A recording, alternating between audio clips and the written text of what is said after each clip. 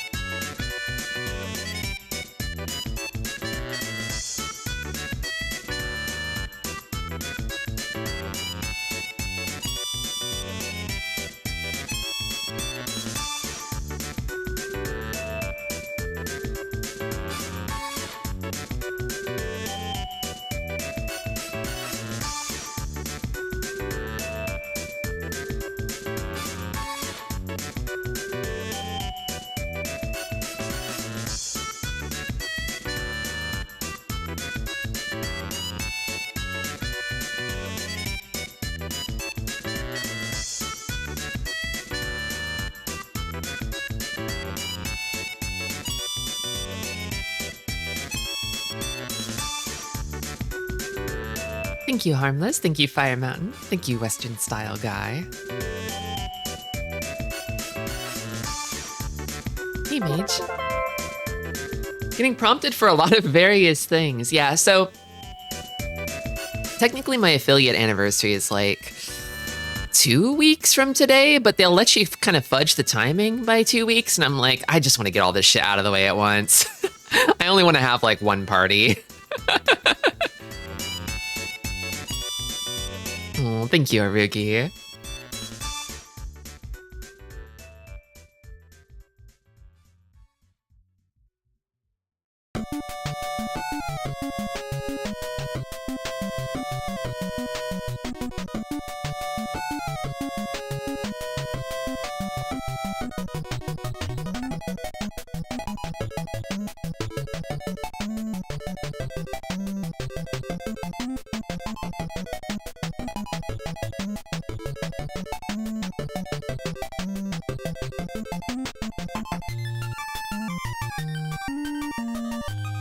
It wouldn't be a Tristi stream if I wasn't using the break period to eat a big ol' lunch.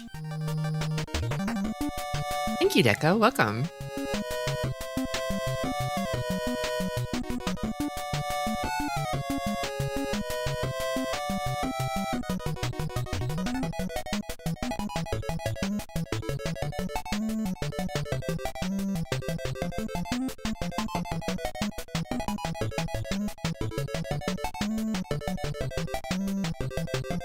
So the Tristi classic lately, my usual go-to is fried eggs and kimchi over rice. Thank you, Zero. Welcome. Yeah, it's kind of a breakfast lunch for me. There should be a word for that, but it escapes me at the moment. Lunch for dinner. An entire year, silly? I know. It went by in a flash, didn't it?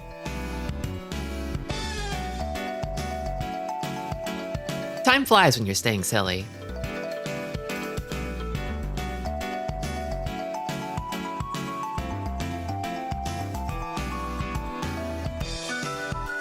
Lunner?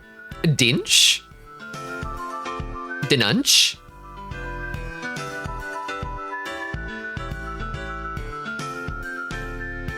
Nyarb?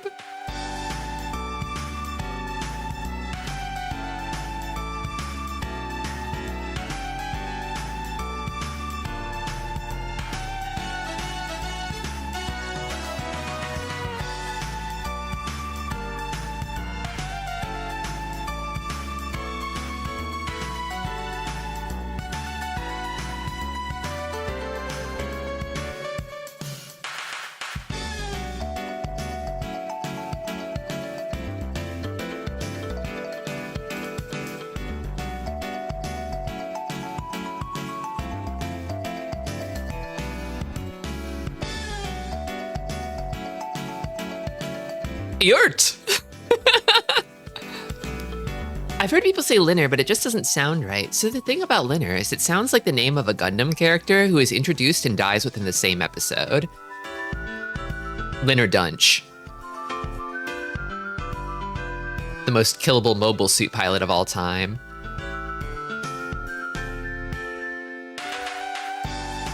What's the game between Pulseman and Pokemon White? Not Cosmic Smash, the one on the back of the Katamari. Oh. I will give a handsome amount of Tristi bonus points to anybody who can guess the game. It is a game I played this year. But it's probably the hardest to guess based on the sliver of cover showing. I could say, but...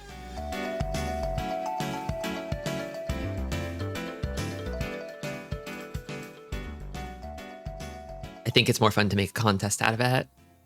Sin and punishment? No. You know? No.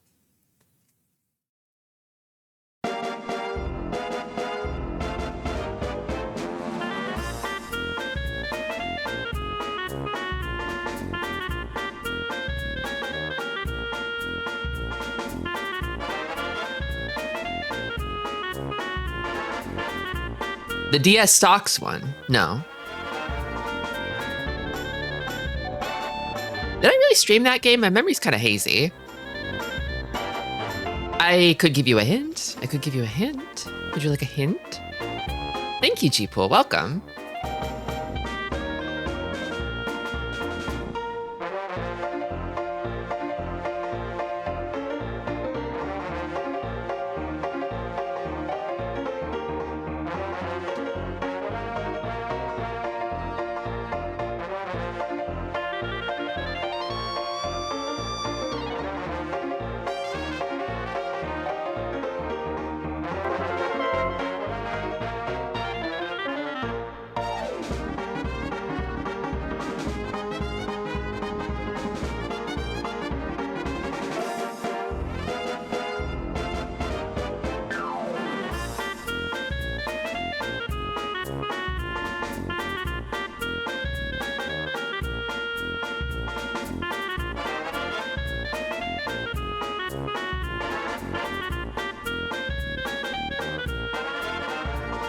Thank you for the sub, Mooware.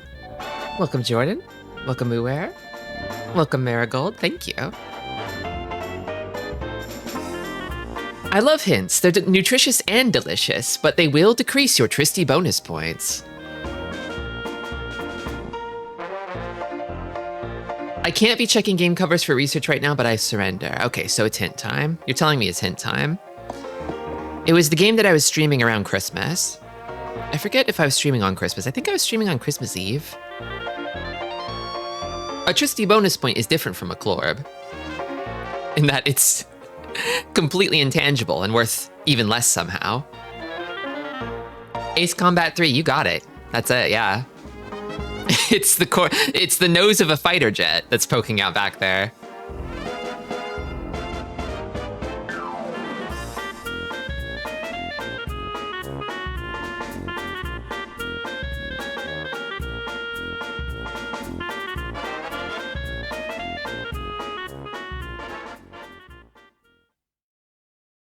Congratulations, Neko. Your bonus points are in the mail.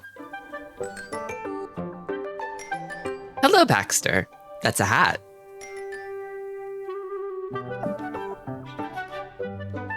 Electrosphere. A Katamari is a sphere. You're putting it together.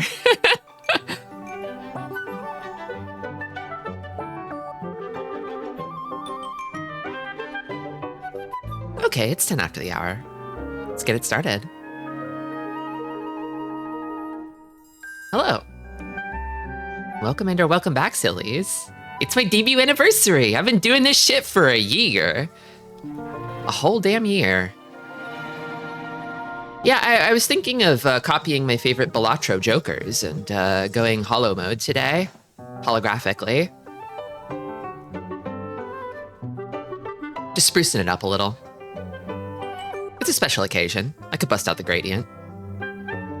Thank you for the bits.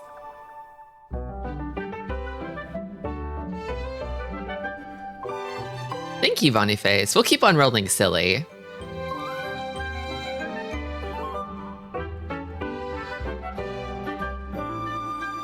A Tristi is just what this day needed. I know, right?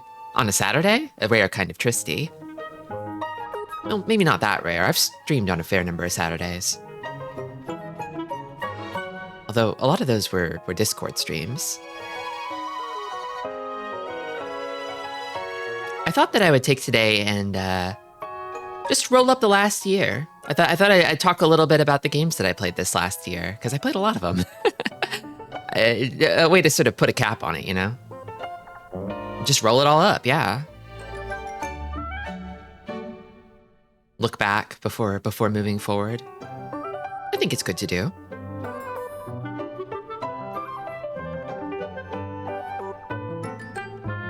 But yeah. I thought you also might want to see the little cousin Tristi that I drew, without all the shit on it. It's time for the ranking of the sillies. It won't be a tier list, sorry. That's actually a pretty good idea. Well, or is it? I mean, the thing is, I mostly play Peak. I mostly just play Peak. And I hate to pit Peak against Peak. Your Tristi bonus points will be tallied. I gotta be real with you. I've not been keeping track of that shit. I just hand it out. I print it, I hand it out, and I forget about it immediately. You have to keep track of it. The money's in your wallet now. I ain't the IRS.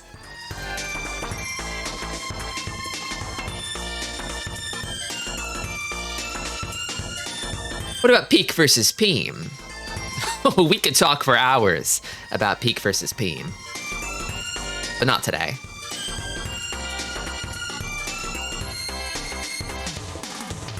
But yeah, this illustration might give you a little hint as to the game we'll be playing a little later on, if you could figure that out. I'm still unsure what Peem means. So Peem is a misspelling of Peak. It's when you take the K and replace it with an M. Thank you, Disastrous. I'm baffled. Okay, we'll unbaffle you in a bit. But yeah. So, Mahjong Soul. This was the first game I ever streamed. I wanted to make sure to lead with Mahjong, so people would understand that I would be doing that a lot. It was kind of like, look, you're gonna need to brace yourself. This is gonna be a mainstay. It's gonna be in the rotation. I'm not going to stop doing this. I'm not just a Mahjong streamer, but I am. It's one of the things that I am. Censoring Mahjong Soul. It's not a slur. It's fine. It's a fine video game. You made me a Mahjong monster. See, that was the plan. That was the plan. See? You come for the other games, and then you start thinking like, I could go for a Tristi fix on a Monday. I don't really know anything about Mahjong though, so I'll just sit around and chill. But then you get pilled. You get pilled on Mahjong. You start to pick up little bits and pieces of it, and you're like, maybe this Mahjong stuff ain't so bad. Maybe it's not so bad. Maybe I could play Mahjong too. What's the harm, really? And that's how I get you. That's how I get you. That was the plan all along. I just want more people to play Mahjong with. That's really all there is to it. I love Mahjong. And I feel like when a lot of people talk about Mahjong, they talk about all the bad parts of it, How it's so miserable. It's so miserable. It makes you so miserable and sad. And it's like, you run the full gamut of emotions. A thing I've been specifically thinking about lately is that, like, I don't know, like, it's a boring idea to think that games should just make you happy all the time. That's the only emotion games should make you experience. Well, thank you for the resub, Krungo. That's just how games be sometimes. I think on the Mahjong table, as they say, it is the perfect table game that encapsulates the universe, right? You really experience the vicissitudes of fortune there. The highs and lows. People need to play more Kusoge on the Amiga to learn what is to enjoy games that make you suffer. Really, they should. They should. I think people can understand, like, a movie that makes you cry isn't like a bad movie, right? Spicy food that hurts to eat isn't bad food, you know? But we haven't really, I feel like games are so young that we haven't yet sort of internalized that yet about games, you know? Mahjong will make you suffer, but I think it's a fun kind of suffering. You just need the right perspective. And that's what I've been trying to help people understand. You have to stay silly, okay? I think games that make you feel more bad than good might not be good, at least not for you specifically. A game that makes you feel deranged isn't a bad game. It's one of the best kinds of games. Yeah. I feel like simplifying it to bad and good is maybe not doing it justice. It's like, there's so many different kinds of like, there's like pain that's just pure misery, right? But then there's kind of like an appetizing sort of suffering, you know? People will talk about like, oh, like I want a game that'll kick my ass, you know? Like I want like a Dark Souls of whatever it is, you know? I want it to be brutal. And it's like, I mean, so people are developing this appetite for difficulty, right? And that's one of the vectors. That's one of the sort of like dimensions of pleasurable pain in games. But Mahjong can teach you about the pleasure of a good gamble.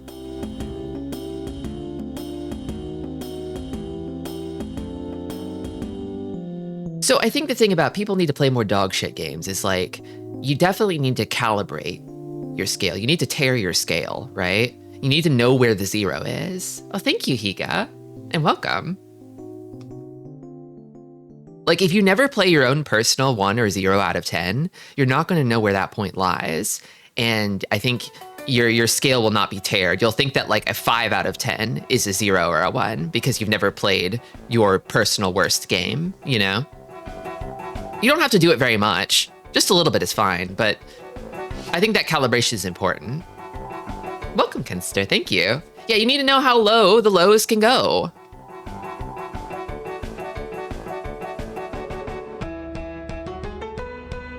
No one needs to do anything.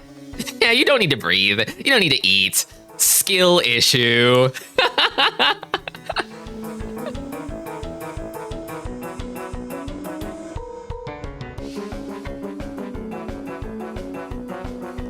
Yeah. I think it's the cycles that are important, you know? You need the highs and the lows, and Mahjong is a roller coaster. Welcome, Mary Elfin, thank you. You need to play Fire Rock. I do need to play Fire Rock. Nobody needs to do anything, but I need to play Fire Rock. I subsist purely on video games. That's how I'm trying to be. I still do need to eat and sleep occasionally, but I'm trying to shift to pure video games mode.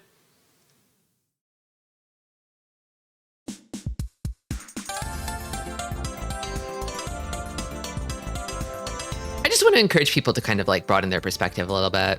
My own perspective is limited. I know what I like, you know? I look out at the vastness of the medium of video games and I feel so like small, you know? Can you play Digimon World? I think that would be awesome. It's on the list, Sheepool. It's on the list. Don't know when I'll get around to it, but it's on the list.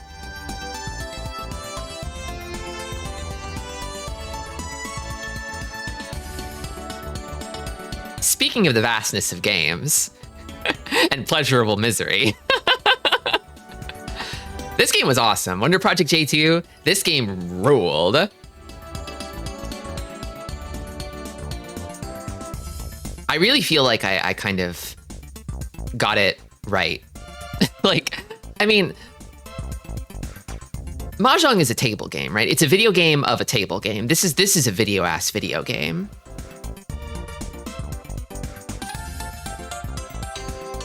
Did 2 have Tinker in it? Tinker? I don't remember a Tinker. I think having a character that you sort of interface and dialogue with. I think a lot of the best streamer games are games where you're sort of interfacing with a capricious and mischievous sort of artificial intelligence. You know, Josette is awesome. She's your daughter. Go have a daughter.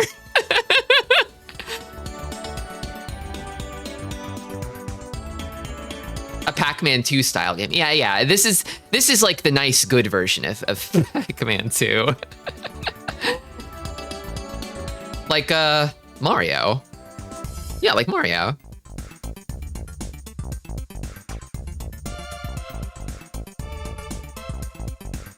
You might be able to 1cc the hardest and most fucked up shmup in the world, but can you make Josette take a shower?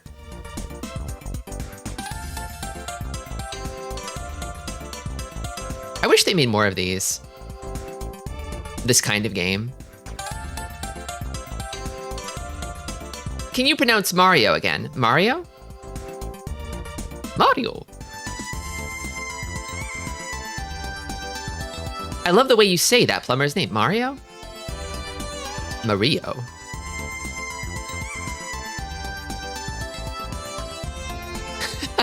Am I saying it strangely? Mario. Could you give us a Flood impression? How's that? Can you say it like Guru Larry? I don't know who that is.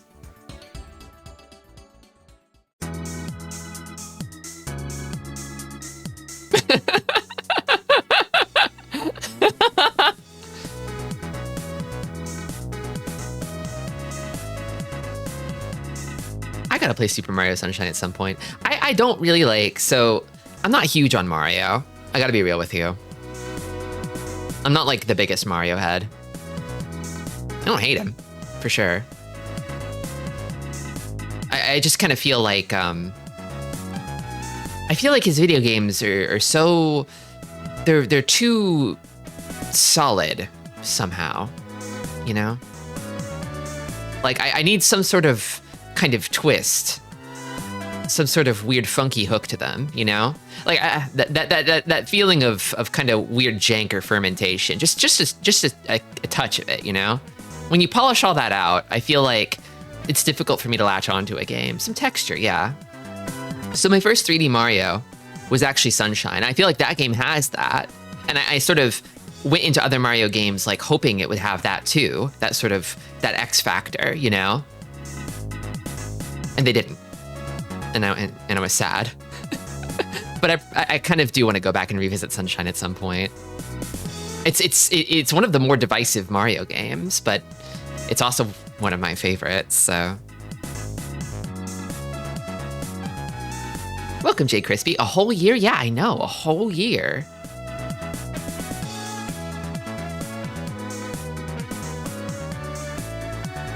You ever watch a movie and think this is too competent? Sometimes. I feel like I don't really watch enough movies. Like, I play a lot of games, so I feel like I can sort of develop that nuanced sense of like, damn, they did too good of a job here, you know? They polish it to a mere sheen, and I would like to see some flaws and lumps in it. But with movies, it's like, oh, I don't know. I need to watch more movies to be able to have that sense for it, I think. I think my understanding of other mediums is much more rudimentary. Thank you, Mario.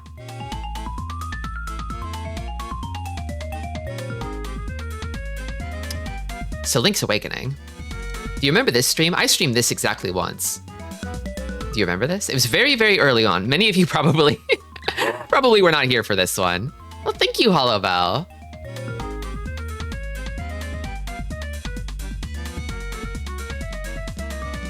What's a famous movie you haven't seen? I need this for a gag. A lot of them, but I don't really know if I can name one off the top of my head. Most of them? I think I wandered in on a Mahjong Monday. Yeah. This would be the first Friday I ever stream. So when I started streaming, I think I had this idea of like, I have a lot of like sort of weirdo kind of like cult classic sort of games that I have my eye on, but like, are people really going to be about that? Like maybe I should stream some more games that like people actually are familiar with. So they actually have a point of connection, maybe. But then I kind of shifted later on to just sort of be like, man, as I look at my list, the number of cult classics just keeps exploding and growing and growing and growing, and the number of more like well-known games is not increasing at nearly the same rate. Although there are plenty of those that I want to play too, just not nearly as many.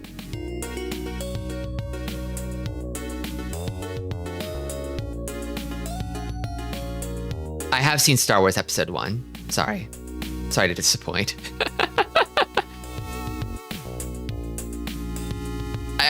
Like the first movie that jumped into my head of like famous movie that Tristi hasn't seen is like Alfred Hitchcock's Psycho. I haven't seen Alfred Hitchcock's Psycho.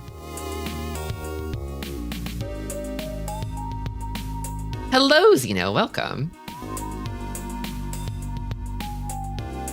Homeward Bound: The Incredible Journey. I don't think I've seen that one. But yeah, so the thing that I was doing with this one was I was playing the funny like PC port that was released for this game, where you could zoom way the hell out and see like the whole game map alive all at once. I mean, I didn't zoom that far out, but unfortunately, Nintendo nuked this game from orbit within like 48 hours, right? Yeah, it was awesome. It was awesome. It was a great time, but because it got nuked so fast, I think it kind of developed it had some game-breaking bugs in it that were never ever fixed. And I ran into one of them and I was like, nuts. I could like do some save modification to get past this, but I kind of don't feel like doing that. I think we've seen enough. Well, thank you for the gift sub, Zeno. Would you look at that?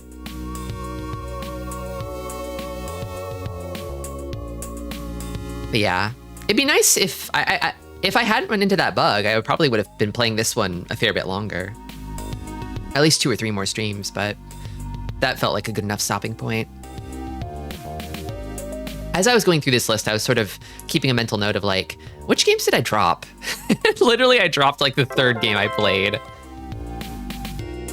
The Uno jams? Oh yeah, we'll talk about Uno. We'll talk about Uno.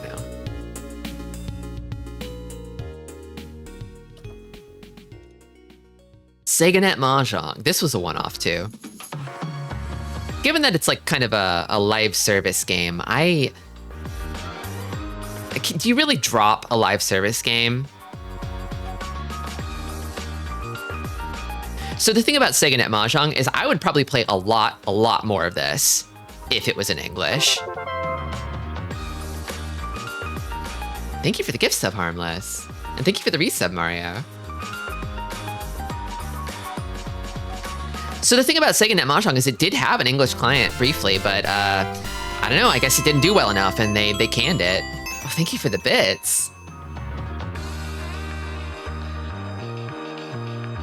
But I think that like this game definitely has its own kind of like, it feels so like aesthetically different from the other kind of like big Mahjong gacha games, right? Like this game's coming from like a sort of maximalist kind of arcade lineage, whereas the other ones are sort of like Tenho but with wifes, you know? Oh, thank you, Atomic. Wow.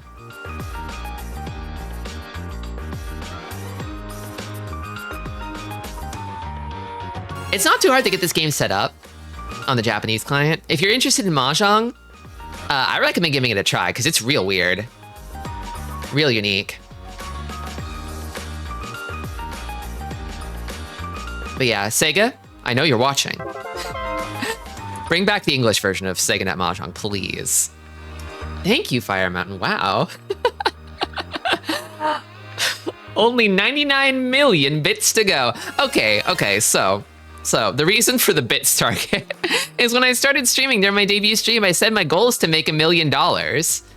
And I thought, like, how many is that in bits? And it's like, it's about 100 million bits, assuming no like changes to the valuation of bits. So when I achieve the bits goal, I probably will have made $1 million in bits.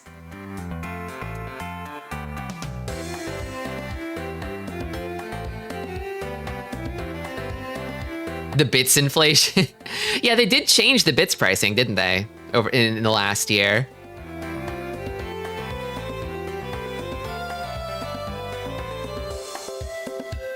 Give you a little peek behind the curtain. I feel like most of the money that I make here is probably in subs, not bits, but...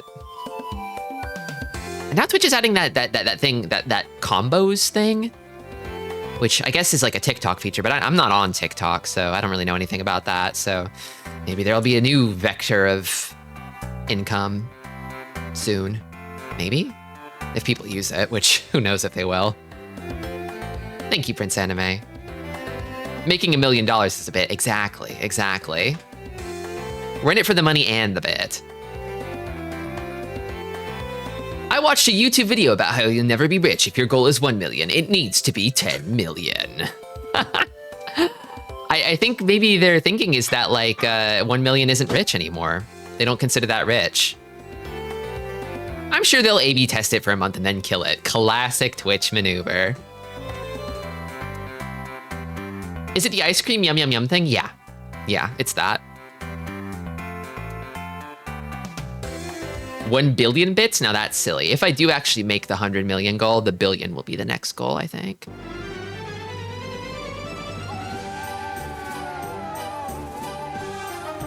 It's also so I never have to worry about bits checkpoints ever again. I just switch that on and it's like, one less thing to worry about. 1 zillion bits. Pokemon White. I did a Nuzlocke run of this game. I'd never done a Nuzlocke run before. I really wanted to do one. I've wanted to do a Nuzlocke run for the longest time. And Gen 5 is my favorite. It's my favorite.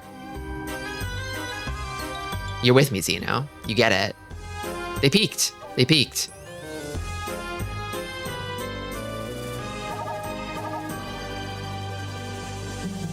There is this sort of ongoing debate of like, which is better?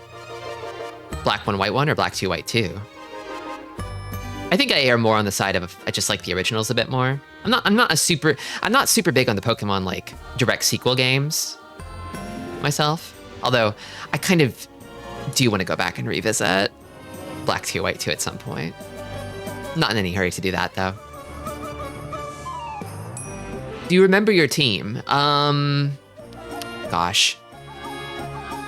I remember the broad strokes of how this run ended. I remember I remember kind of almost crashing out completely at the end and just barely squeaking by over the finish line. It was quite cinematic, actually. And I was carried by my Stunfisk, Mr. Pervert. I could never forget Mr. Pervert. Nuzlocke, the famous Pokemon run named after a funny Photoshop of the character Locke from NBC's Lost on Top of a Nuzleaf. One of the better ways to name something, I think. One of the better ways to name something. Everyone say thank you, Mr. Pervert. I see, I mentioned him and you all remembered him. The unforgettable Mr. Pervert.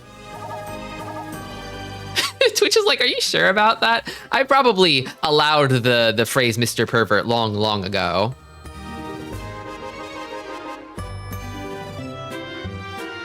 But yeah. I mostly remember the Archeops. Oh yeah, the Archeops. Archie, I think? Was it Archie? The Archeops? The Archeops? Yeah, that little guy was awesome. Crazy sweeper. Crazy sweeper. But I think he did perish on the Elite Four climb, I think. Somewhere. Unfortunately. How sad. But that's how these runs kind of go, don't they? I feel like my team was like rocket fuel, like a multi-stage rocket that I was just sort of burning up to get over the finish line, and I had discarded everything but like the last couple pieces to reach it. I got a hype chest. Inside was the late save emote. Oh, it's Footy.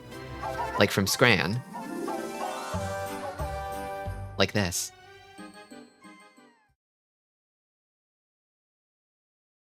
I haven't streamed it, but I've played a lot of that Scrandle lately. You ever hear about this Scrandle?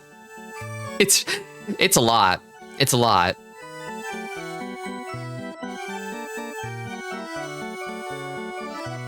Okay, but that big meat on a bone emote is actually really good. Why didn't I get that one? That makes me sad. I don't know about that one, Muware. Exposed to the worst British food crimes.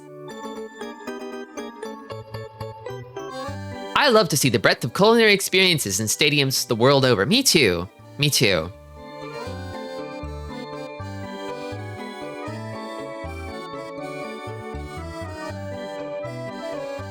Pangya.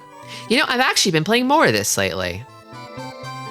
A friend put together a Discord for playing golf games together, and we've kind of mostly been playing Pangya Reborn. So I've circled back to this one after streaming it the once. In recent weeks, I've started playing a whole lot more of it. It's good. It's good. This game's funny. It's like, so I mean, it's a private server for a dead sort of like live service game, right? And it's full of like, you know, kind of retro microtransaction stuff. You know, not like modern microtransactions as much. It's sort of the predecessor to that. You know, you've got your gachas. You've got your multi-tiered gachas. You've got your time-limited items. Although, given that it's a private server, it's like not really super exploitative. They kind of recalibrate the economics just to make enough money to stay afloat, really. So it's very forgiving in that regard. It doesn't feel as predatory. New hotshots coming? Yeah. Yeah, I don't know about the new hotshots. Whenever I see it, I feel scared. I'm like, Clap Hands isn't on it, and somehow it like, so this new one is Hotshots 8? I think it's 8? And it kind of like looks worse than 6, which was on the PS3 and Vita somehow. I'm scared. Like, if it plays good, that's all that really matters, right? But like, I don't know.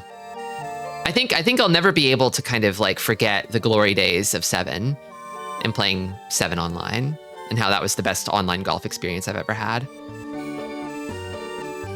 Pangya is not quite that, but it's close. The other funny thing about Pangya is like, this game being as old as it is, the meta feels kind of like there's a subset of people who play this game who have just completely optimized, I mean, in my eye, they've optimized all the fun out of it, as is the fate of many old games. Like, they play this shit with calculators to hole-in-one every single time. You know, that's scary. That's scary. I think the fun of golf is in the not knowing, the thrill of the gamble, right? It should feel good when you get it in, but for it to feel good, you need to not get it in most of the time, you know?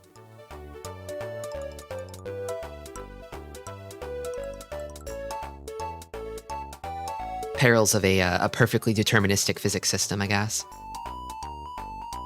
But yeah, so if you go on the Discord for this game, they make you, when you enter the Discord, they ask you, hey, do you like play this game normally, or do you use a calculator? We need to figure out what kind of person you are so we can keep you apart from each other.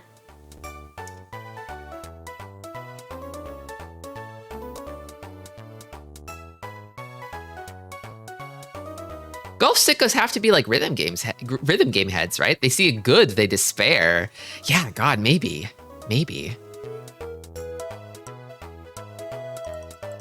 I'm just happy to get on the green, you know?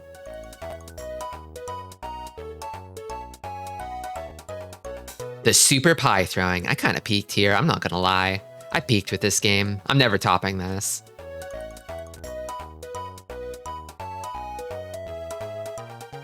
Motherfuckers busting out the protractor to play the anime golf game. I know. Why? Why? God, this game is so good. I have thought.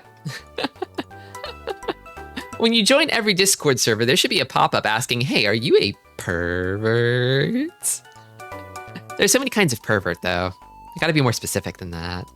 An absolute masterpiece. It's true, Hollowbell. I've thought about, so my plan for Tristi Year 2 is I need to get channel point redeems, and I've thought about having like some kind of crazy like 100k channel point redeem to be like, Tristi, stop whatever you're doing and play super pie throwing. It has to be super expensive because I don't like getting derailed like that, but for the super pie throwing, I'm willing to make that exception. If you're willing to save up the clorbs, you can make me play this again. I could press that button right now. That's scary, Fire Mountain. I've got to implement some tiers of Clorb rewards before I work up to that one, so I can declorb you all. Because I know the Tristi heads out there are sitting on just a huge pile, a mountain of Clorbs.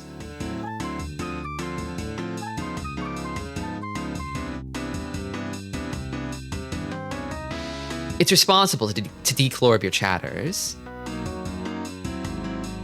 That's the thing that kind of gets me about like channel point redeems. Is it's like they're necessarily sort of like they're going to be a bit intrusive, right?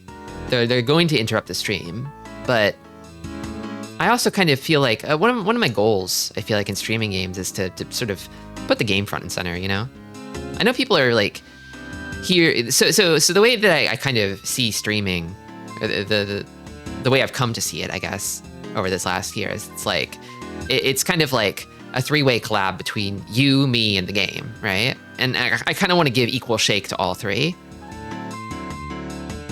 I don't want to disproportionately empower one corner of the triangle, you know? And I feel like channel point redeems give chat a lot more power, which is good, it's fun, but like, I don't want that to come at the expense of the game. So I have to think a lot about this, like how I want to implement this, you know? Because I don't want it to get too disruptive while also not being so inconsequential that it's pointless.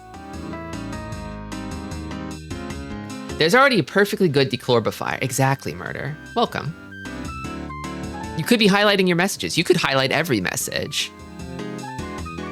Silly bags that you are.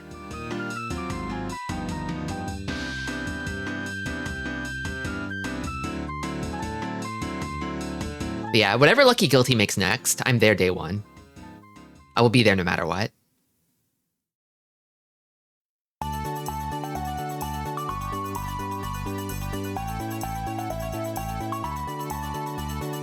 The other thing that gets me is like, I've heard some people say like, it's more so on like YouTube VODs, but people will be like, oh yeah, I watch your VODs to sleep. And I'm like, okay, well, I don't want to have any redeems that will like wake you up in the middle of a nap or something, you know? Nothing too loud or scary. I don't want to jump scare anybody.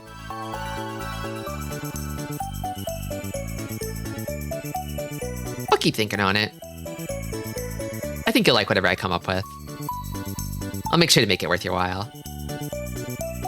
500,000 clorbs to wake up a VOD watcher. ASMR voice redeem? Oh man, that's dangerous, because I feel like there might be some sickos out there who just keep that on permanent rotation, right? They save up the clorbs, keep it going for the whole stream.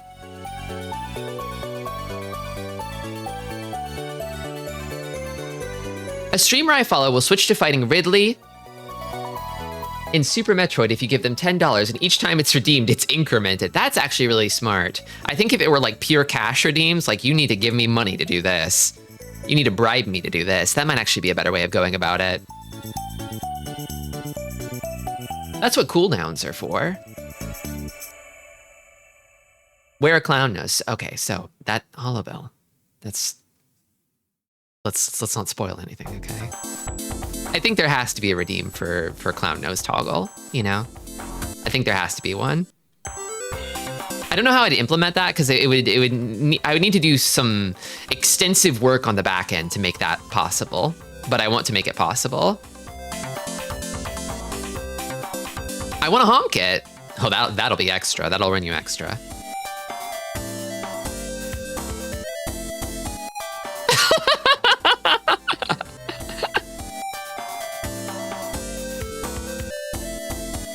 Anyway, please look forward to it. Ricci fucking City. I will wear a clown nose IRL and honk it redeem. I mean, so... do they actually make ones that, like, make a noise? You need some kind of sound device in them to do that, right?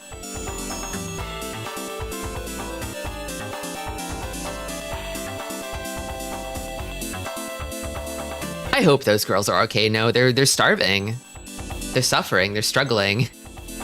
they can't take care of themselves without me.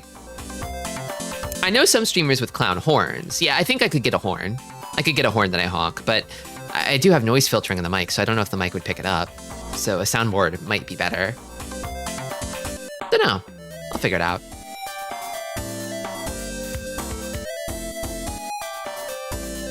A gesturely jingle. Ooh. can't live without you, but you're back forever, right? You won't leave them again? Well. The thing is, well. God, I kind of...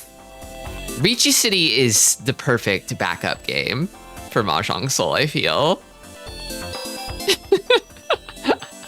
I love to play this game when I can't play Mahjong Soul. I love to have an excuse to go play Ricci City. I could never have this be my main game. Never, ever, ever. But it's the best. It's the best to have to go back to it, you know? And check back in with Ricci City. That's the right frequency, I feel, for enjoying Ricci City.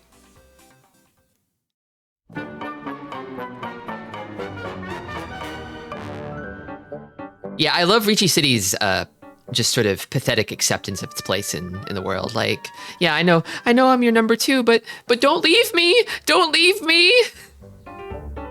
It's kind of endearing.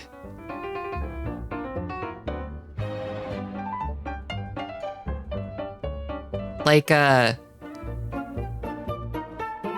there's no intrinsic appeal to playing the winner, right? Like playing Mahjong Soul, it's like, you're not playing Mahjong Soul to play Mahjong Soul, you're just playing it to play Mahjong, you know, because it's the place to go. It's the place to be to do that. It's one of the places. Ricci City is not so much. It's a place you can play Mahjong, but it's not the place to play Mahjong, right? I don't think it will be. Exactly. I feel like the patheticness of Ricci City is so human, it's so relatable.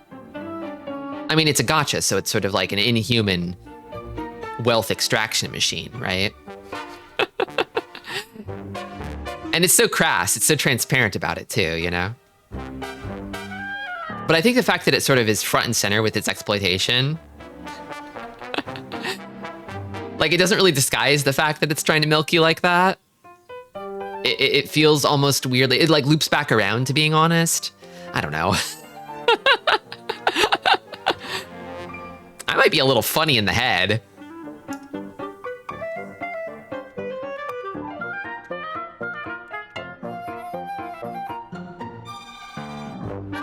Tristi 38 milk. Tristi 38 milk.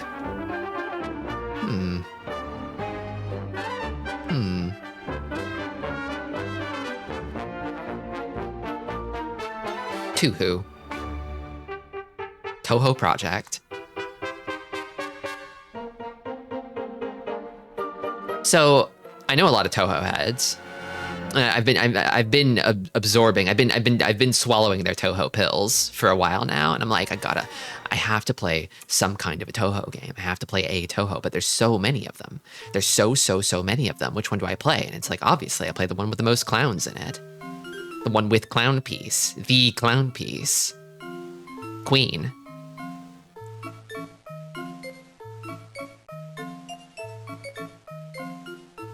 And also Doremi Sweet. I'm actually a big time Doremi Sweet fan. I mean, you could see her on the starting screen. She's the one getting destroyed by Gemini and Noctis. Hello, Monty. Thank you for hat posting. It's my hat day. I thought about putting on a party hat for the day, but I like my normal hat better.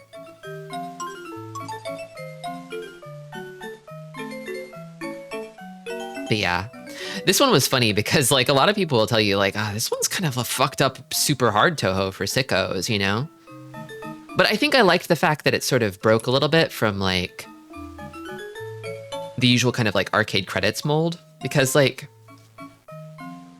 it always feels like you're sort of losing to the game anytime you sort of put a fake digital credit in, right? I don't really like that feeling when I play arcade games. I'm getting used to it as I play more and more of them, but... Hello, Windy Crows, welcome. But yeah, I feel like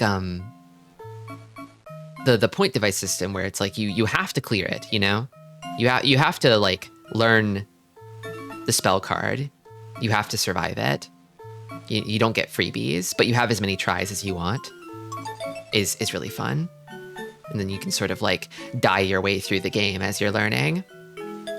It's more conducive to, like, the way I like to learn things, I think. Because the other thing about coming back after putting in a credit is you usually come back with like full bombs, right? But then you can bomb your way through a lot of troublesome spots. So you can sort of quarter feed your way to an easier game.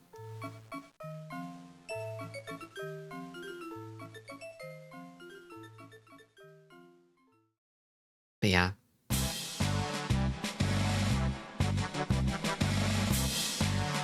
Toho Project's kind of in a weird spot right now, isn't it?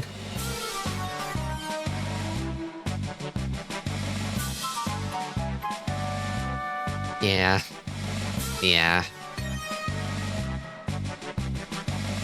I forgot.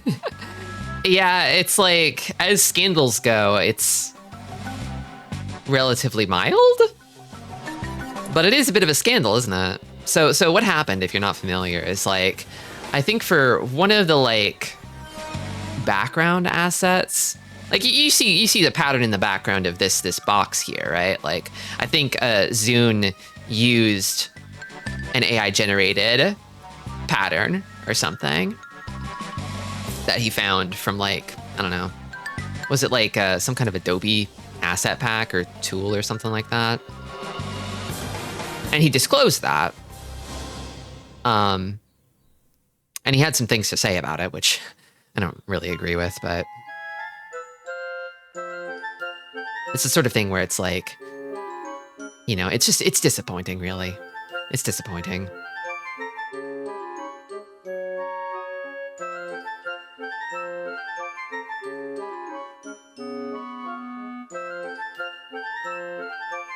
Welcome, Skeleton Witch. Thank you.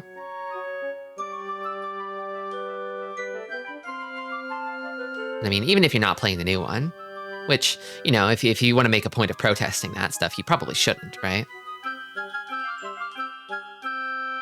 His argument was basically he was only using it for stuff people didn't care about, to give him more time to focus on the stuff people do care about. Yeah, that's the thing. But that's this kind of like, it's kind of the slippery slope, isn't it? Where you start deciding what parts of your art you don't care about, and you stop making decisions. You stop thinking for yourself. You stop being the artist, you know? Although at the same time, it's like, I use stock assets in my work too, you know? They're not AI generated, but like, you know, like a lot of art runs on like stock photography. Like open source, just kind of like free use, royalty free, like 3D models, music, that stuff. Which in that case, you're still using something that was made by a human being, right? But like, which is a very important distinction. It's a critical distinction, but it's not stuff that was made by you. It's not a decision that you made, although you did make the decision in choosing what to use, I guess. Existing vectors of card suits. So the card suits in the background, I vectored myself from a raster image, but I mean, I didn't produce the raster image that I vectored them from.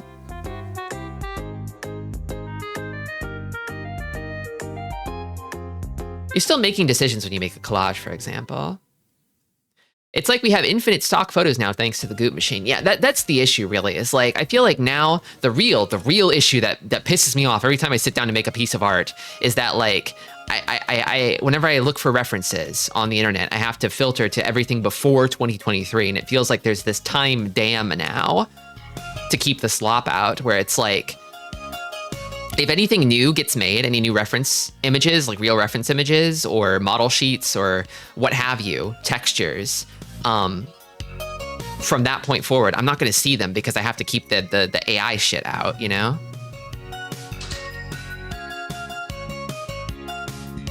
It's so sad. I can't stand it, but that's why you kind of need to take a stand against this stuff, because it's like we need to deslopify, right? We need to unslop the world. If we didn't have the big slopification problem, maybe it wouldn't be so bad. I mean, there's the myriad problems with like AI stuff, right? But that's the thing that personally pisses me off the most in my day-to-day life. It's just like, I can't be engaging with this stuff at all, but because it's proliferated so extensively, I think Zune saw that and he's like, well, it's everywhere now. There's no getting away from it. So I might as well just give into it, which I think is weak sauce. I think that's weak sauce, frankly, but like, The fact is, every day I'm fighting against it. I'm fighting little battles to keep it out, you know?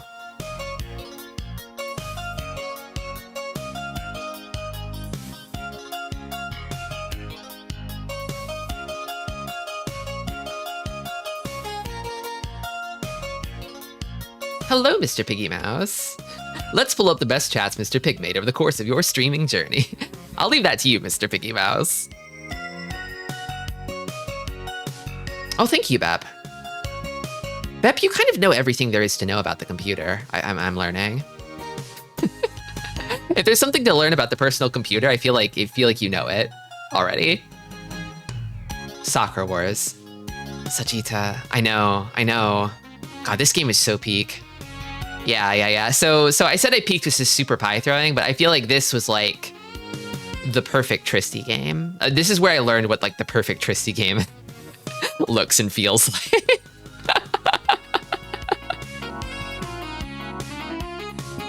Telling my family and cats to be quiet. Subaru is on screen. Subaru.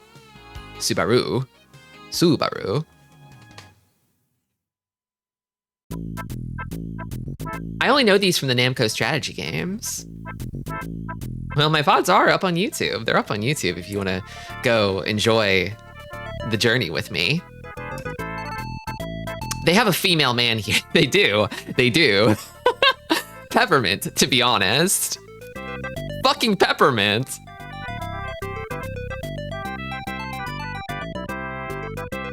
What more can you say? God, this game was so good. One of the best to ever do it.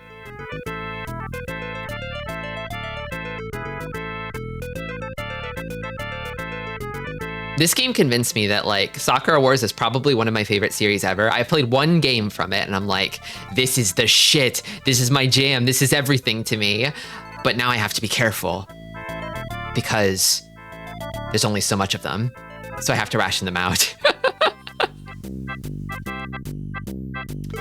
With a little context, out of these 6 people, 4 out of these 6 people could plausibly be the female man at a glance. And the OVAs, yeah, I did stream those on Twitch. Didn't leave VODs of those just in case they would get me in hot water, but I got super plastered on Soju during those. It was really funny. Countless hours of stage shows to watch. I haven't even tapped the stage shows. I'm hearing the Spider-Man pizza theme in this. Well, what is the name of the song? Funiculi Funicula. Yeah, that's what it is.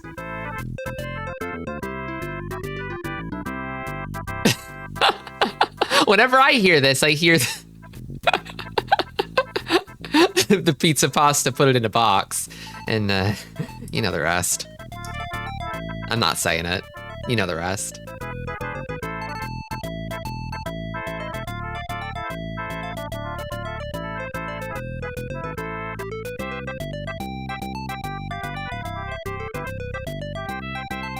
Thank you, Goblin. Thank you, mate.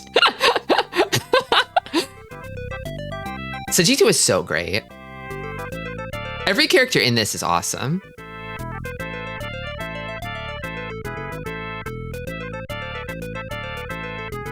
Gemini, Vikarita, Subaru, Diana.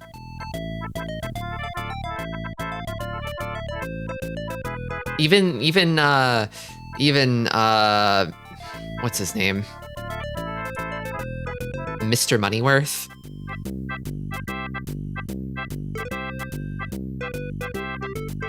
Mr. Sunrise. What was Sunnyside? Thank you. Sorry, I already forgot his name.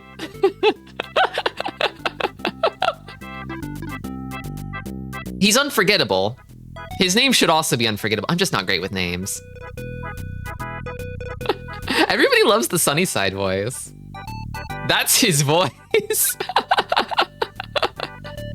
Remember when you go to Harlem and learn about the power of jazz? Yeah, I remember. It was awesome. So they did translate. They dropped the Sakura Wars 2 translation, which is huge. That's huge. The thing about 1 through 4 is they all have the same protagonist, and I think those games kind of like are sequential. In fact, I think you can sort of port over your Sakura Wars 1 save into Sakura Wars 2 to gain some bonuses.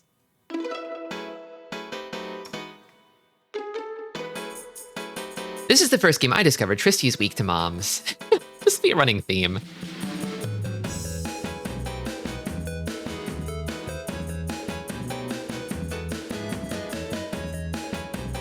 I have like a kind of inverse maternal instinct. Okay, so I do have a maternal instinct too, but I also have like an inverted maternal instinct where when I see someone maternal, my instinct is activated.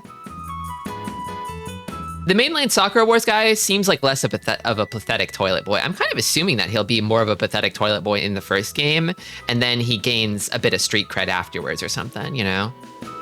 And so he goes into the later games being a guy with like a track record of winning Sakura Wars games.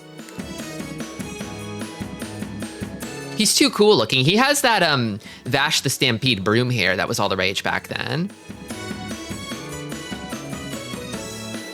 He's like Lloyd Tails, yeah. They don't give guys broom hair anymore.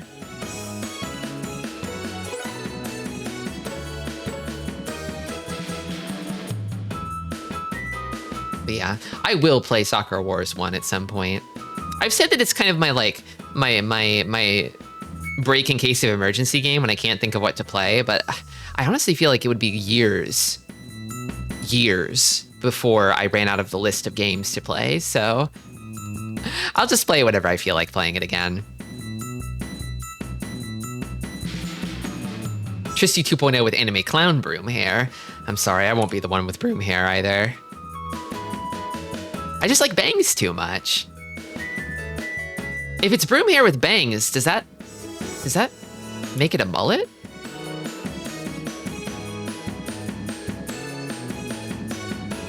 Balatro. This game has kind of never left the public conversation, you know? It's still there. People are still out there Balatroing. Balatro. I played too much of this game. Many such cases, Zeno. Many such cases. Please pronounce it correctly, streamer. Oh, how? Baltro. Baltro. Oh, thank you. Right. I thought there was an A in the middle. That's a card. What am I saying? It's Baltro. That was me, Atomic. That was me. I binged a bunch of it, and then I'm like, you know, I don't know. I don't think I like how this game makes me feel. I don't think I like what this game is doing to me. And then I just sort of uninstalled, and I haven't touched it since. It broke normie containment before I got to try it. I mean, it's still there, Baxter. You could try it, even if the normies are playing it. You don't have to let the fandom decide how you feel about a video game, you know?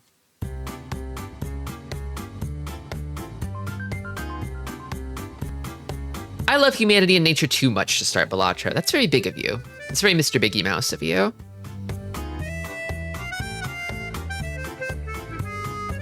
I saw they got a Slay the Spire Balatro combo on Steam that feels like mixing hard drugs together for fun. Kind of. So I haven't played Slay the Spire, but like, I know that it's going for a similar kind of thing, right? Like those tight roguelite loops, you know? You're just sort of building the incredible dopamine machine until you die, and then you do it all over again.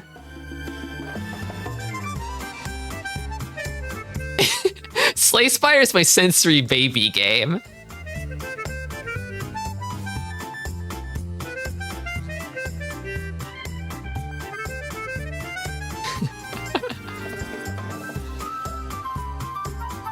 I hook my phone up to the TV and me and my mama debate on what decisions to make. I do this with friends in the pub too. That's a good way to do it. I think deciding as a community, coming together to decide what game to play is a good way to go.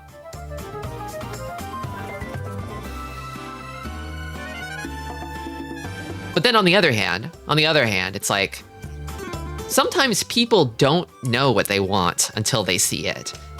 I've learned this lately.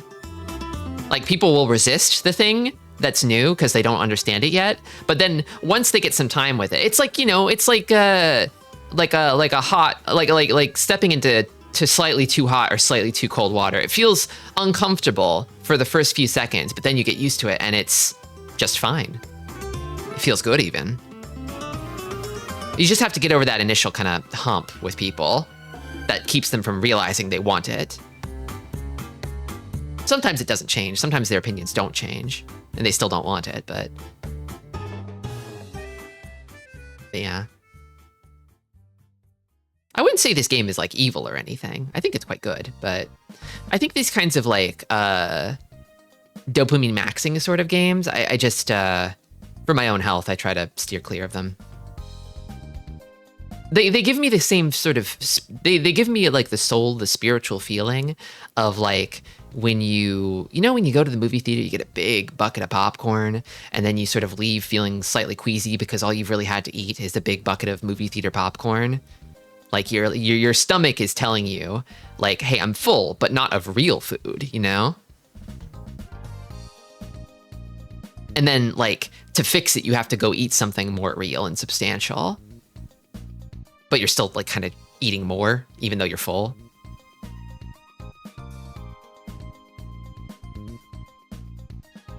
That happens to you. I eat the large popcorn and leave so happy and smiling. Your stomach is stronger than mine, Mr. Piggy Mouse. What can I say? I'm a delicate little waif. You can knock me over with a stiff breeze. Final Fantasy fucking 15. Now this is the game. This is my game. I love this game so much. The boys, the freaking boys. I picked the Japanese box art for this because the American box art is kind of the boys in battle, you know? But like to me, that's not the soul of this game, right? The soul of this game is the boys on the road. Gladio with the camping chair. The Coleman camping chair.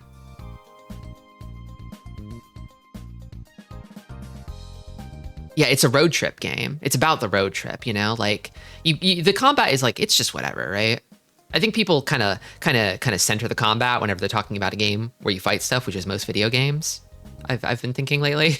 It's kind of most video games, you fight stuff. But it's all right.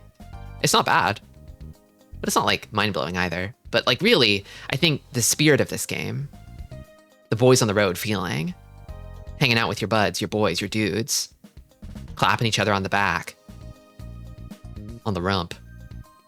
That's how that's what it's all about, really. You're gonna play some Assassin's Creed Origins, right? I'm sorry.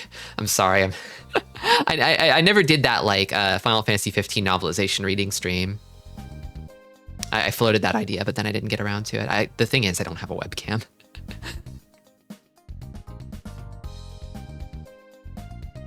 I do think that maybe with this game, I think this game is due for its renaissance.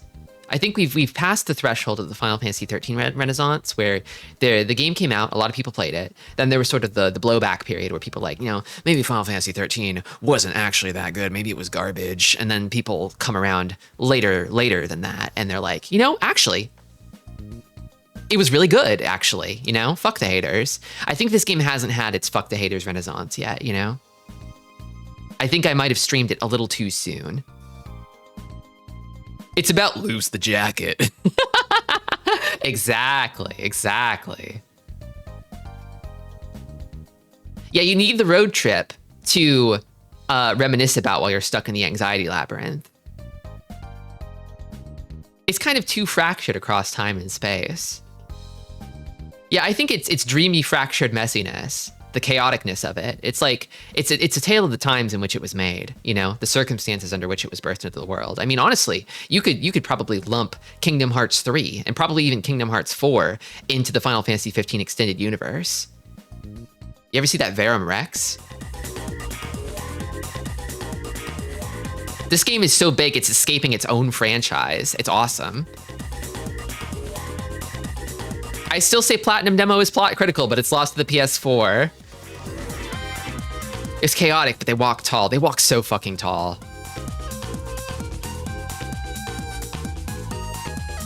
I tried 13 last week and I could not get into that game. Godspeed to those who can. I need to give 13 an honest shot someday.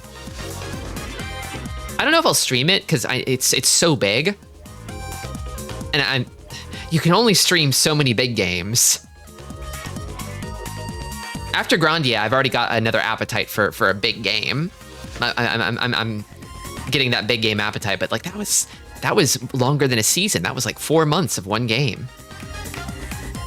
And what a 4 months it was, but like, I need to carefully kind of vet the game without spoiling myself for whether it can kind of sustain itself for that length of time, you know?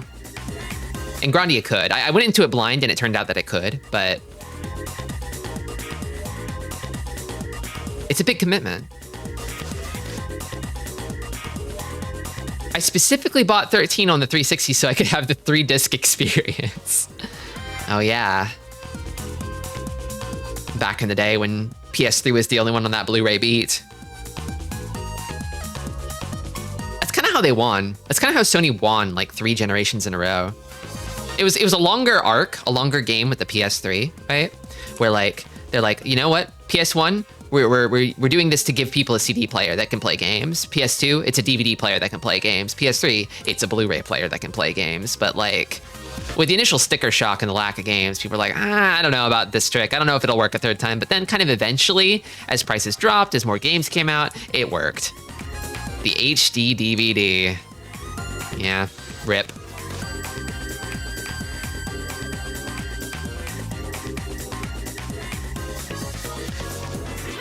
There's no new kind of disc anymore, is there? I mean, maybe there is, but it kind of feels like with a lot of the new consoles shipping without disc drives by default, it kind of feels like, I don't know. I don't really like this post-physical media era that we're in. I think we might have to go back. You need to have you need to have that shit on your shelf, I think. In disc we trust.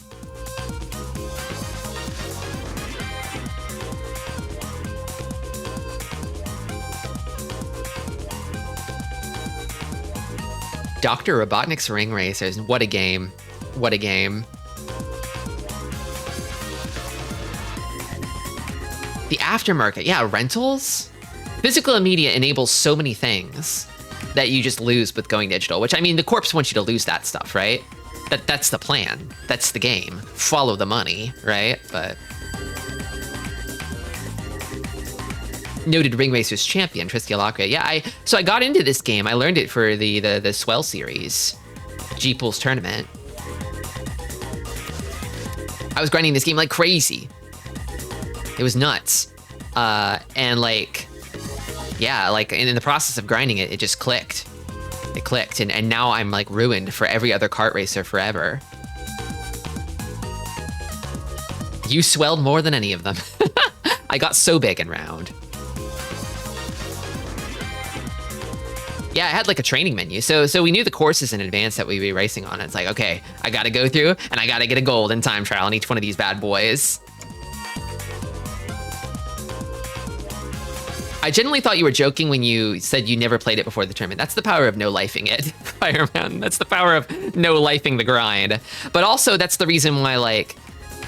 So G-Pool will sometimes ask me, hey, you want to come to this next tournament? And like, I'm like, every other tournament, I'm like, G-Pool, maybe not this time, because I know what the grind does to me. It brings out the demon, you know? And I'm not ready to unleash the demon just yet. I need to take breaks from the demon so I can do other things in my life. The power of racing without preconceptions. There's been a lot of kart racers in the news lately. There's that new Sonic kart racer. There's that new Mario kart racer. But I don't know. They'll never be ring racers to me. My one true beloved.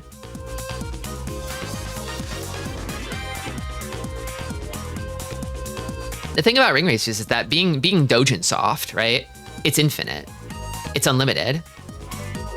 There will keep being more ring racers forever, so long as, you know, people love it enough to make new stuff for it.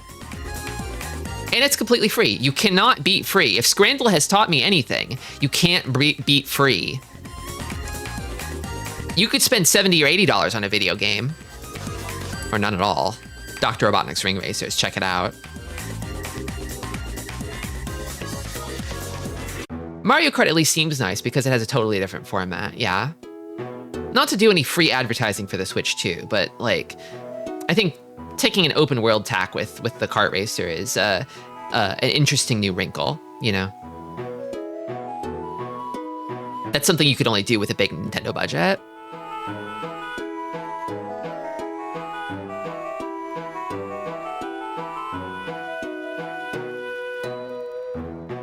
Oh, Ring Racers.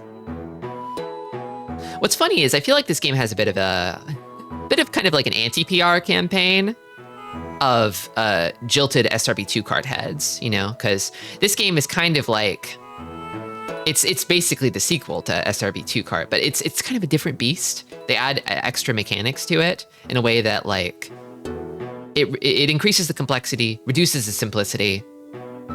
I like it because I'm a sicko freak. I'm not normal. But a lot of SRB2 cart fans do not like it. They, in fact, hate it. So this game has a significant contingent of haters. But, like, honestly, I think if a game has haters, like Final Fantasy 15 has haters, right? It adds, like, such a flavor, such a texture to the emotional landscape surrounding the game, the context in which it exists, you know?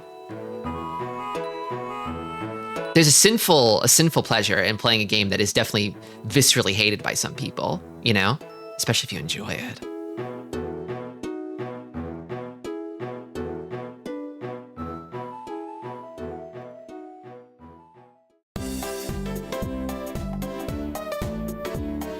A lot of people are complaining it's too complicated compared to Mario Kart and it ruined their family game night. It's just, I mean, so people say it's complicated, but it's like, I mean, if you've played F-Zero, it's just that and Mario Kart squished together. That's really all there is to it. You got Mario Kart, but you got resource management. That's all. Which is probably too much for people who want a simpler time. But I mean, there's plenty of games that'll give you that time. They just all cost $80 now.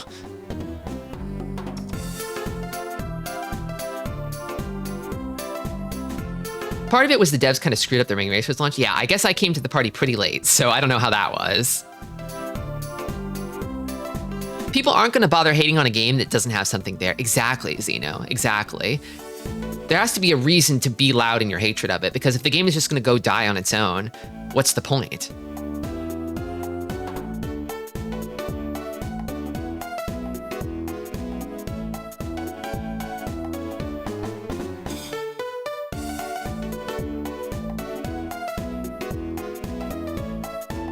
I love how buttonful it is. I mean, it's not even that buttonful. It's just kind of like, as opposed to the usual kind of like 3 buttons you might be managing. Well, not even that, because it's like rings are on the item button.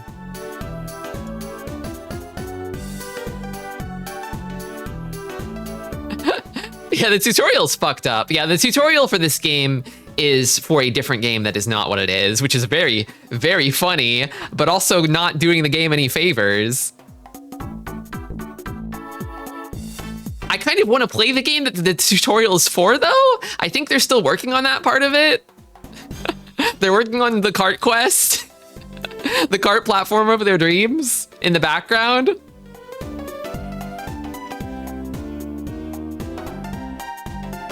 This is going to be fucked up of me to say, but the tutorial is for like a 3D Sonic game that I really want to play, you know? It's like, I look at this and I'm like, well, damn, this could be a pretty fun video game if it existed, but it doesn't.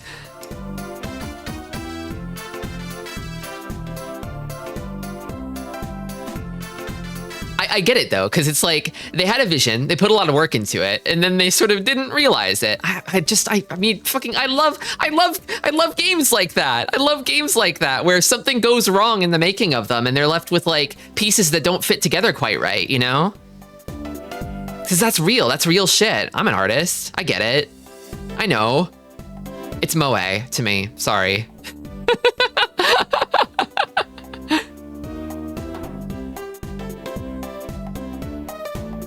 You mean Sonic Robo Blast 2? That's the thing, Murder. I think I have to go play Sonic Robo Blast 2 now. It's amazing how comparable Final Fantasy 15 and Ring Racers are. Yeah. The ambition, the unjustified hate, the presence of a car. They're basically the same exact video game when you get down to it, when you boil it down. Just don't pick Sonic as your first character in his Robo Blast 2. In his Robo Blast 2, do not pick him.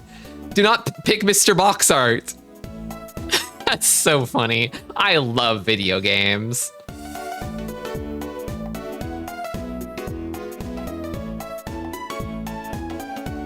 Did the ad break already fire? It fired, didn't it? I just let it go, didn't I?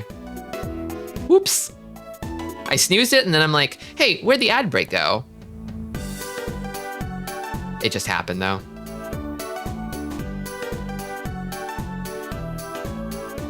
Play Tails. You don't have to tell me twice.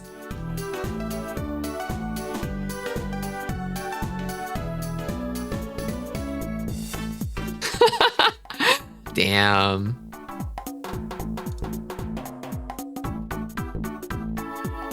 This game, Feel the Magic, XYXX. I picked the Japanese box art again, because I think it conveys what the game is about a little better, which is not very well, but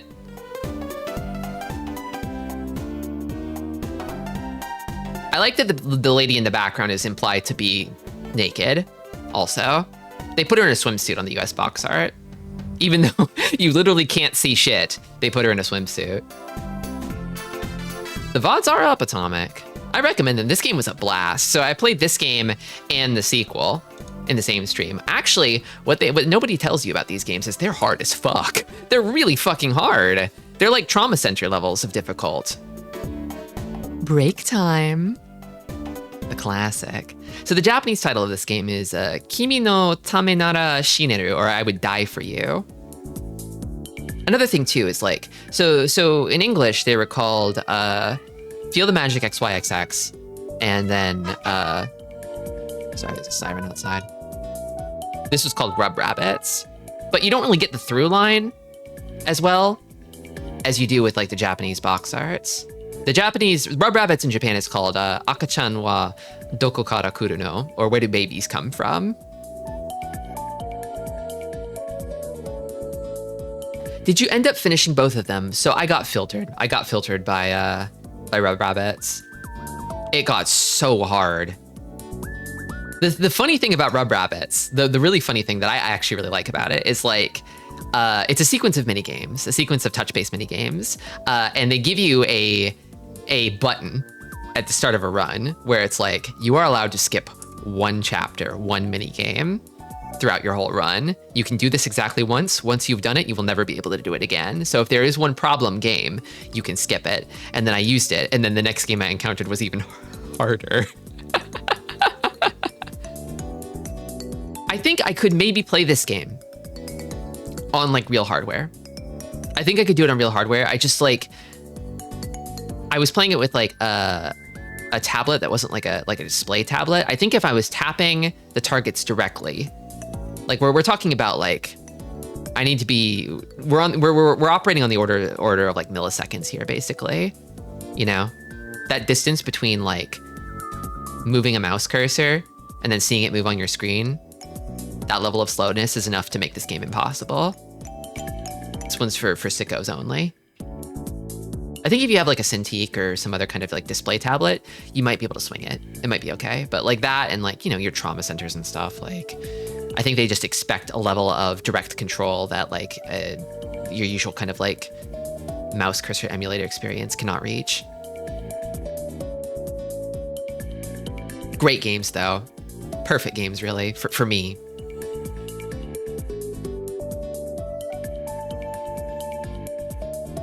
I love them so much. I wish they made more of these. Sonic Team, I know you're listening. Sega. So remember that thing I said about bringing back the English Sega Net Mahjong? Make another one of these, please. Please, please, I need this. Please. The world needs this. We need to know where babies come from. Beyond the Labyrinth, or Labyrinth no Kanata. This game. I feel like this was maybe the first game I played where I kind of came away from it feeling a little bit dissatisfied. I had to play it because I had my eye on it for a while. but I kind of feel like this is a big game with only like a few good ideas, you know? It's kind of got the amount of ideas you would need to sustain like maybe a 10, 15-hour game, but it's extended way past that, you know? It's kind of how it feels to me. Like, it's a JRPG, but there's not that much writing in it, which feels like a missed opportunity.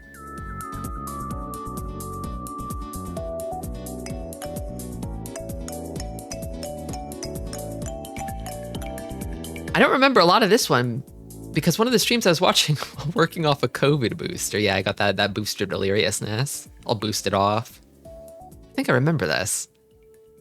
I think those are pretty mellow streams. Probably pretty good sleep streams if you're into the Tristi sleep experience.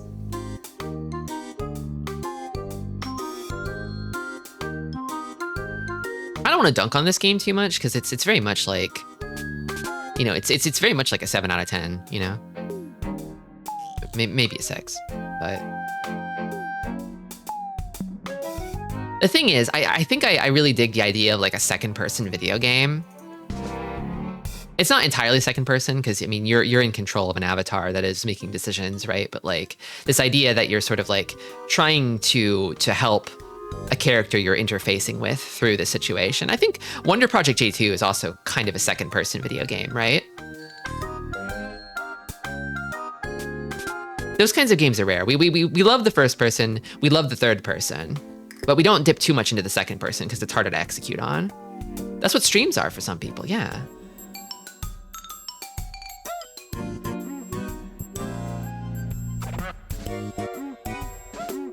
You mean Michigan Report from Hell? I'm taking notes. I've never heard of that one.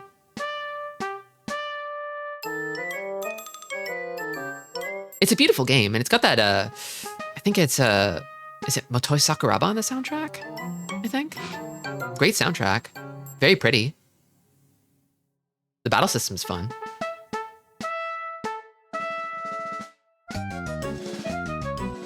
But yeah. Pulse Man. My little guy. Hello, Brace, welcome. I feel like this is sort of, it doesn't need to be like spoken, but I felt kind of bad playing this game because it is such a photosensitivity warning like kind of game, you know? It's like, oh my God, if you are light sensitive, please, please, please tune away, minimize the stream.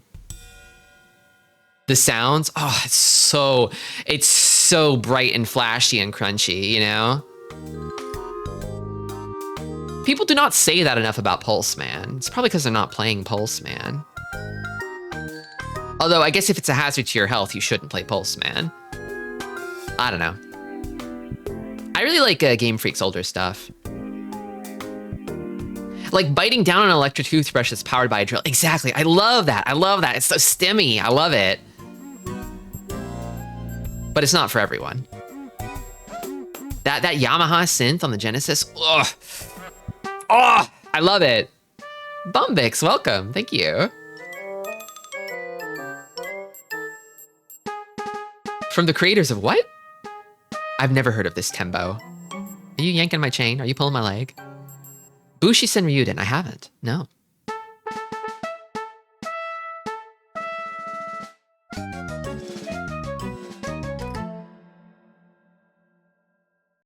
I feel like this game, it kind of had that sort of, I feel like this is also a problem with another problem of retro games where there's like a huge difficulty spike towards the end, the final gauntlet, that just completely filtered me.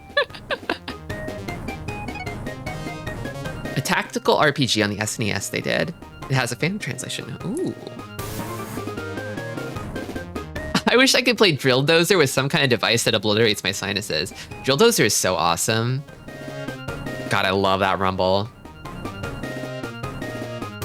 I feel like rumble's kind of a given nowadays. Everything's got rumble in it. But it used to be a luxury. It used to be premium. You remember how, like, it used to be harsh, too. I feel like the rumble pack on the N64 was intense.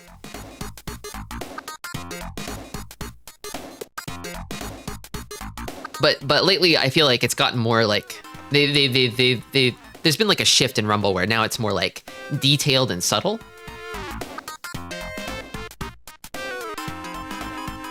Which I don't dislike. I actually like that quite a bit. But I sometimes crave that heavy fucking Hitachi magic wand ass Rumble that we used to get, you know? N64 Rumble could polish rocks. That's a good way of putting it, yeah.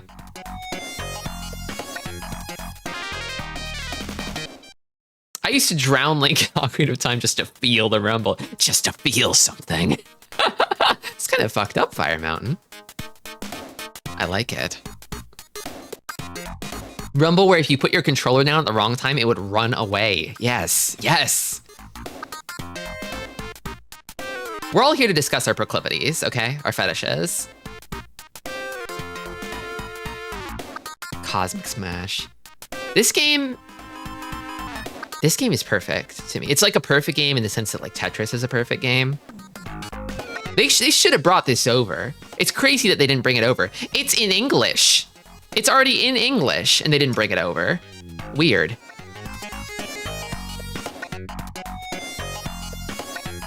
The most Dreamcast box art I've ever seen. The thing about this game is like the jewel case for it is completely like translucent, right? Like the white of this is like the instruction booklet. It's great. It's great stuff.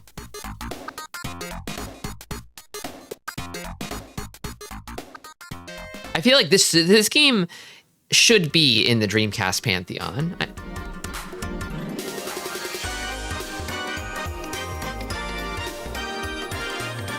Honestly, you should be able to get this shit on Steam for like $5 now, but I don't know. It's too slept on. Yeah, burn a copy. Great way to spend an afternoon.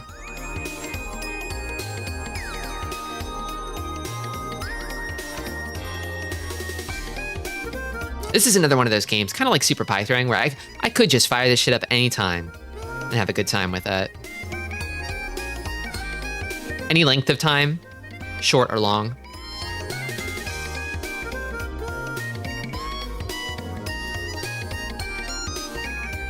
I was playing a lot of these during the Sega Sampler streams. Do you remember Sega Sampler? I haven't done that recently just because I've been getting deeper into longer games, but I do want to get back to that at some point.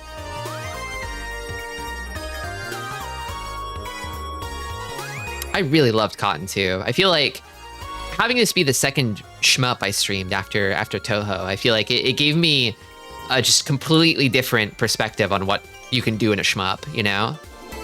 I think I also actually might have stumbled into the secret best Cotton game as well. Cotton might have peaked here. Maybe. It's debatable. It's very cute. But yeah, the grapple mechanic in this game where you sort of like shoot enemies to disable them, you grab them, you throw them at other enemies, and then they domino ping pong off each other. Ah, it's so good. It's so good.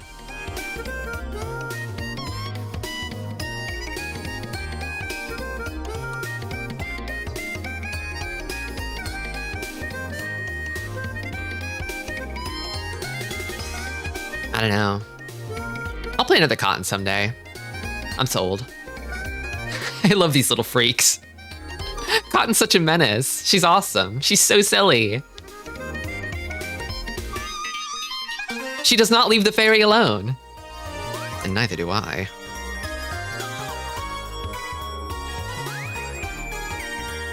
Speaking of Tetris, this game is great stuff. Perfect Tristi character. Exactly.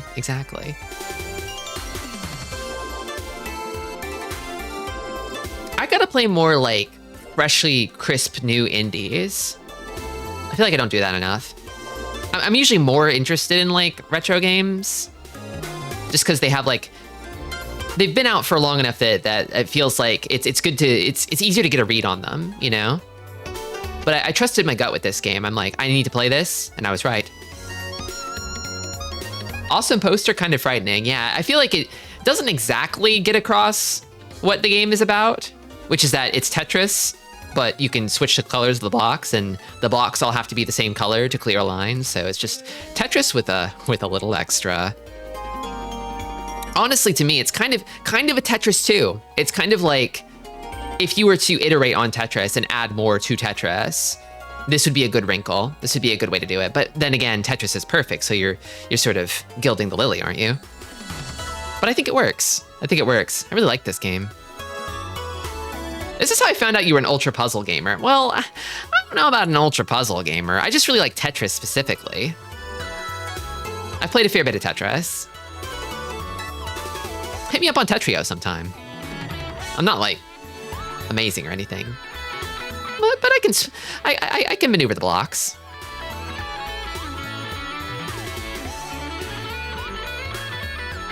I do like puzzle games. I feel like I don't stream them as much because it's very easy to like yap, I think, while playing a puzzle game, but my yapping skill, I think, without like some sort of anchor, without like something to talk about in the thing itself, I think it's a little weak. I can't just like kind of like freestyle and then spin off into my own topics as much.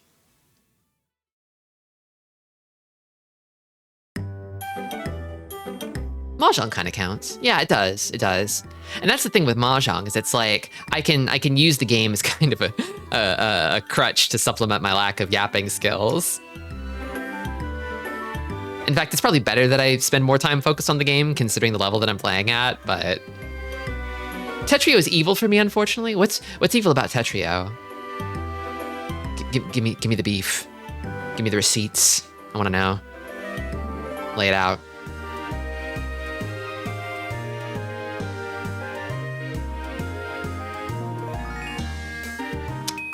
I also do really like Tetris Effect.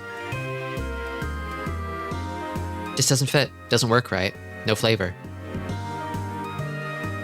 Yeah, it is a bit dry. It is a bit dry, but I mean, you are paying $0 for it. It is that rule if you can't really beat free. And that's the thing too, is it's like the successor to like your Facebook Tetrises, right? Where it's like, this is just kind of the way to play Tetris with the maximum number of friends possible because the barrier to entry is the lowest of all of them.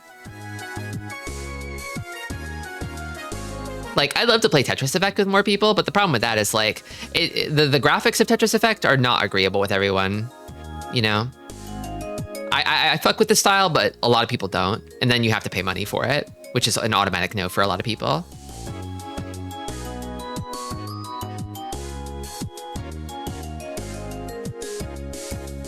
Monster Haunster.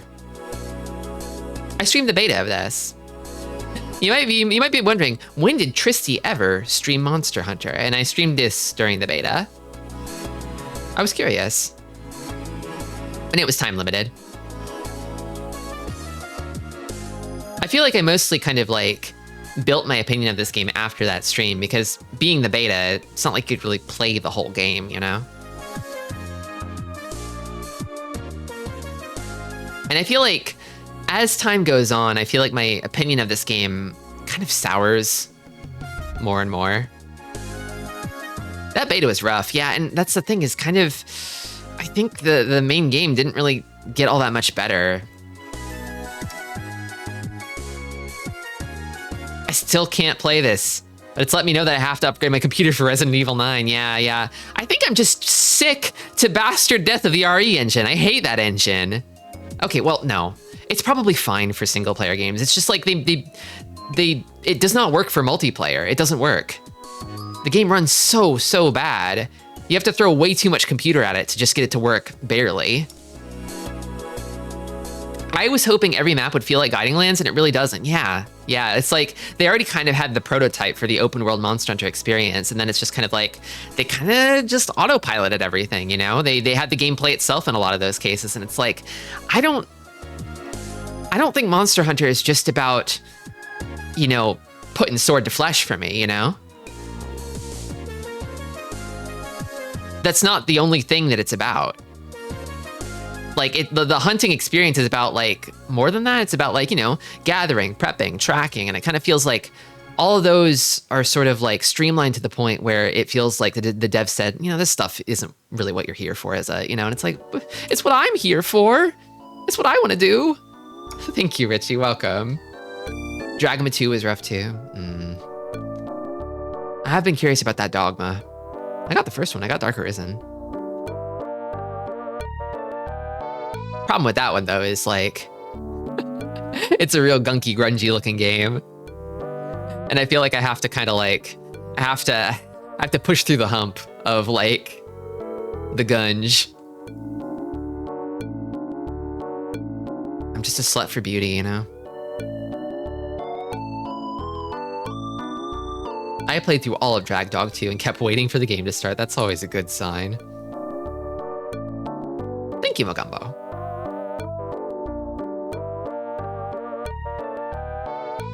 But yeah.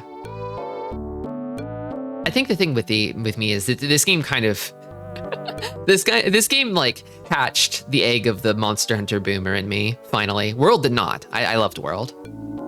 Even with its lumps. I loved it quite a bit. I still do.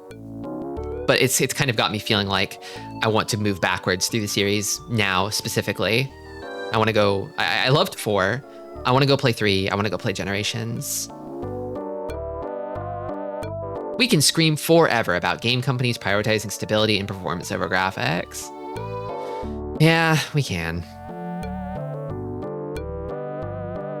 I only played World and Rise, but I liked those. GU. Yeah, I will. I will eventually. I probably won't stream them. But I will eventually. I have them. World soured me like fucking cream. Yeah, everybody has that threshold, I feel like, they cross with Monster Hunter. Usually, it's like one of the new ones. It's like World, Rise, or Wilds. There's one that disagrees with you and pushes you backwards in time. I'm okay now. I think there's probably a future for this game where they clean it up a bit, Maybe. I'd like to see how it grows, because it's being a sort of in the middle of its inevitable DLC cycle, like it's not complete yet, right? It doesn't have G rank yet, right? Or master rank or whatever they're calling it.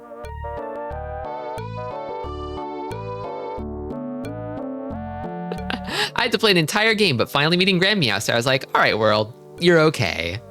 That's how they get you. Hello, Asha. Thank you for hat. But yeah.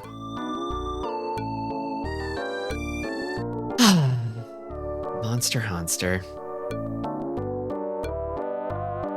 Signalis. This is my first collab with Hollowbell. Oh, this game was a lot of fun.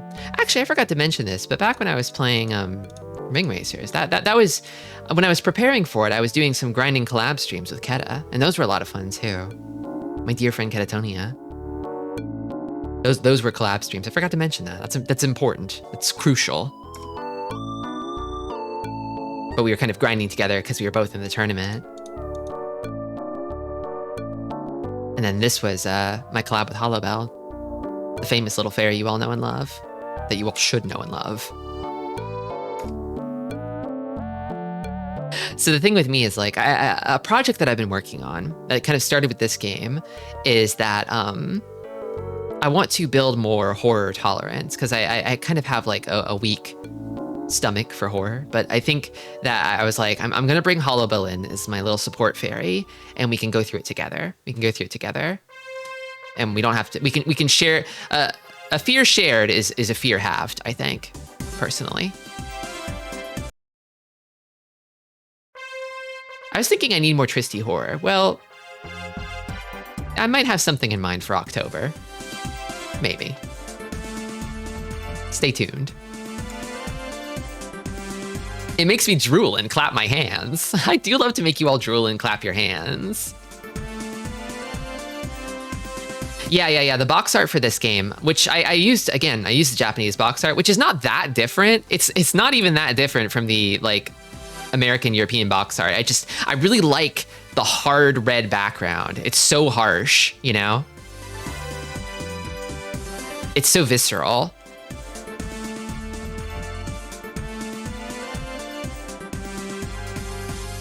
Horse tolerance? Horror tolerance.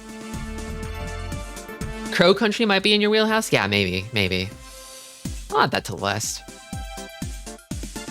It's the very scary save screen in this game. Yeah. When you hit that save point and the whole screen turns red, illuminating the entire dark room you're in pure blood red. It's good. It's good shit. I actually love that. I love that. That's the thing is, it's like I think I can appreciate a lot of what horror is doing, you know, from a design standpoint. I just need to build my kind of appetite for fear, you know?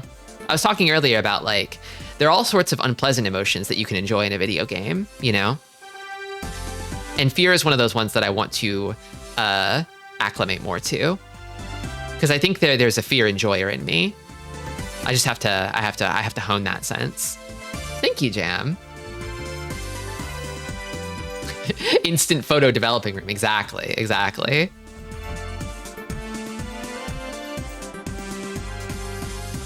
The other thing too is like, this is kind of a notes game. It's kind of a game for note takers.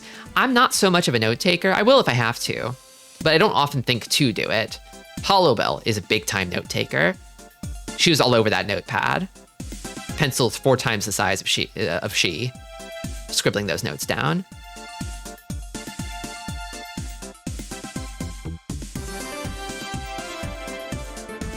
Nanashi no Game. I've heard of that one.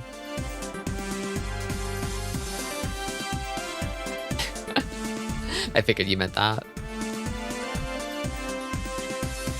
Back into the Sega sampler.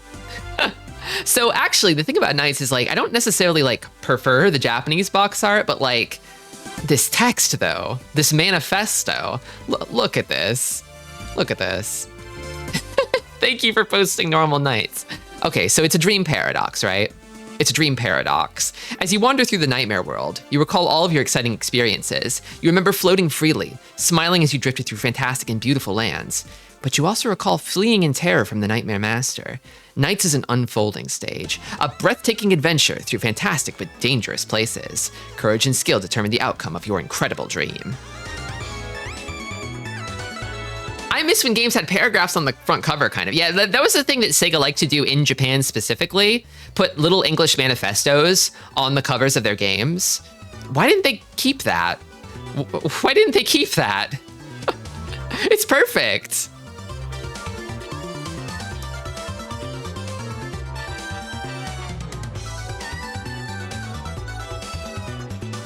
Another thing too, specifically about Sega Saturn games, but like, if you've ever seen like a US jewel case for Sega Saturn, or Sega CD too, they're fucking huge. They're way bigger than they need to be. They're like the size of like PS2 jewel cases, but like really fat too. So they just take up a shitload of space on your shelf just to hold one CD, and it's like, Japanese Saturn games did not have this problem. They just released them in normal-ass CD jewel cases. The diamond and lines on the cover here are really satisfying for some reason. Yeah, graphic design was their passion. Sega's, back then, Sonic Teams.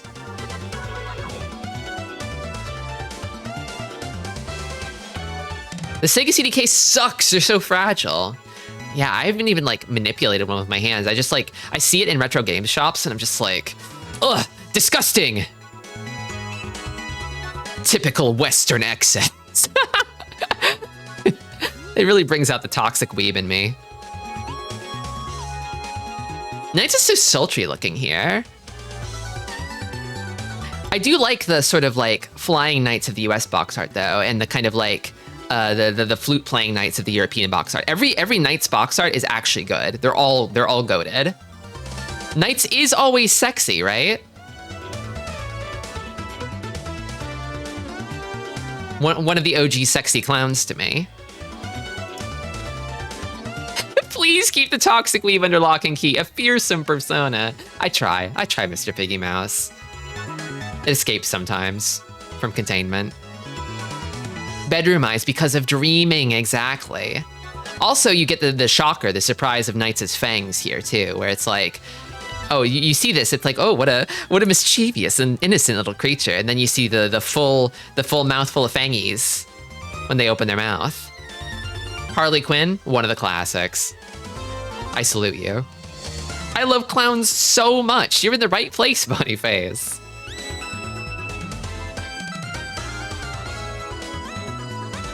Knights is so fucking hot. I had to play it. This game was always. This game had the fast pass. This game had priority access on the Tristi list. You know, it was only a matter of time. I couldn't go a full year without playing Knights. We pay our respects.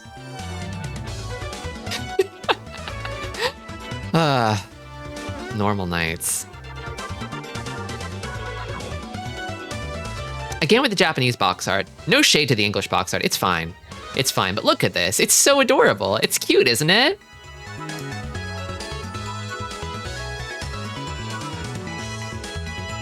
Honestly, I kind of feel like... I don't think Japan invented Ronald McDonald, but I think they kind of earned Ronald McDonald. They own Ronald McDonald to me. They just have... They know what to do with him better, you know? One of the most known clowns in the world, yeah. So, I mean, I do like a clown, right? I have no particular fondness for Mr. McDonald's himself, but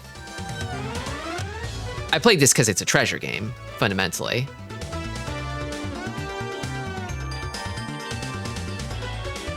They don't even call him Ronald.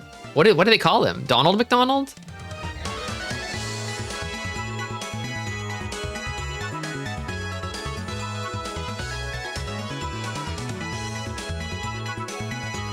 That's fine.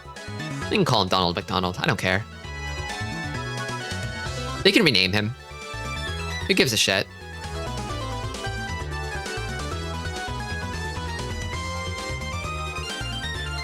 I don't mean it's a treasure video game in the sense that it's a treasure land adventure, which it is. It is. But I mean like Treasure Company. Limited. Sin and Punishment. Ikaruga. Those guys. Love Treasure. Love Treasure. Big time Treasure head. Huge fan.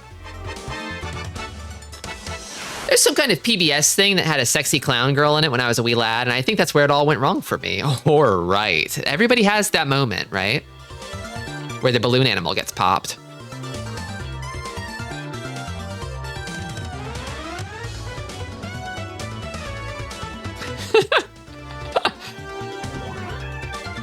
You know what's a pretty cool, awesome treasure game? Let me guess. Is it Dynamite Heady? Silhouette Mirage? Alien Soldier? Silhouette Mirage. I'll play that one eventually.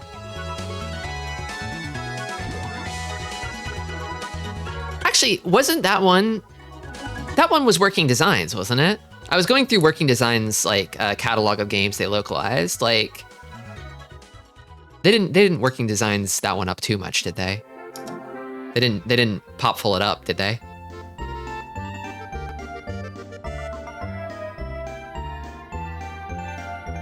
It would be easier to list what isn't a cool treasure game. Honestly, for real. That's real. Mostly hits. Mostly hits. And honestly, even their non-hits are still interesting to me. I'm not like in a hurry to play like Wario World, but I am interested. I am interested in his world. The Saturn version has been fan translated. Oh, so you don't have to deal with Victor's designs, his nefarious designs for all of us.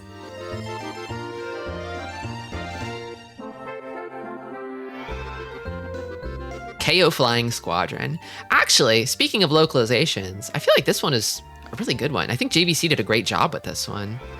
I was looking through the box arts and it's like, they literally just have the same exact box art in all regions, you know? The dub is cute, it's funny, very of its time, you know? The logo leaves a little bit to be desired, but they just translated the logo straight up. It's just called KO Flying Squadron. They saw a game that was super Japanese, and they're like, we have to keep that intact, you know? That's what this game is. They didn't try to un-Japaneseify it, like so many did back then. Honestly, good stuff. Good stuff. This game's cute. It's kind of a Gradius-like. Gradius-like. You play as a bunny girl flying a dragon. I gotta play KO2 someday on the Sega Saturn. There's also apparently like a KO party game too on the Sega Saturn that I'm interested in. I'm a bit KO pilled.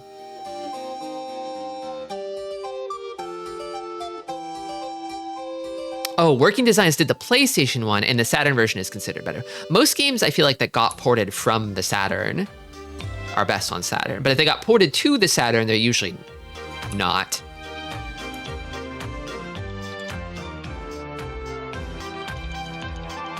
Quirk of the era.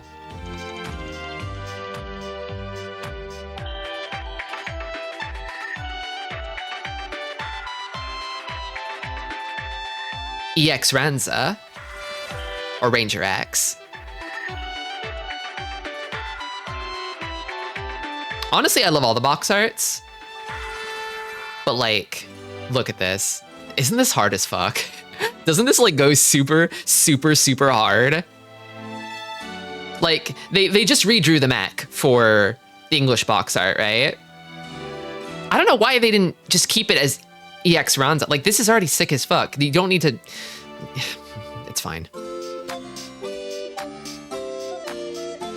This game has become my thing I tell every streamer to play. They should. They should. This game fucks. It's awesome. It's so hard. It's really hard, but it's so good. It's like moody and atmospheric in a way that like I feel like a lot of games back then kind of like weren't. Best parallax in the business. Exactly.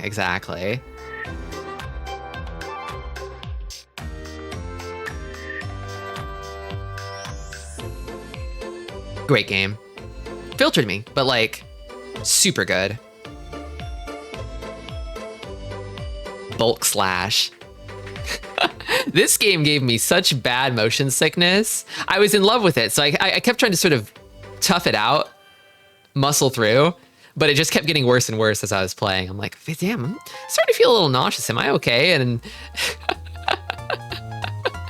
after an hour or so, I was like, whoa, I don't feel so good. Yeah, it's just like here. Let me give you the briefest simulation of what I went through here.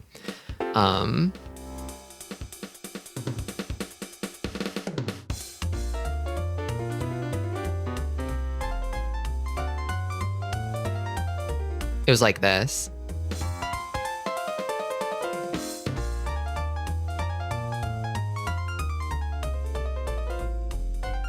Yeah, that's the thing, is it's just kind of like, this game, I failed the constitution check, you know? If I had a stronger stomach, I would have played this to completion, because I really was digging it. I was really digging it. But I think this kind of taught me that, like, I think a lot of these sort of like faux 3D games are probably risky for me. So I might not ever play something that's like a Space Harrier or an Afterburner. If it's like a really fast Mode 7 scrolling game, I don't know if I'm gonna play it, just because I probably will run the risk of the same thing happening. And I don't want to lose my lunch on stream. Even if that would potentially appeal to a very specific sort of pervert. I'm sad we missed Best Girl. Yeah, I'm sad too. I'm sad too. Sorry, Bulk Slash. I'm sending it out to sea for a sturdier streamer to play. A super fast Mode 7 horror game. Is there any game like that? I know there's some like horror games that are kind of like dungeon crawlery, but the problem is you're not like flying through hallways at max speed, right? I feel like max speed and horror are not really things that go together. I know Space Harrier isn't Mode 7. I'm using the term liberally. It's not Mode 7. I'm trying to evoke an image.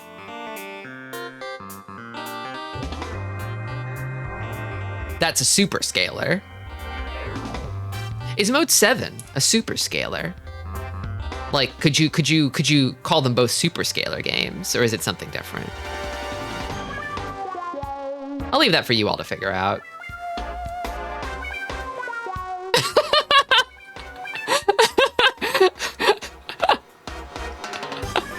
I didn't pick this box art because it was the best. I picked it because it was the most haunted.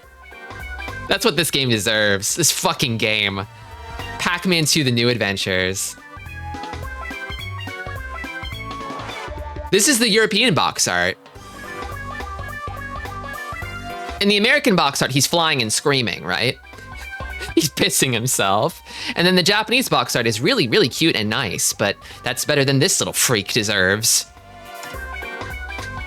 It's so awesome. It's so awesome. So the thing about hatred is a kind of fervent, passionate relationship, you know? I hate this game. I hate this game, but I'm glad to have it as a game I hate, you know? It's like family to me. He's just on about his day. He's blissfully unaware of what's about to happen to him when he goes to the next stage in the American box art. Oh, Jester, welcome. Welcome, Raiders. Give me a shout out.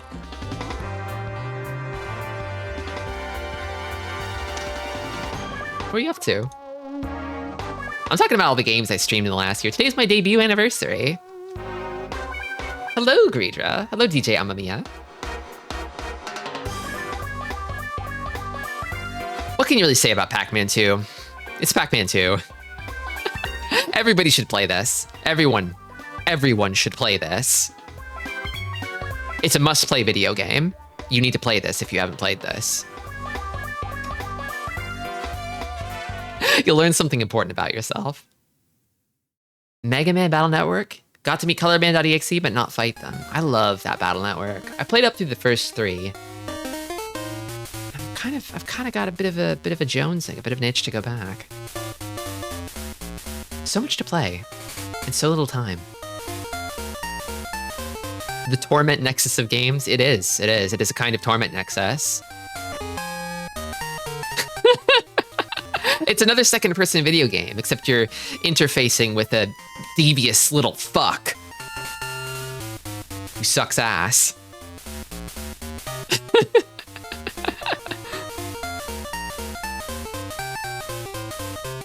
Yeah, the absolute insanity of calling it Pac-Man 2. They didn't call it Pac-Man 2 in Japan. They called it Hello Pac-Man.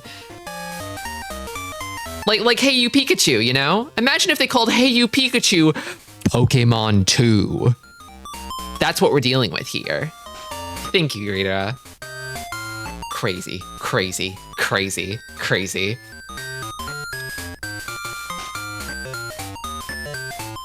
Speaking of frustrating games, I mean, this isn't nearly as bad as Pac-Man 2, I gotta be real with you.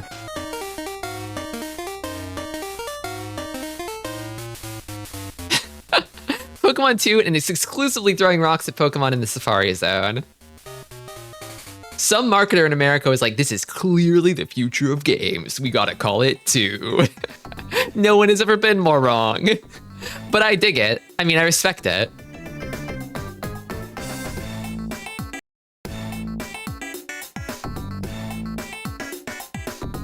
I picked up the Japanese box art for this because I'd actually never seen it before. I was like, what did Japan do with this game? Because I think wasn't it developed by like the American side of Sega or something? Thanks, Chester. Have a good night. Calling Pokemon games by their sequel numbers cracks me up. It's a good gag. Yeah, but then you get into the weeds of like, how do you even number Pokemon? Like, you got your numbers of generations, right? Do you number each version separately? Like, is Silver and Gold 4 and 5? Or are they both 3 or 2? STI, Sega Technical Institute. Okay. You know, the thing is, I keep wanting to learn pinball. I don't know if this is the game to develop pinball neurons in, because it's kind of its own sort of beast, right? But I keep thinking, I ought to develop the pinball neurons. I don't have them yet. I want to become pinball pilled. Pin-pilled. Pillball. Pre-release Gold and Silver did indeed call it Pocket Monsters 2 Gold and Silver, so they're both 2. I see. Tristi Trimball Lacria. That's what they'll be calling? Yoku's Island Express, a pinball Metroidvania. Okay. Lots of games to take notes on.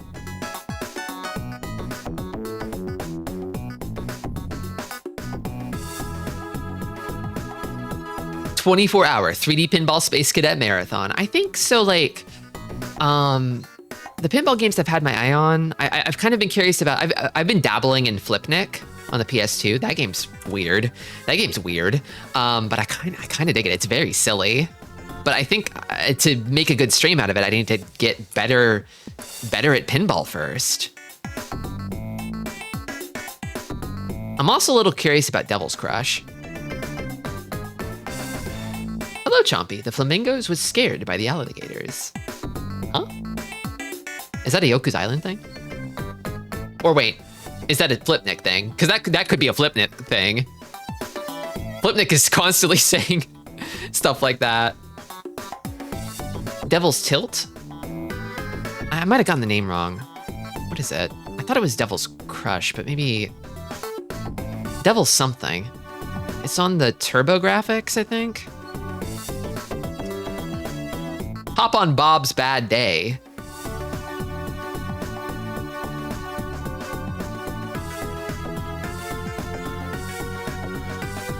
Devil's Crush is the old one. Devil's Tilt is a modern indie. A Demon's Tilt. Yeah, you can't put the devil in a video game anymore. It's gotta be demons now.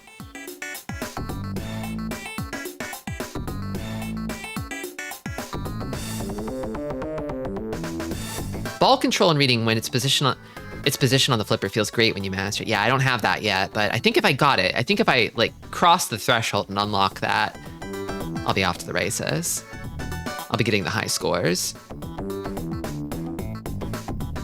This game's a lot of fun though. I like it. I love, we were talking about those crunchy synths. This is the game for them. This is that game. Do you want to hear just a real ear fucking synth, you know? Sonic Spinball, options menu, be there.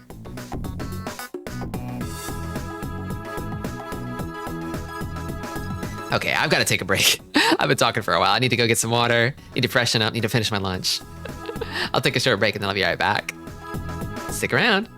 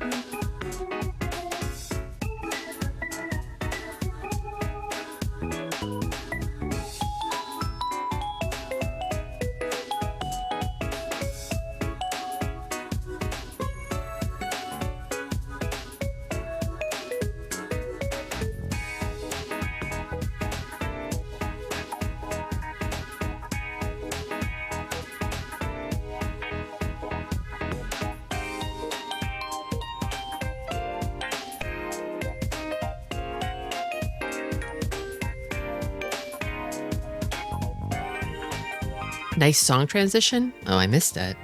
I was up and about. Well, I'm back now.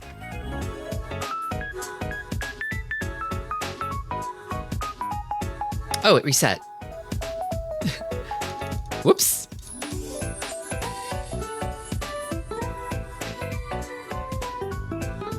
Let me get back to where we were. Just a few more to go. Choo-Choo Rocket. This game's alright. You know, I heard that they made a new one of these on the Apple Arcade, but it's stuck on the fucking Apple Arcade. Oh yeah, Panya. I did stream that early on. And now I'm playing it again. Some games are just inescapable like that. They stick with you. They'll follow you around, find their way back into your life. My feeling about Choo-Choo Rocket after playing it was like, you know, I don't think this is like, this game could be esports. There's like an esport here, I think. But it doesn't like, it like on the Dreamcast, it can't really be that, you know? Like I could see like APM gods becoming demons with like a mouse keyboard kind of control scheme for this game, you know? But playing it on a controller, it's like, well, you can only do so much.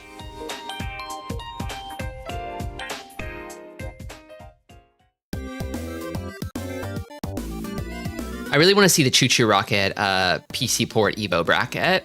That's my dream.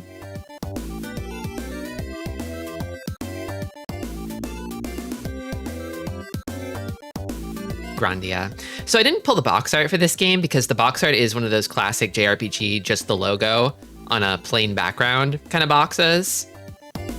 They did do a Game of the Year edition, a reprint of the game that had concept art from the game, and that one was okay, but like, I mean, look at this gorgeous art. Look at this.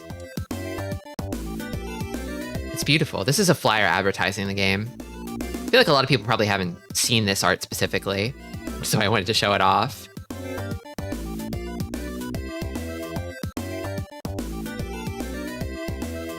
You got all the guys here. I love this Sue. Up top.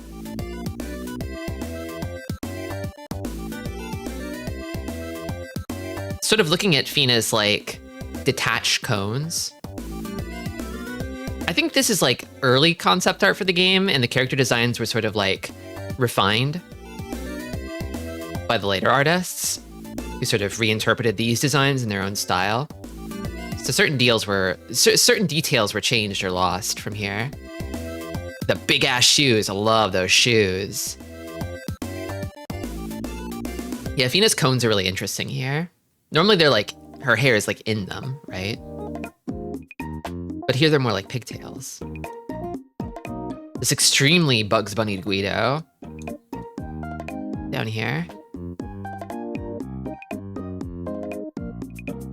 I feel like Gadwin's face looks a little different than usual, but I really love this Sue rendition.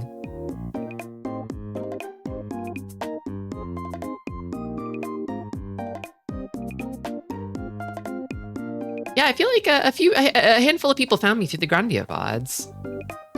There were a few fans of that. That's kind of why I want to get back to streaming a long game, is because I like that feeling of like having an ongoing serial to tune back into, you know? Like, I'm restless and fickle, and I like to be doing new things constantly. But at the same time, like, I think building that kind of, like, large, long saga is fun in its own way. Nice seeing the YouTube audience filter in. Yeah, yeah. Gruncher. The classic.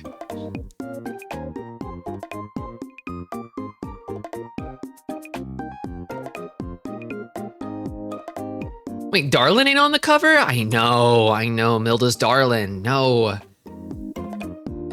Speaking of Milda, ooh-wee, this situation here, I gotta shrink that back down before I get in trouble.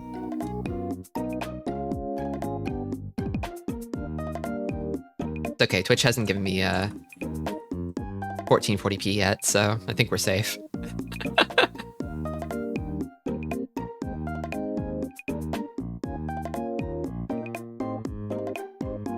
The one long game, you can put the VODs on YouTube. Do other long games have problems with that? Like with VODs getting filtered or something?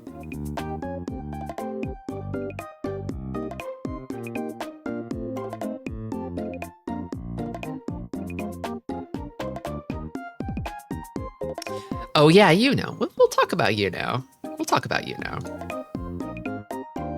Saving that one for last. Ace Combat 3. This game's awesome. It's so sick.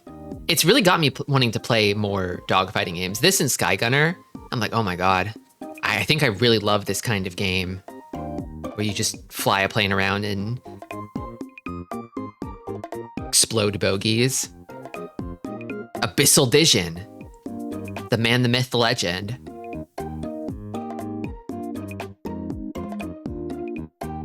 That girl just wanted to become a plane. It's a great game if you feel like you reject the flesh and wish to become one with the machine. This is the game for you. Are you going to enter the strange reel, Tristi? I'm already there. I'm already in it. I'm already here now. Abyssal Vision. Abyssal Dissel. I like when Ace Combat is about sci-fi. I don't want normal planes. Yeah. I like when they get freaky and weird with it. I hope the next one's weird. I mean, I haven't kept too close tabs on the rest of the series, but it seems like later games after this are more grounded. Just like, okay. Probably still play them at some point. I did go and buy 7 after getting this game. I think it was on sale. I don't know if I'll stream it, but I do want to play it. Although I'm sated recently. I played Sky Gunner and had a blast with that one, so I'm not in any immediate rush to go back and play another plane game. I do love a plane game though. I love to fly. Mischief Makers. Or in Japanese, UK Troublemakers. This game's awesome. It's so good. Kind of like Ring Racers in that it's sort of like a more buttonful version of the genre. Like it's a buttonier take, like a platformer, but you have so many more buttons to press. It's kind of really good. I love that shit. I love to press lots and lots of buttons. Shake, shake.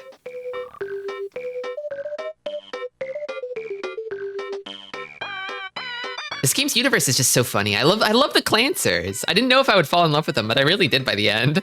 They're so funny. This game is silly. Tristi loves to terrify Clancers. I mean, not exclusively terrify them. They're not my enemies. They sometimes are, but I can just as easily be friends with them, you know?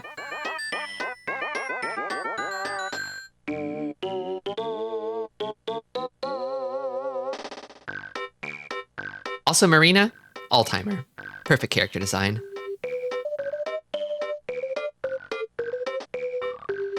Princess Maker 2. So this is another collab with Hollow Bell. Hollow Bell is a bit nocturnal. So when we stream together, we do it in the evenings. If you follow me in the afternoons, my usual time block, you may not be able to make those evening Hollow Bell collab streams, unfortunately. And I'm sorry. But the VODs are there for you. They're there for you. This collab was awesome. We raised our daughter, Lilia Lacria. You can still see her on the BRB screen, being a delinquent, as she loves to be.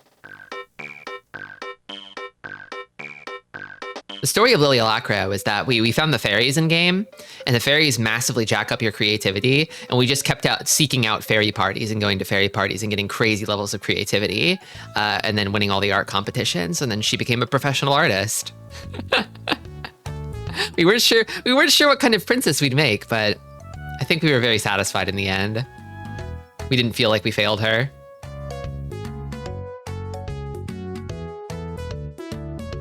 She became a woman able to support herself, make a name for herself, and stand on her own. What more can you really ask for?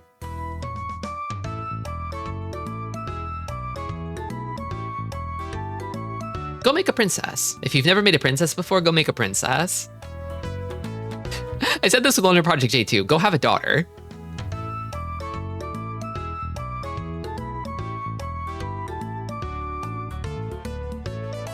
That was the first one you saw? Aw. I'll bust that out for our next collab. I have a few games in mind. We'll do that again.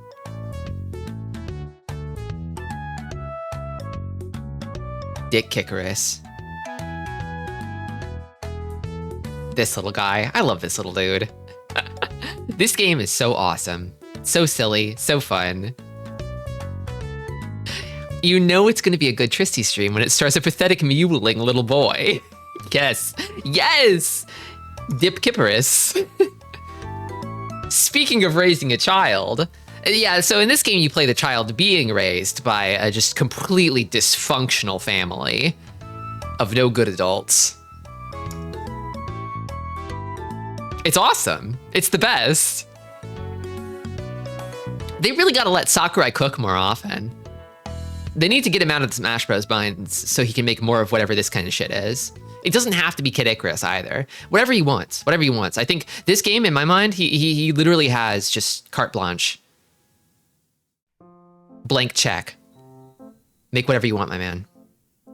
Just so long as it has like a story in it of some kind. This is my favorite game that causes me physical wrist pain. Yeah, it always comes up. It always comes up. You really do need that 3DS stand the game comes with. Or, you know, you can get a more ergonomic control scheme by just playing it on an emulator, even though the emulator doesn't display grind rails properly. I mean, I was able to work around that just fine. It wasn't too bad. He's in the Air Riders' minds. I mean, I guess it's not Smash. I do like Air Riders. Kirby's Air Ride. It's pretty good. But then again, it's not Ring Racers, so I think we're getting far enough away from Ring Racers that it's less comparable, but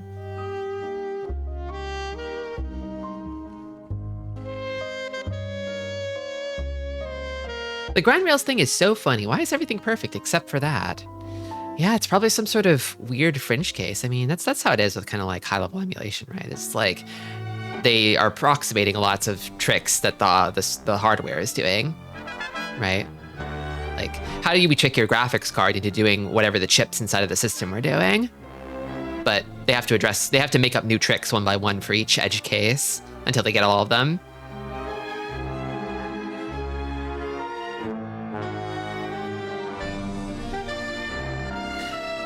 "46 Okunen, the Shinkaran," or Evo: The Theory of Evolution. This is a collab stream with Ketatonia. So Keta's a big-time Evo search for Eatonhead. The biggest Evo search for Eatonhead I know. This game was a blast. So, I mean, I as I've been streaming, I feel like I've discovered a new love for both the Saturn and the PC-98. But the problem with the PC-98, which most of the PC-98 games I've been playing are strip mahjong games that I've been streaming privately on Discord, but cannot stream on Twitch. What if I could? It'd be nice if they were chill like that, but they aren't. I feel like pure shit, just want Lucifer back. You and me both.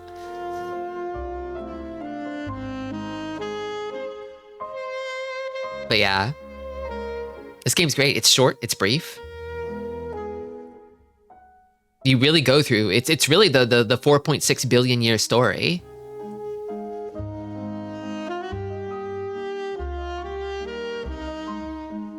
If you want to play from the dawn of time into the future, a game that encompasses all that time, this is one of the best to do it, I think. Yeah, the ending is wild. And it's all scientifically true. It's crazy how factual this game is. I love the headcanon animals. They just make up animals to kind of like pad out the various time periods. Like, we made this one up. Java Kong. God, what a game.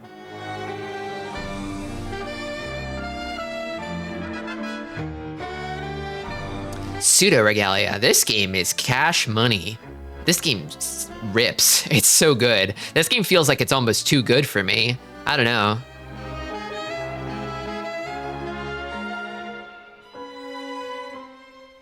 Honestly, kind of maybe ruined me for a lot of other 3D platformers, to be honest. I was talking about how I like how like snappy and like kind of rubbery Mario is in Super Mario Sunshine. I feel like this game takes that and like it captures it, but then like also kind of irons out all the kinks too, you know?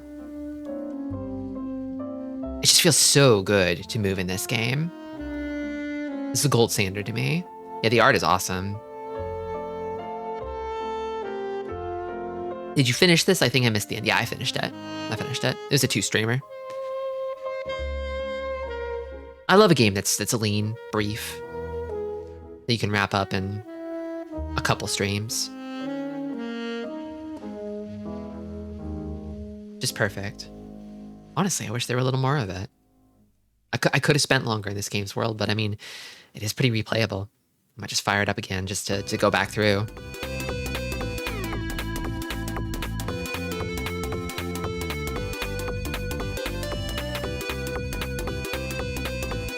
Eert. Hi-Fi Rush. This game was a blast. I actually kept playing it for a fair bit after I stopped streaming it. Just doing like post-game stuff. They're not like 100% or anything, or do all the post-game, but like, it's just so good. It's good. So I spent a lot of time on Backlogged, right? That's kind of how I go and fish for games to play, is I'll just sort of lurk around on Backlogged. I'll think of a game that I'm interested in, and then I'll go see what people have to say about it. And if I like what they're saying, and if I jive with it, then I'll go and I'll put it on the list.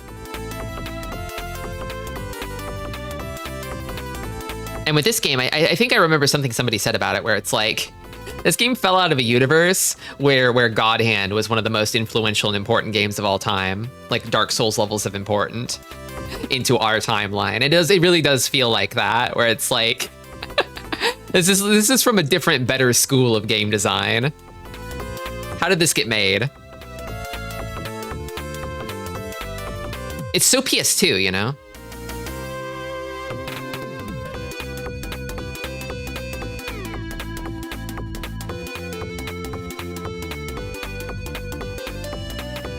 Interesting thoughts.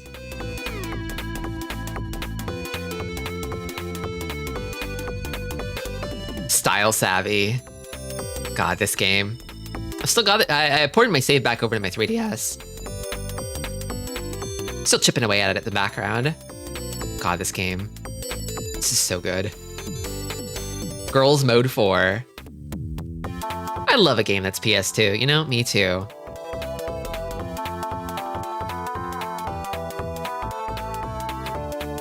I need to play more girls games, I think. I know this is like close to or at the peak, but like, I don't know. It's just like a big blind spot, right? Like critically, in the study of games as a medium. I love when the fashion is Wagamama. Yes, yes!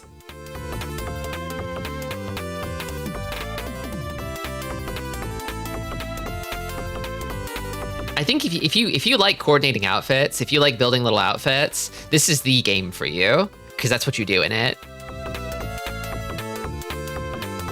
We were talking about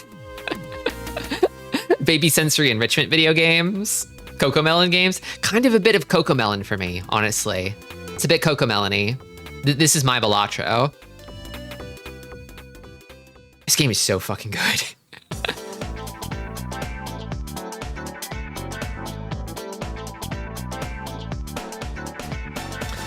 I feel like my memory of this game is kind of hazy. Like, I don't really remember streaming this one. It's like, I did, but like, I don't know. I feel like maybe I was like sick that day or something. Maybe I had a fever.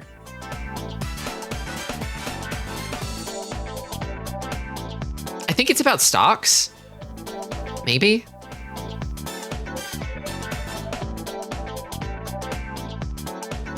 I wish this game had an English translation. I think it deserves one. I think it deserves one.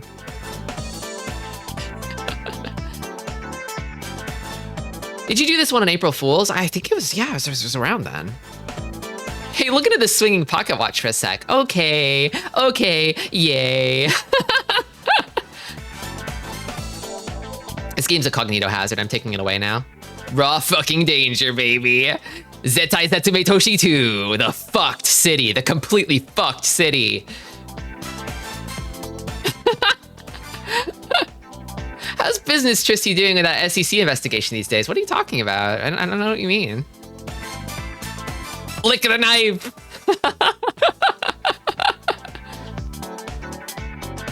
This is one of those cases where it's like the American box art is so batshit insane that it like loops back around to being the best one for me. I love it. I really love it. I also love that somehow this box art was drawn before they made all the characters blonde. Like, they painted this clearly based on the Japanese version. Yeah, they turned them all into white guys, but like... the 3-minute cigarette smoking moment. This game's peak. It's oh wait, no, this game is Peem, okay? We were talking about peak versus Peem. This is Peem.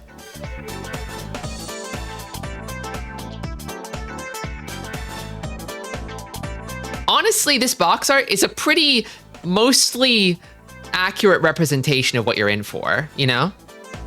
The Japanese box art is beautiful. It's very abstract. It's kind of hazy and vague, which a lot of the Zettai Zetsume Toshi games are in that way. But I think I like this one because it's on the nose. It tells you what you're in for. There's gonna be a big tsunami, buildings are gonna fall over, and you're gonna be scared out of your goddamn mind.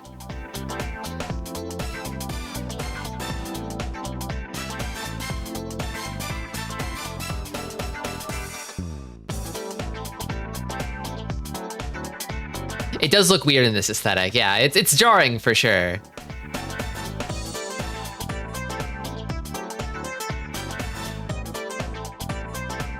Sin and Punishment. So this is peak. If Raw Danger is Peem, this is peak. It's kind of a perfect game, honestly. I never got that 1cc normal clear. There's a part of me that wants to grind for it though, you know? I just love the way this game looks. I love the way it plays. I love the way it sounds. I kind of just love everything about it. Hype moments and aura, yeah. As I was playing that, because I was planning on doing a double feature. I did a double feature of both Sin and Punishments, which I actually wound up picking the US box art for this one. They're all really good, but...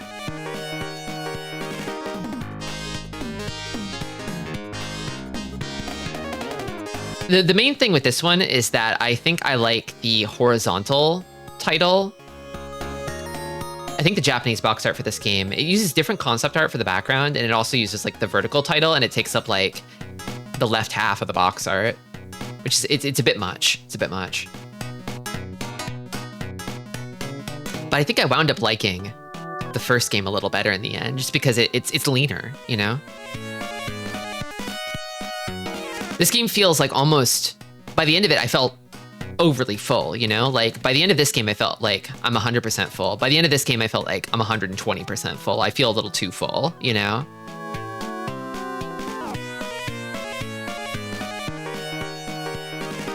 The look of the first is nice, yeah. I definitely feel like the second doesn't feel quite as aesthetically striking, but I mean, it does run at an awesome 60 FPS. And you can aim with the Wii remote. I mean, there's a lot to like about the second one, too. It's like when you go to the movies and eat the big popcorn. Well, it's more substantial than popcorn, for sure. It's like... it's like a full course meal, but with, like, too many desserts or something. A full course meal with bonus rounds. You're already full, but there's more courses. Coated popcorn, fancy popcorn, popcorn chicken.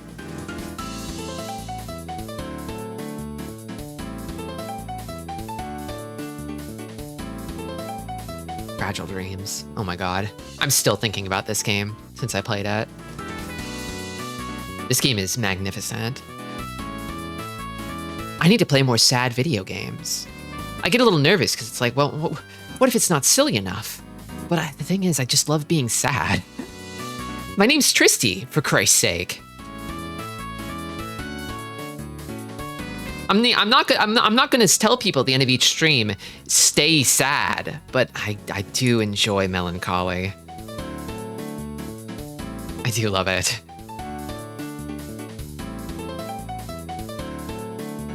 I actually really like the US box art for this game too, because the Japanese box art just uses the title screen art. And with this, I feel like I'm seeing new art for the game. And also, it's kind of more apt as to what you will be doing in the game, which is holding a flashlight and a golf club and moving forward through the darkness. That's basically what you spend the game doing. It's just good to fucking cry sometimes. It just feels really good to cry.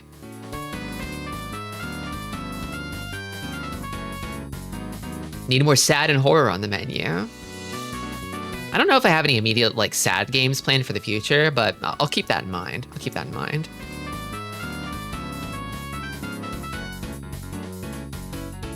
Oh, and a fun thing about this. Only in Japan, the disc art for the game is actually a big ol', like, rusty film canister. They just use sort of normal concept art for the other regions, but I love this. I love this, using, like, the kind of shine of the disc in a creative way. How do you get that film canister in the Wii? Well, that's the thing, it's a disc, as seen from above. It's so cool, yeah. I think this game's, like, thoroughness, its commitment to art in every respect is something I respect.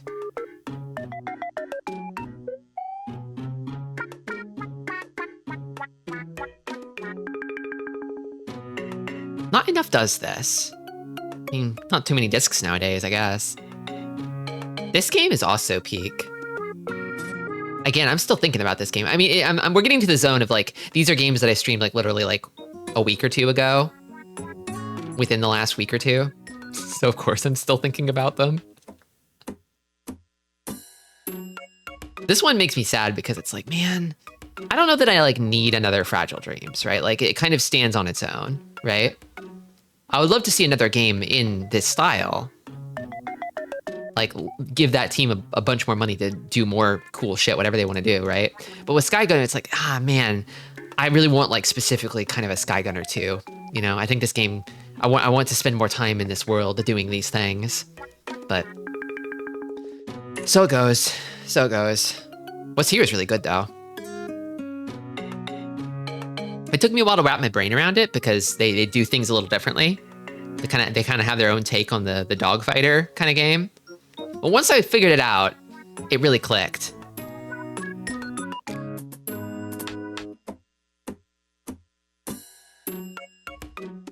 Chigusa. God, I can feel my nobility dropping just looking at her. This is a collab with Catatonia.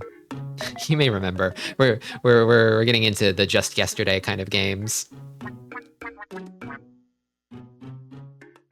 Sanjuin Chigusa. Oh, speak of the devil. The scariest game yet. Honestly, she's so scary. I think, yeah, I lost. I got filtered. This game's hard. Insane timing, yeah. It's a dating sim, but it's also a struggle for survival. You have this woman, Chigusa, who's trying to kill you. There's basically no way to win this on your first playthrough. Yeah, you need a plan. You need a plan of action to survive against this woman's wiles. She's always lurking. I probably won't play more of this game. My hope is that, like, people who come to the VODs are like, hey, why didn't the clown get a good ending? These are only bad endings. And it's like, I hope this motivates you, the folks at home, to go and play this game and get the good ending yourself.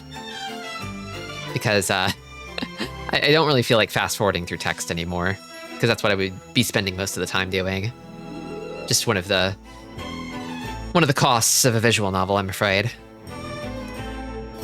Fun to do, but not watch. It's a very good game, even if it is mean to you. Yeah, I had a great time.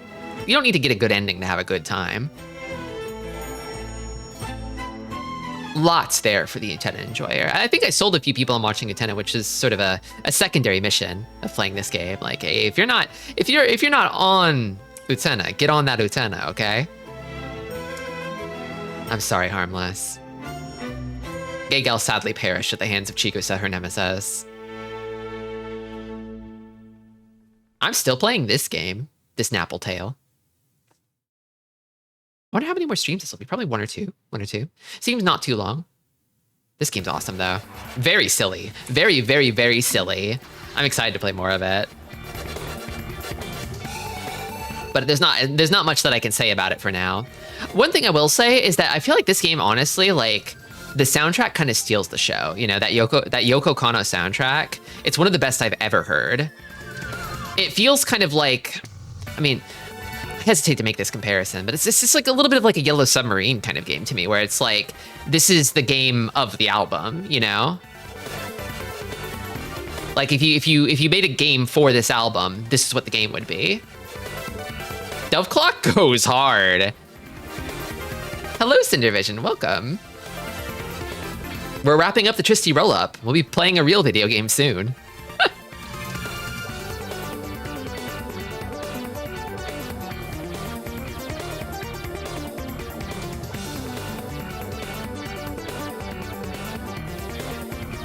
Roll the Tristi up into a single star in the sky. That's what we're trying to do here.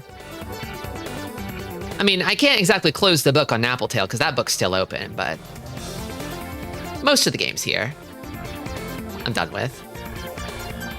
And never say never, but I probably won't stream them again. Well, maybe not Ring Racers. I'll probably stream more Ring Racers. I can't stay away from Ring Racers. I can't quit Ring Racers. There they go! God. I need to go out to that arcade. I need to go play this in an arcade on the big fancy cabinet. I love this shit. I'm so trained off. I'm trained up. Could go for some ring racing. A spot of ring racing. Point and call. I'm pointing at it. I'm saying Densha de Go. That's Densha de Go right there. That's the E3 series, Akita Shinkansen Komachi right there. Beautiful train. Gorgeous, sexy train. But a race for your ring. Yeah, I love streaming this.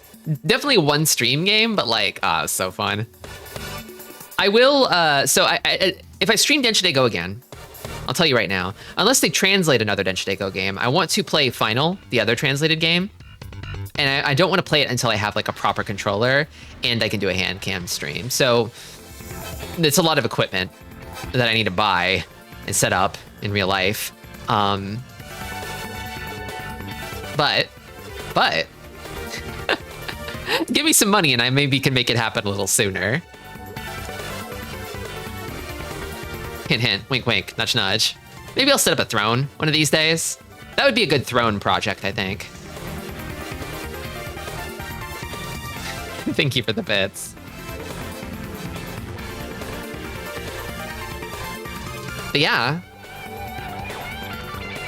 I do also stream games on Discord. It's come up a couple times, but yeah, I didn't want to catalog every single strip Mahjong game I played because I've played a fair few of them at this point. I've sampled a fair few of them. But I stream adult games over on Discord periodically. First Monday of the month, usually. Not every first Monday, but most of them. I play strip Mahjong games on Mahjong Monday. Which I feel like, you know, I think is important to understand Mahjong gaming, Mahjong video gaming. And then, yeah, over the course of, God, it was like a dozen streams or so. I streamed all of, the fan translation on the PC, which is kind of like a bit of a director's cut version by the fans. It's like PC98 graphics, Sega Saturn voice acting, and then they added back in all the H scenes from the original that were censored and removed from later versions. So it's kind of a complete, And that game was a great time. Honestly, now that once you play you will understand, like you got your, like, I think Uchikoshi especially, if you're an Uchikoshi enjoyer, a 999 Zero Escape, God, even a 100-line enjoyer, you play you'll come at it with a new perspective. Playing 100-line after playing I can kind of see like, oh yeah, they're getting really with this one. It's not it's not quite a like. But you can tell that they're still stuck in the gravity of you know. No Yuki route? Yeah.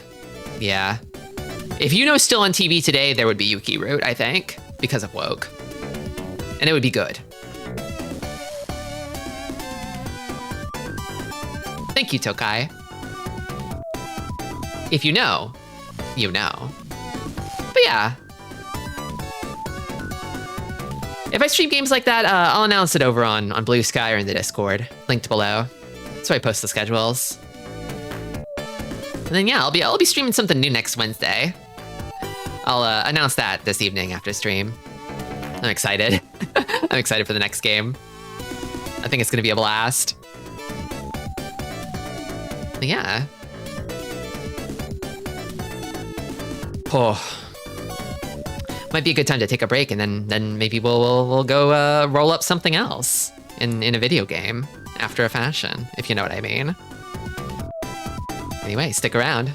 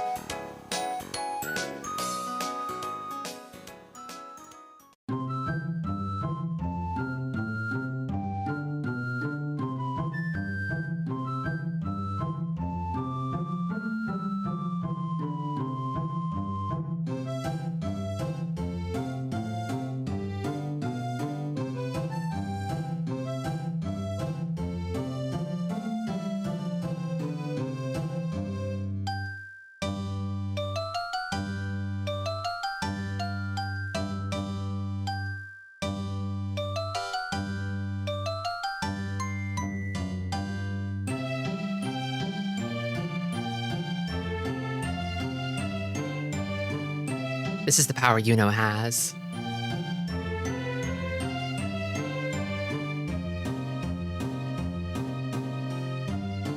We call this chaos correction.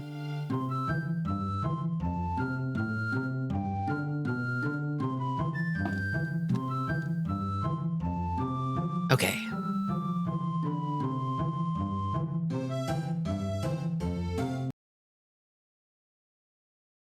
Hello.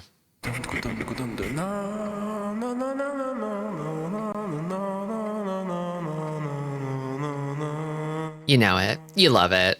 Who doesn't know it? Who doesn't love it? We love it.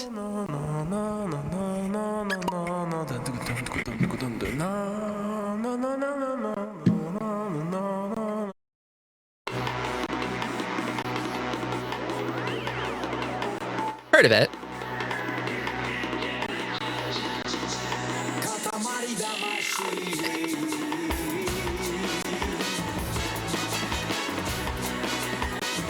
Have you ever listened to much other Dokaka music outside of Katamari Damacy? I guess not really, no.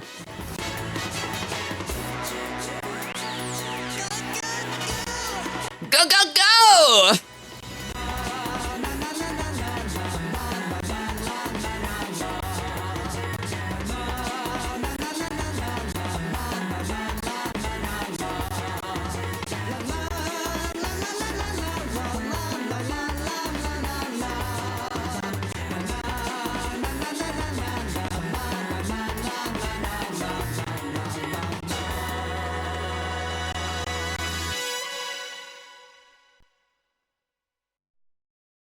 All-timer. It speaks for itself.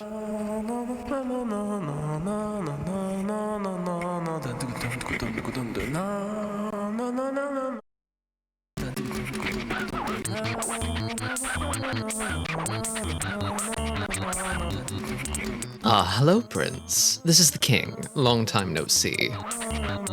We thought today would be a good day for rolling. The Katamari, the Prince, where the first rolls, the second follows. Roll, roll, roll. For that purpose alone, we went to the bother of making this space. The king of all cosmos going to the bother just for rolling a Katamari. Just for that, went to the bother. So, we would like for you to start the rolling, but, first things first, does the prince like vibration? I think we've established that this little prince likes vibration. Meaning the moving and the shaking. No, I hate it. Plain is best. I love going en naturel. If that's what you say, what you declare, then you can turn the vibration on and off with the select button on the controller. When I was a teenager, someone told me I look like I like Katamari Damacy. Or more specifically, he bet that I'm always rolling up those Katamaris. And I had never played the game yet at that point, but you know what? He was kind of right. That's the thing is, this game puts the gay in Kami gay. You got clocked. He knew what you were. And I'm that too.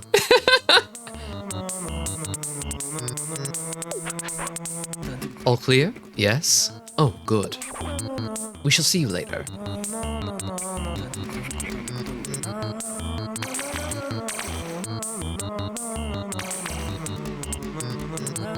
I love this. I feel like everybody on Earth now knows how to roll a Katamari, but...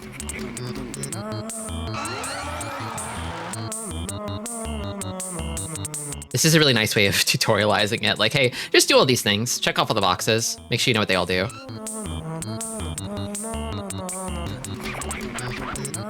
My, very princely indeed. Such skill and such class.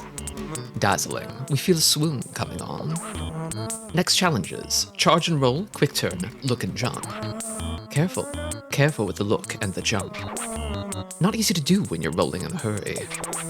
We shall see you later.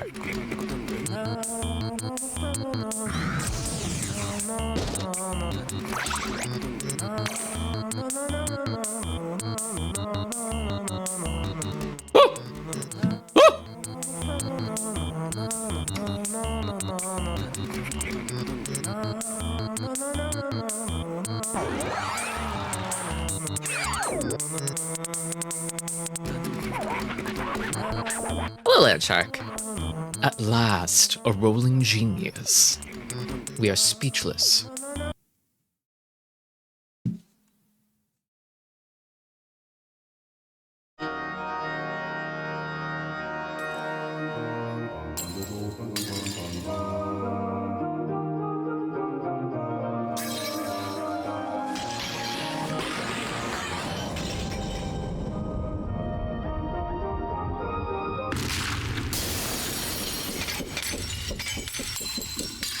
He's truly fucked it. Looks bad, sir, Your Majesty.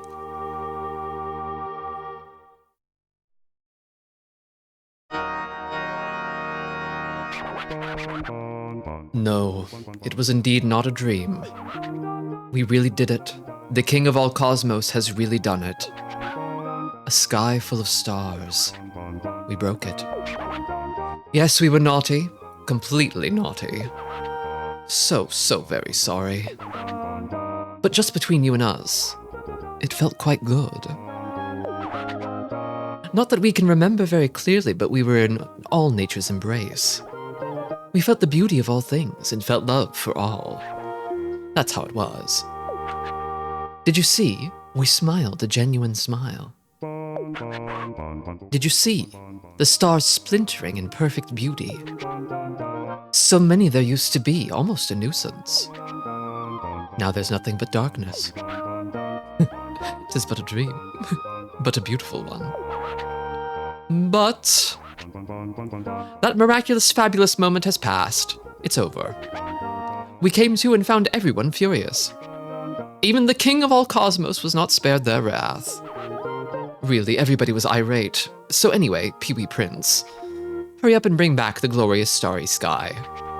Our problem, your problem, yes?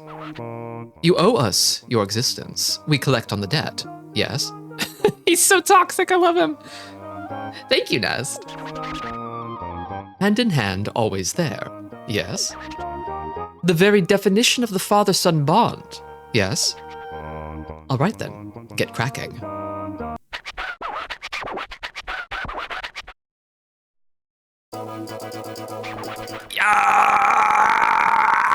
Yes!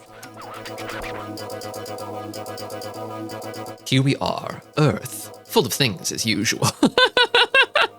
As usual, it's full of things.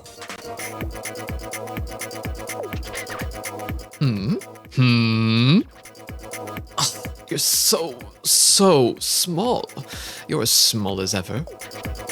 We didn't notice, not one jot, what with the stars and all. What is that? That body, that physique? Could you really be our son? Aha, I've got it. Build yourself up while you roll the Katamari. Work out and get bigger. Yes, indeed. Don't presume to take the escalator up to the throne just because you're the prince. Ooh, tangent. First time on Earth means no worrying about time.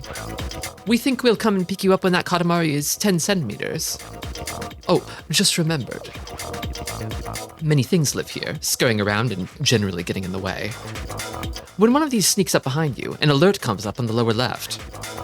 You should try not to bump into anything alive, but don't worry about it too much. It won't end the game or anything, so just relax and roll. Good luck, interesting prince.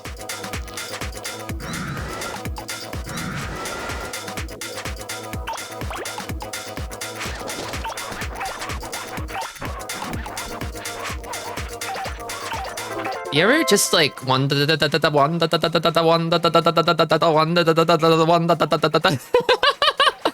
Whoa, holy gift sub now. Oh my god. Oh my goodness, that's a lot. That's a lot of them. Wow, thank you so much.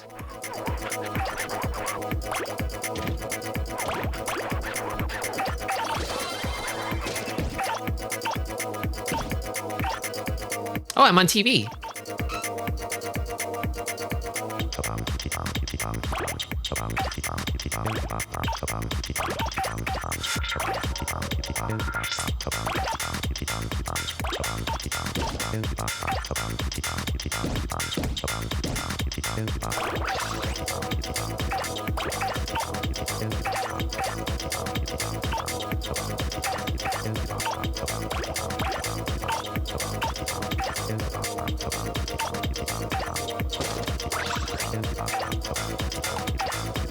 Oh, I want cookie. Oh, yes. It feels so good to pick up a stack of just barely big enough objects. How goes it, Prince? How's Earth? Huh? Huh? Oh, you made a 10-centimeter Katamari. Oh, how fabulous. We'd forgotten all about that. So you're mostly clear on everything, we assume. Everyone on Earth is very nice, so they'll be very helpful, yes. They'll let you roll everything up with a smile. Yes, possibly also a wave. Anyway, let's go home for now. Royal Rainbow! Hey, that's the Dalai Lama. Oh yes, almost forgot. Completely slipped the mind. When rolling on Earth, there are a few more things to be careful of. You cannot roll up objects larger than your Katamari. Crashing into larger objects and walls will break things off the Katamari and reduce its size. Oddly shaped objects will make your Katamari lopsided and off balance. Dun chicka dun chicka dun chicka dun cha.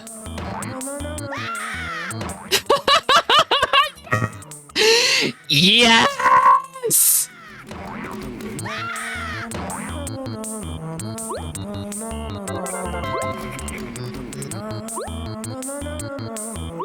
Thank you for the gift sub. I think I get it. I think I've rolled a Katamari before.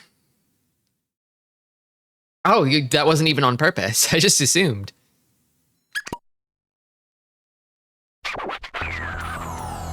"10 centimeters, huh? It was the first goal, but it's not very exciting, is it? Next time we want a much bigger one. The thing that you collected the most of is snacks. My, Earth really is full of things. We will now release it into the sky."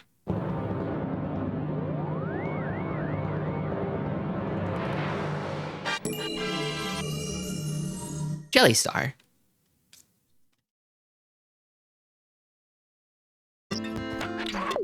What?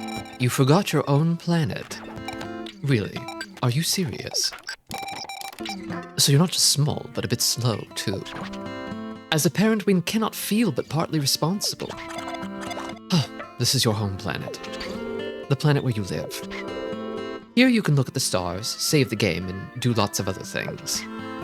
You can even visit Earth and the space mushroom, by the by.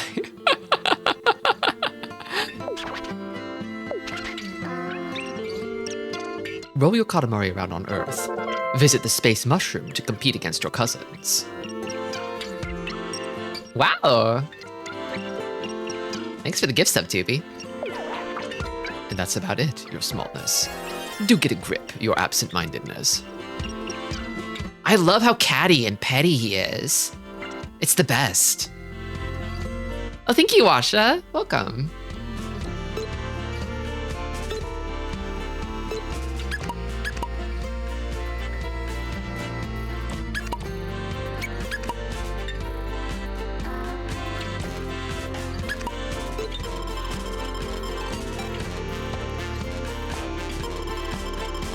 I love how every new song you hear in this game is the best song you ever heard.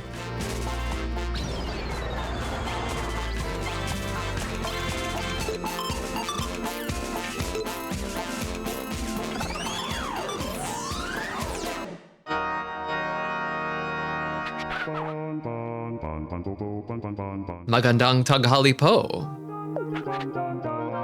Have you ever been to the Philippines? We stopped in the day before yesterday. We hope you can visit during the day's rolling, like that's possible. Oh, yes. A royal present for the hard-working prince.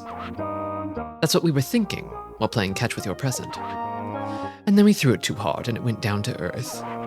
It just fell to earth. Must be around somewhere, so roll it up while you're at it.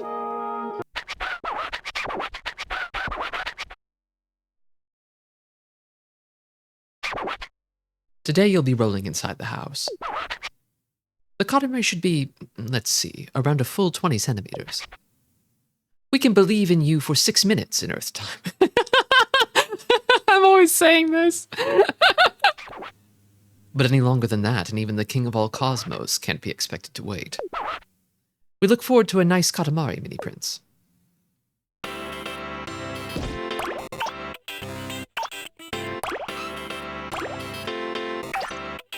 Oh, I want the ants. Yes, yes, yes, yes, yes, yes, yes, yes, yes, yes, yes!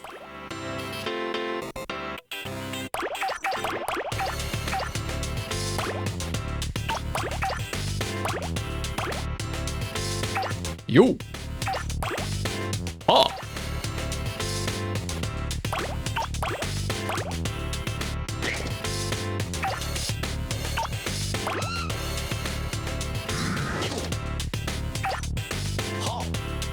Very anthe-coated room? Kind of, yeah. Ah! These oranges aren't even alive.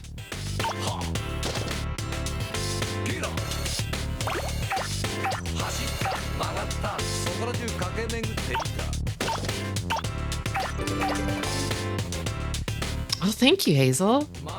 And welcome. Oh my god! Not big enough for snail quite yet. Getting there, though.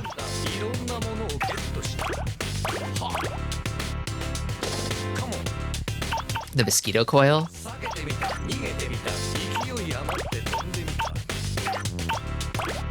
Am I big enough for blocks yet? Oh, am I? Oh, yes! Some of them. Some of them. The pink ones. A little lopsided. That's okay. Am I big enough for a frog? Oh, yes!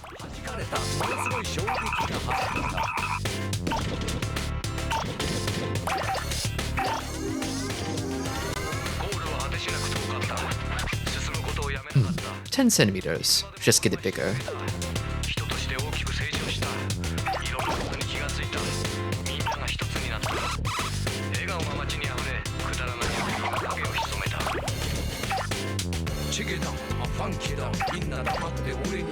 Oh, the shogi board. Let's go.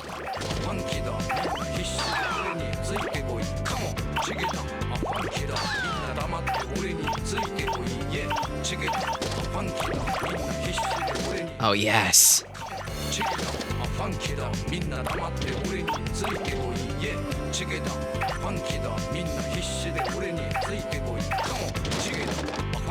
Might be a little small for this area. I think I'm gonna go back to the kotatsu.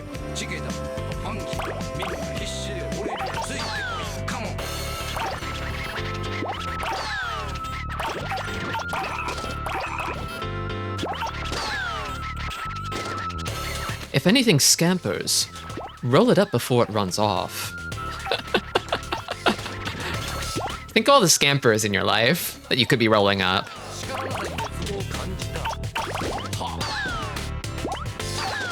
I've got a hype chest. Hold on. What's in that thing? Raccoon pop. What is this? What is this? Okay.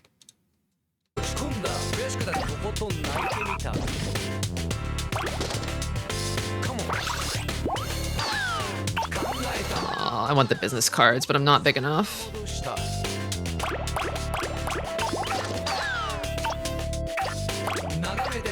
Those are ink pads.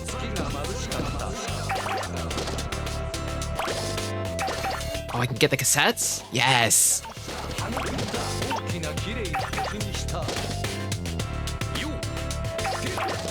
You!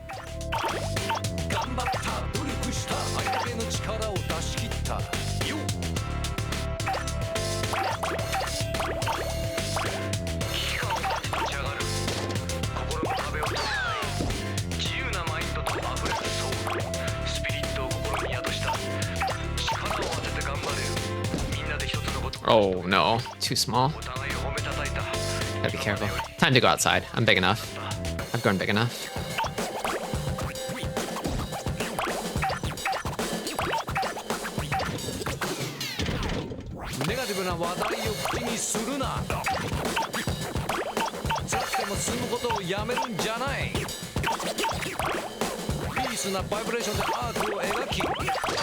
Oh gosh. Oh dear.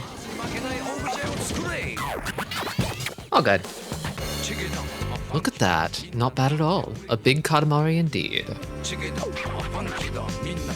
But you may as well make it much, much bigger. That is, if you really are a prince. And oh, we have an idea. If the Katamari is large enough, we'll be sure to turn it into a star. Even if you go directly back to your home planet. You can get home from the pause screen. We shall see you later. Might as well make it bigger. Come on. Oh, there we go.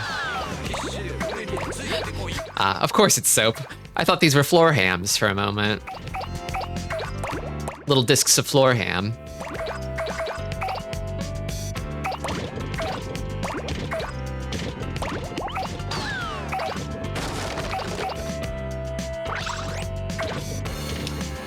Oh, can I get the tomatoes? Yes! Yes!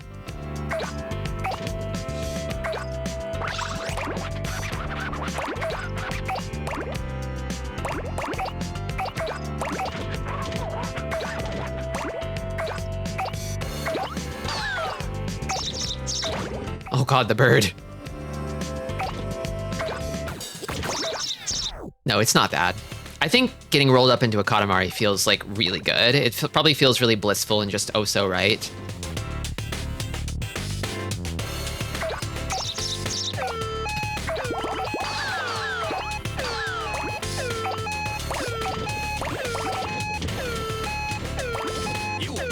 Yo!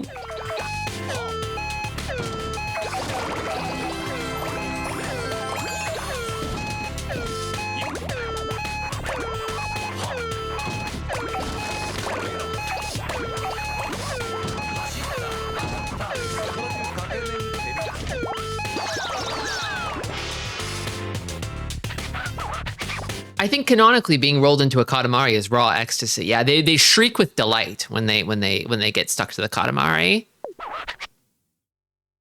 It was boring to watch this whole time. We'll zip back to space for now. Royal Rainbow.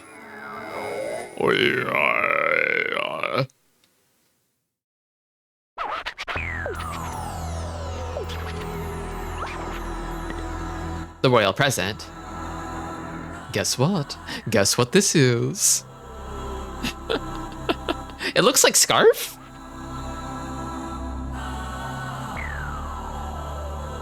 Oh, I'd hate to be rolled up by a Katamari. Oh dear, how scandalous.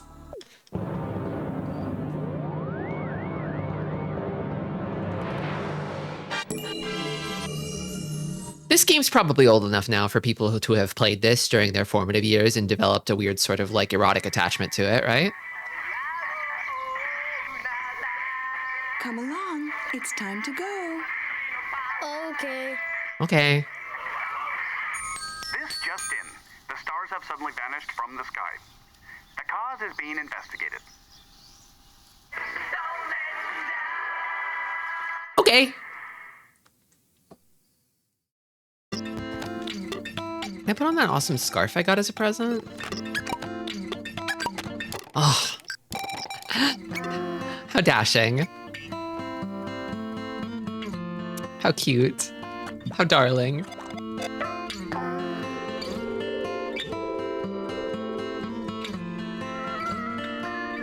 It would be wonderful to be in the Katamari. We would get to achieve a higher collective purpose as stars in the sky. It would be enlightenment. Yeah, we would experience a oneness with all things in the cosmos, I think.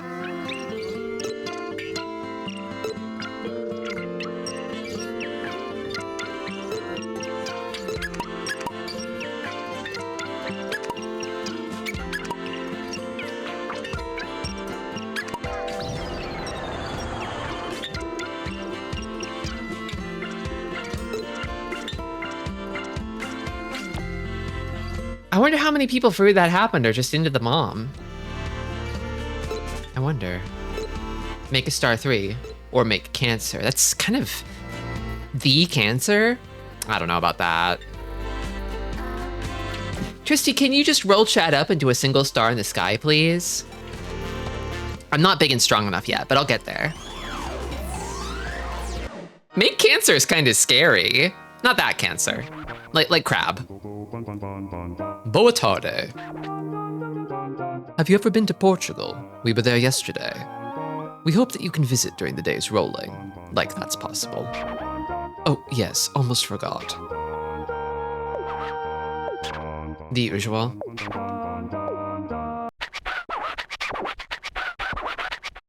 I wish I could go to Portugal and the Philippines. Today you'll be rolling around the town. The Katamari should be, let's see, around a sweet 50 centimeters. We can believe in you for 8 minutes in Earth time.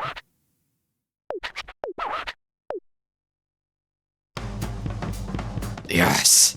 I can't get the little blossoms. Oh, I can get the little blossoms.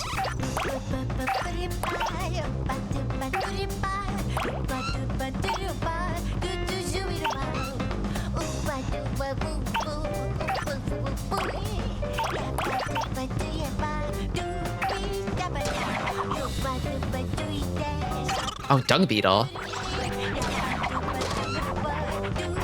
Nice roll up. So aristocratic. We are dazzled.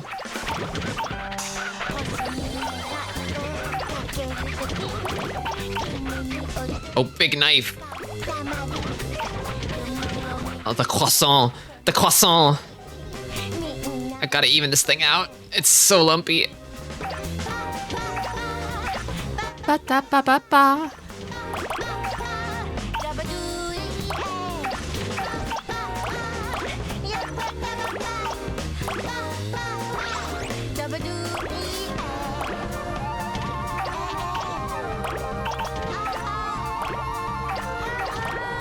Oh, butterfly.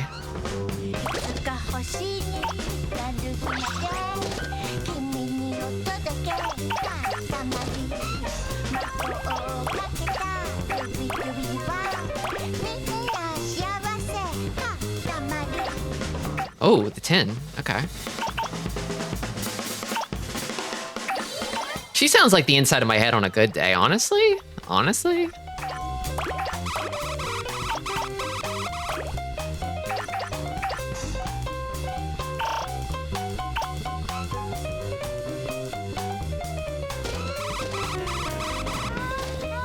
Oh, there we go. I want the takoyaki so bad.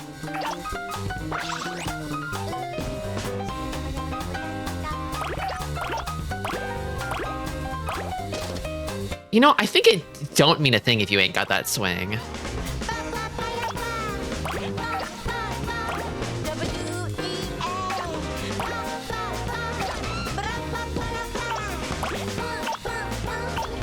Kitty spade. Oh, the big... I love the drumstick. Takeout food. It really is. Oh god. The scamperer. The devious scamperer.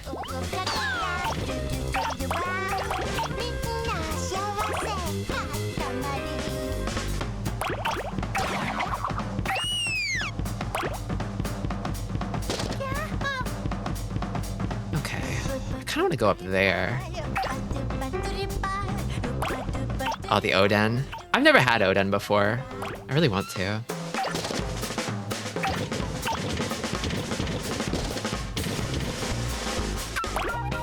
Might be a little slim pickings up here. I'm not sure. Oh, God. Well, thank you, Billy. And welcome. Ah! I want more kitty spade. Oh, and the birds? Ah, but they left, though. Gotta be faster.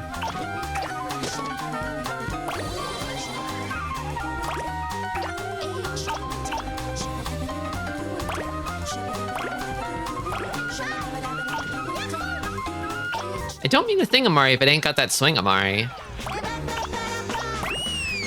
Ah!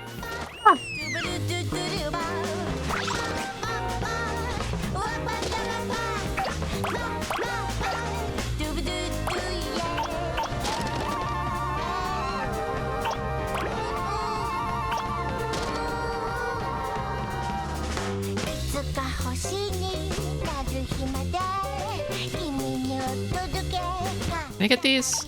Ah, yes.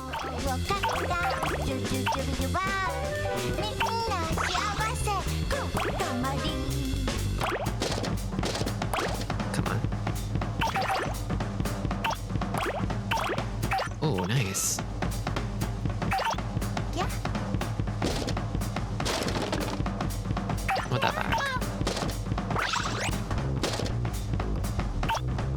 I've got plenty of time. I was like, I have count time. I'm doing okay.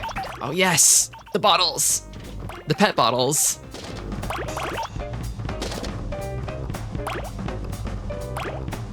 The feeling of getting bigger is so awesome. Seeing all the stuff you stuck onto it.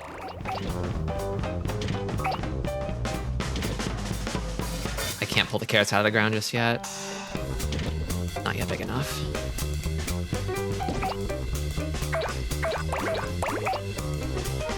Alligator.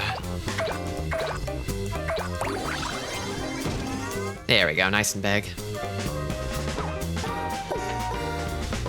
Kind of bratty, kind of shy. But now that you've come this far, we would love to have a much bigger, super nice Katamari. We'll leave you to your work then.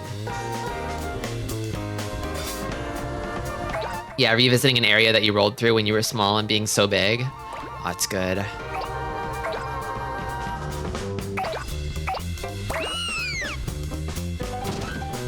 Hey, let me through. I can get through.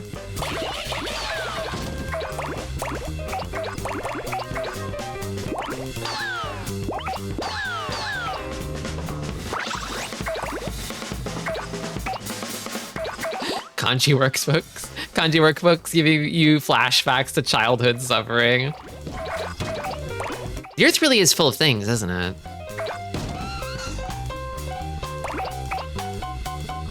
It's okay though, we can roll them all up. Don't you worry. Come on.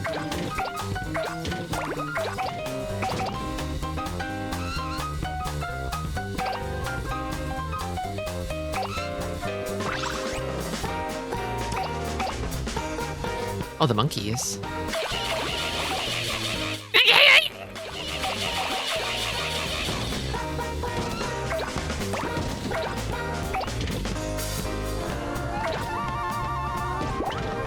Can I get the carrots now? Yes! Oh, and the blocks too.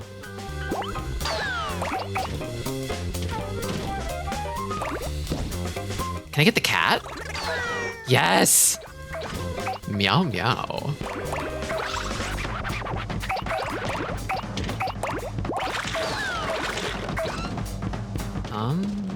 We good? Yeah, we're good.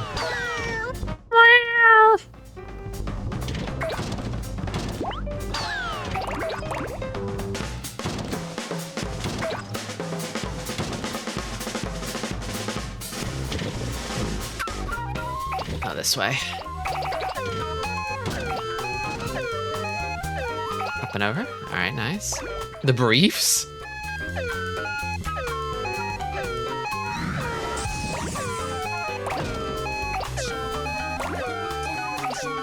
I want more cats.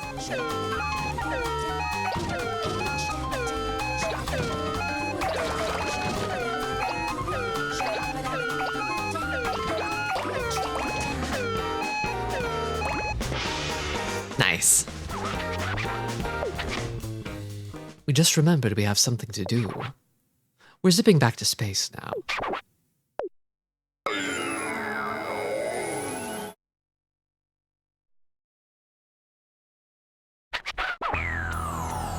"80 centimeters.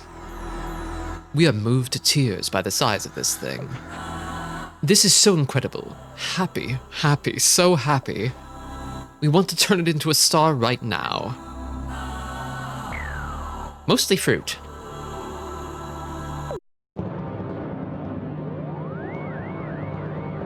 I wish balls were real. Me too, Ilya. Welcome. Dessert star. Mom, they said on TV that all the stars disappeared. Oh, honey, things like that just don't happen. There's our cab now. You're crazy. You're insane. But that's what they said, right?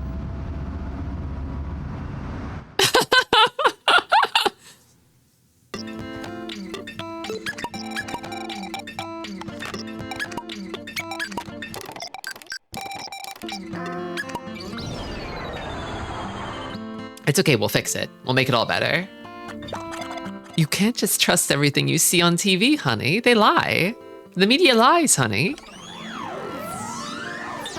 All the stars are gone, but there's one here on twitch.com. Thank you. You're too kind. Buenos dias. Have you ever been to Spain? It's our other homeland.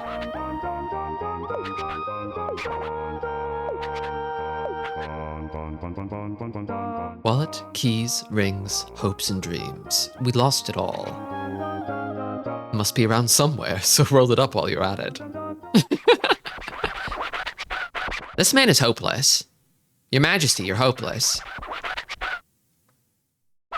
Oh, Mahjong! Hey, that's Mahjong! 1 meter, 10 minutes. Can I get Mahjong right from the jump?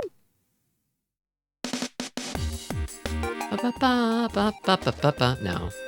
Oh wait, what hand is this? We got the green dragons.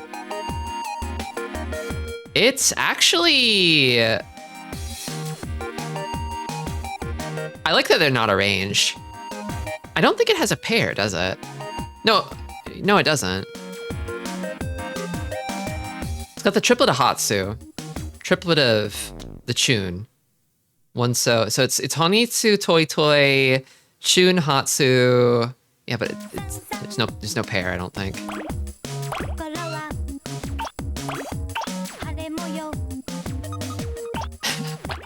Imagine someone showing up in stream chat saying they'll only believe in you for 10 minutes. That's the thing, though. It's like, I think if you're giving a new streamer a chance, nobody in their right mind would say this, but you're probably going to check them out for like 10 minutes and see if you jive with them, you know? Only a psycho would say that, but I feel like a lot of people do that, though. We'll go back for Mahjong. Oh my god. There are people who would say that. I know. After 10 minutes, you will cease to exist in my mind. Hey, Murph.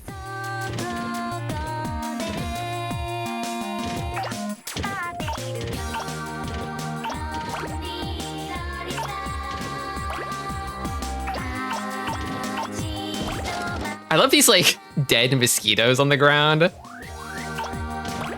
They already got by the coil.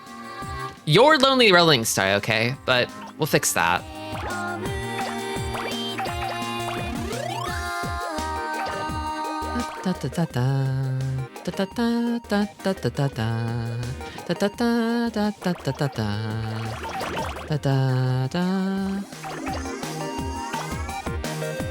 Thank you.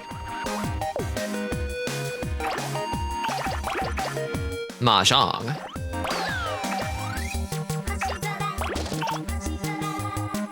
They got the hyphen.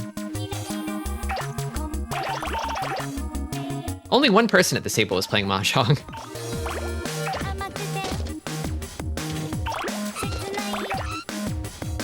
Yeah, I love the textures. I just kind of love the Keita Takahashi, like, style, you know? How's that new 2-A-T? Is that good? You like, are people digging it?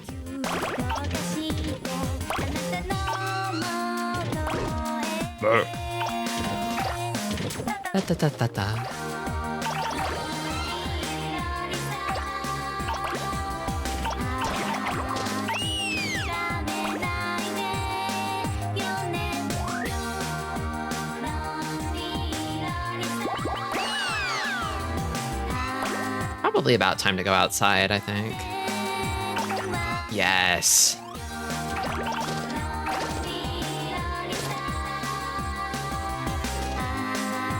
Can I get through this? Yeah.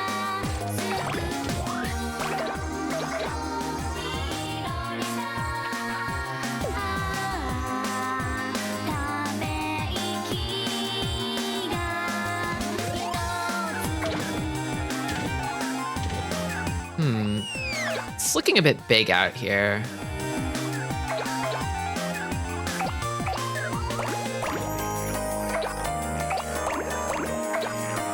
kind of more of an interactive kids cartoon. I could fuck with that. Oh, but I can't jump. Oh god.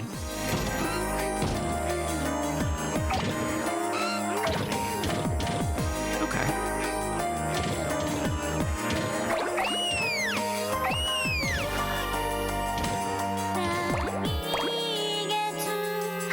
Oh, here we go. This is the way.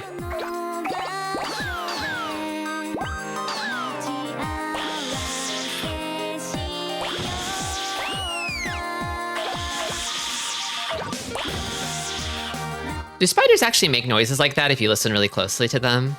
Do they hiss like that? I feel like people are always making spiders hiss because they need to make some kind of noise.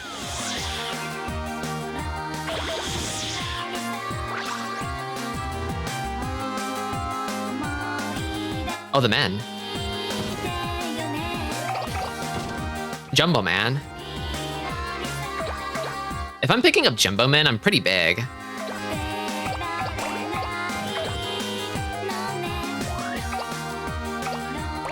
I have never heard a spider. Me neither.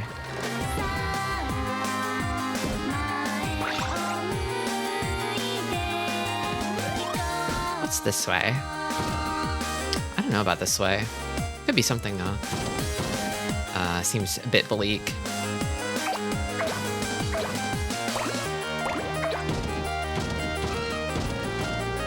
Wait, up and over. All right. Then can we go back in? Is this house? Oh, here we go. The mother lode.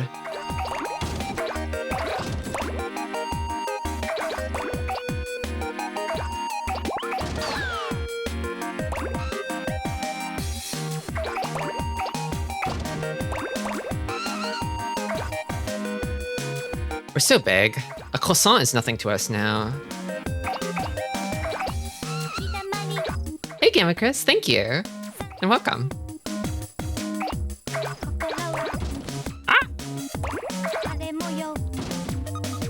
I want more Jumbo Men. Oh god. I could also go for a croissant. A croissant.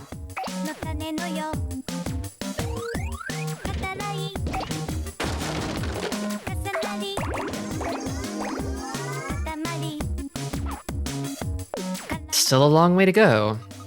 It's okay. Bigness isn't linear. There's plenty of time to become bigger.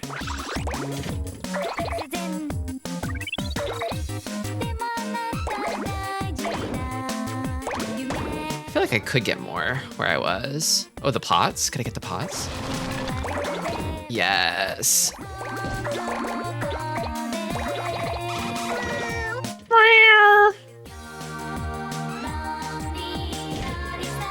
Let's go back this way. Da, da, da, da, da, da, da.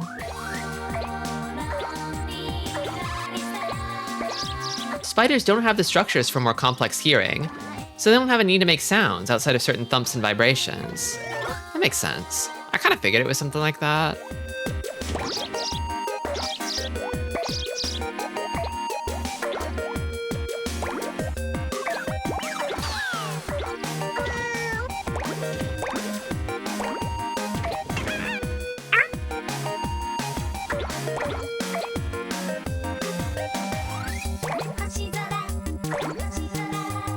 Some stuff over here, I think.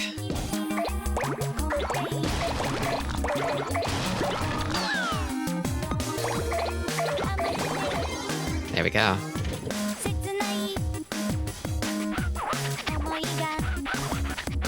Big Wreck the book Children of Time if you want to read a lot of spiders themed sci-fi. I'm not sure if I do, but I'll keep that in mind.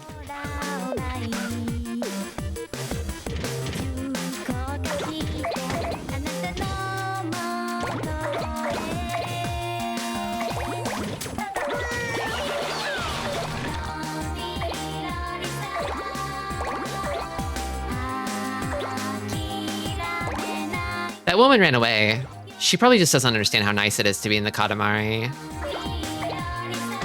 It's okay. It's okay. It's fine.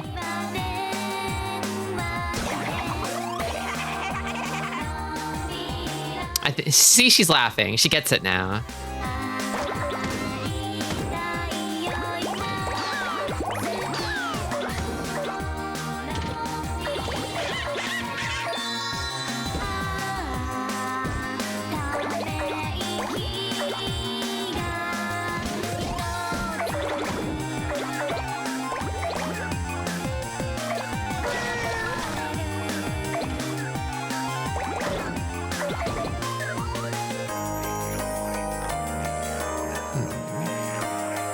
Get up there, actually. Let me. Come on. Let me up. Let me up. Up and over.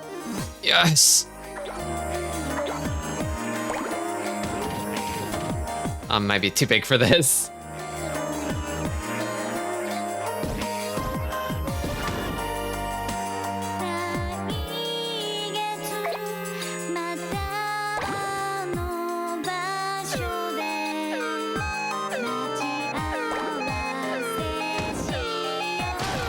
Come on.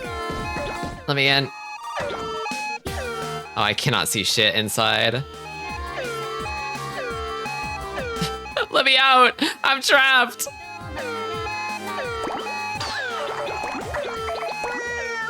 Okay.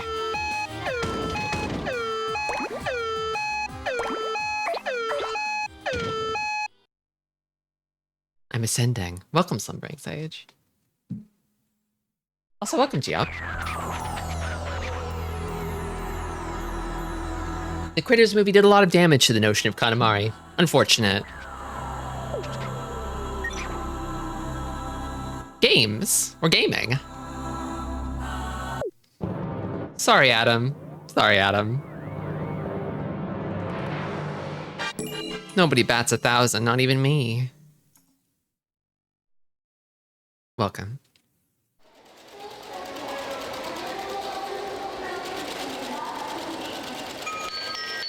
Here is a news update. The night sky is showing signs of recovery. The cause is being investigated.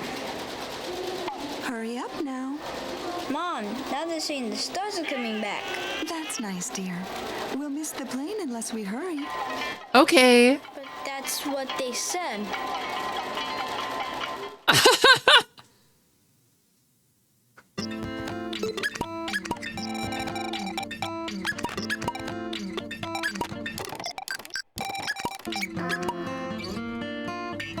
This story's awesome. I'm kind of playing Katamari for the story. Make sickness. Let's try making cancer. You might be good enough to make cancer. What is it? Something's not quite there. Oh yes, we get it. It just doesn't look delicious. This sky does not seem yummy at all. Everyone is still hungry, yes? Can't you see that, silly? Speaking of delicious, we say crab. Most certainly crab. Good taste. Good taste.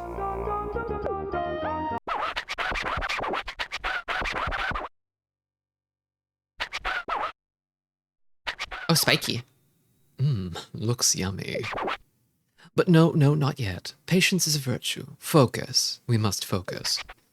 To make all the yummiest cancer possible, all you have to do is roll up as many crabs as you can find. Let's see. You have 5 minutes. We look forward to a mouthwatering Katamari, Callow Prince.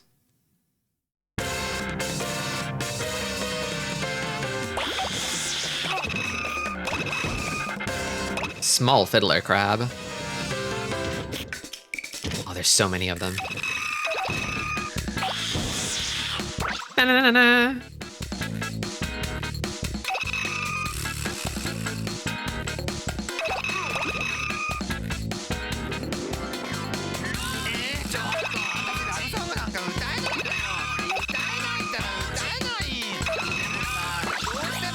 A spider crab? No. Not very mouth-watering. I mean, I guess I've never eaten spider, but... Come on. Not big enough for red crab? I'll fix that. We'll show them.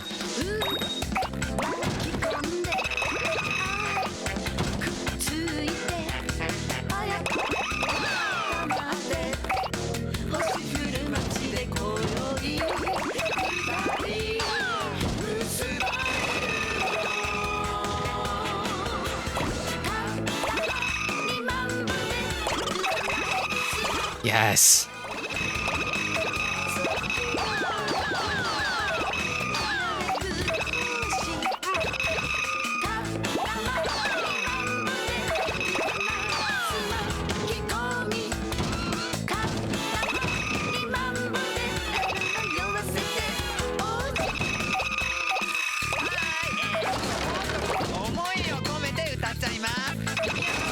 The TV crab.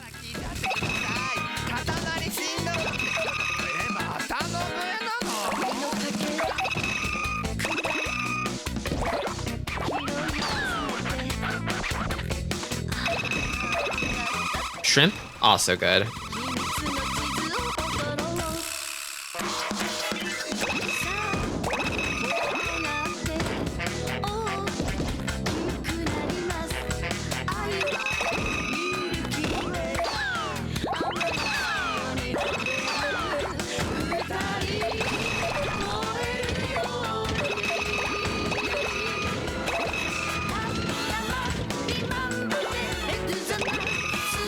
You ever had that king crab?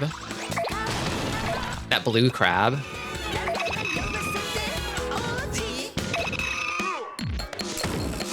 It's pretty fancy, but very good.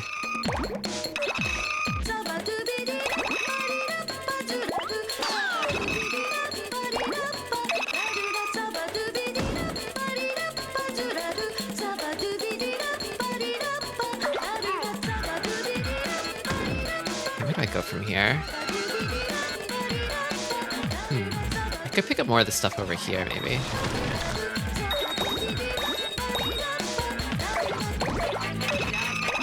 Maybe go up this hill?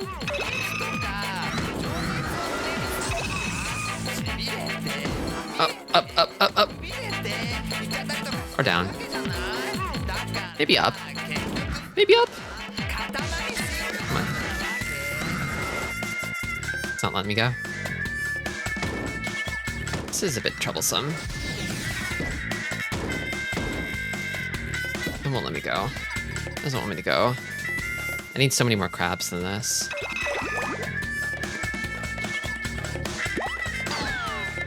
Do I actually need more crabs than this? I would like more crabs than this.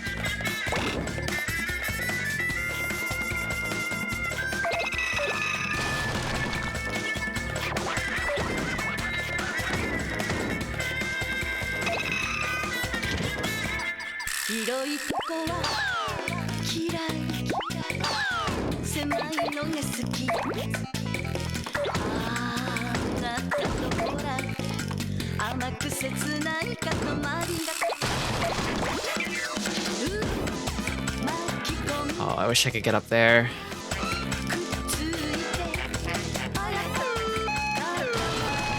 Actually, can I get these? No, it's all one thing.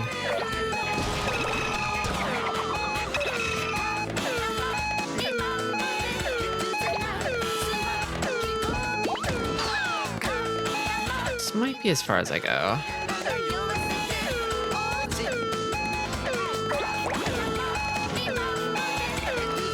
Can I get that? Yes. 99. Not quite 100. That looks delicious, but also slightly disturbing. Oh well, let's take the Yum Yum Rainbow back. Oh yeah.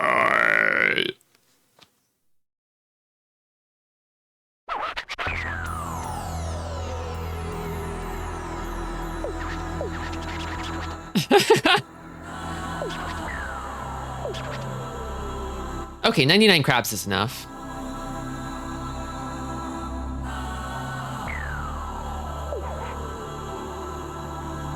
This, like, King Smile is so cursed.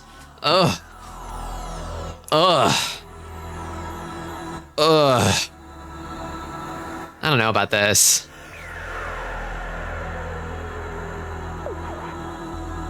This looks incredibly yummy. We are one step closer to the finest starry sky there is. Oops, we are drooling. Tristi 38 King, I thought about it for a moment, Marigold. I'm like, I could make an emote of this, couldn't I?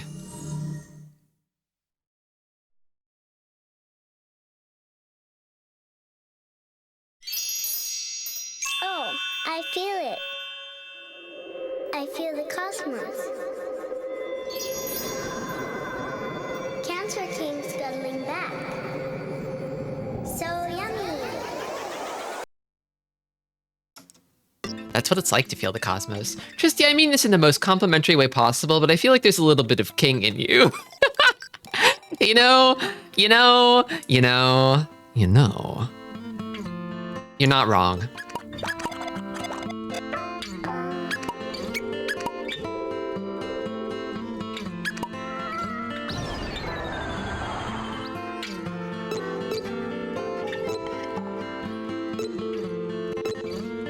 Let's just make a normal star.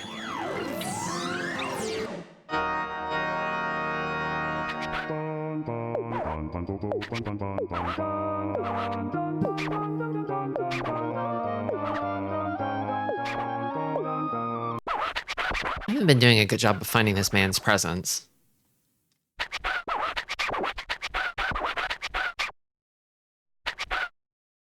Today we'll be rolling around the town. 1.5 meters in 12 minutes. Okay.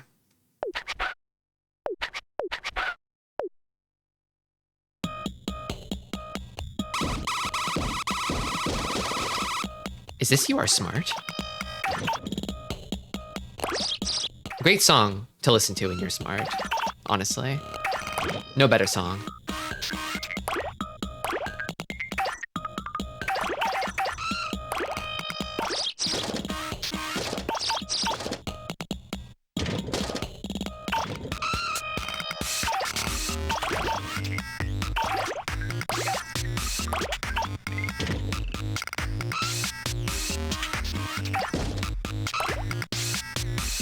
I love these orbs.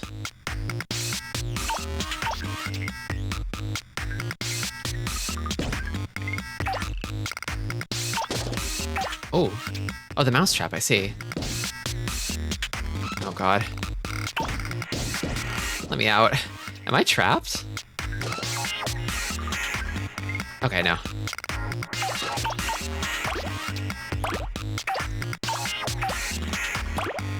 You are smart. They should make one of these kinds of songs. It's like You Are Silly, but it doesn't quite flow in the same way.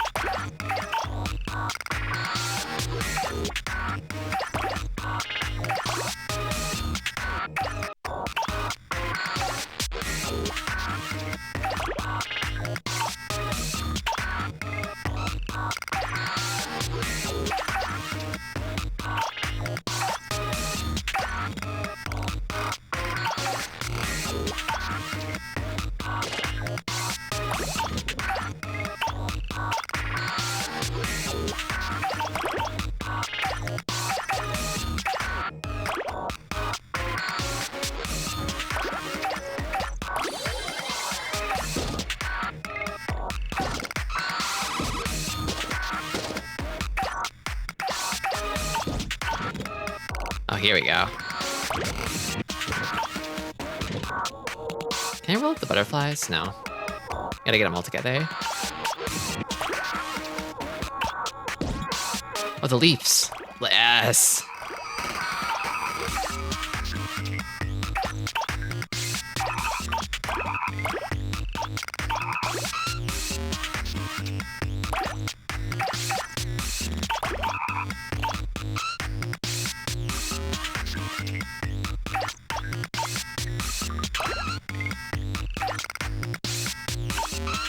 Okay. Now where to?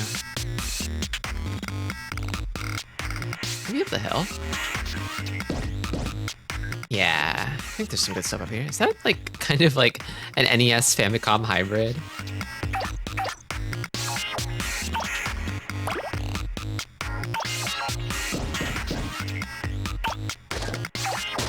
Ah! Okay, here we go. The milks.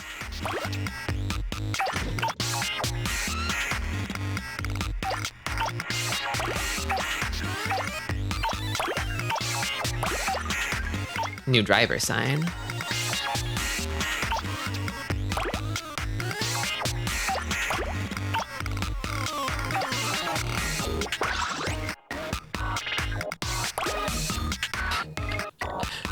What would okay? What would Tristi 38 milk even be? What would that even be?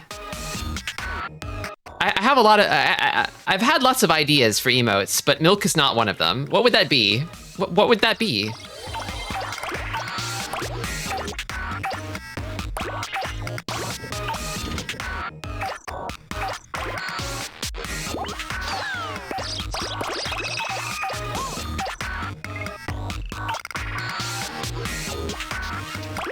I assume it would be milk, just milk. I suppose it could just be milk.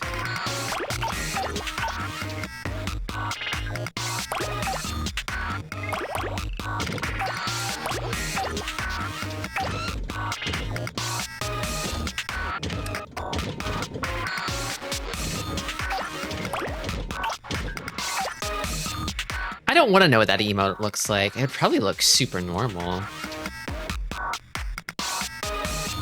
It would probably just be milk.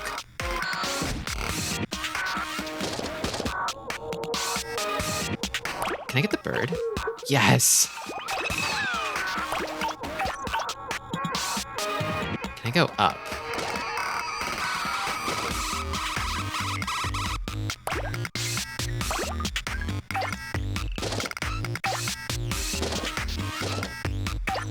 Can you have a milk emote, Gamma Chris? Can we milk you?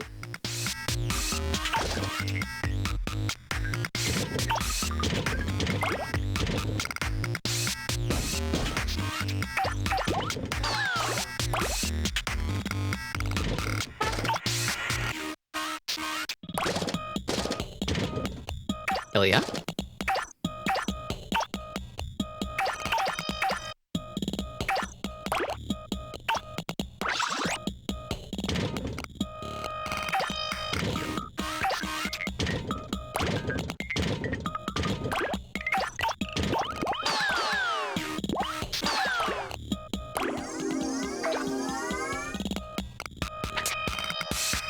Only 45 centimeters.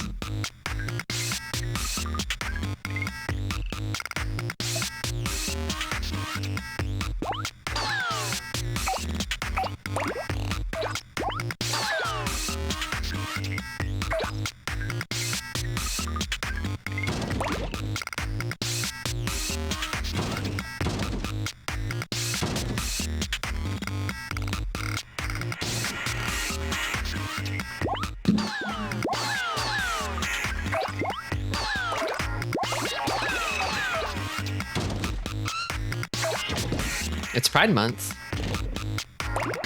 Never a better time to milk your friends.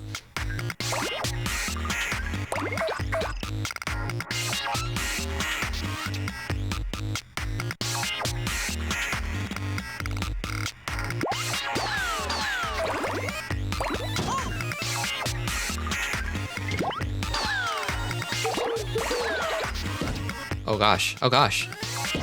City escape.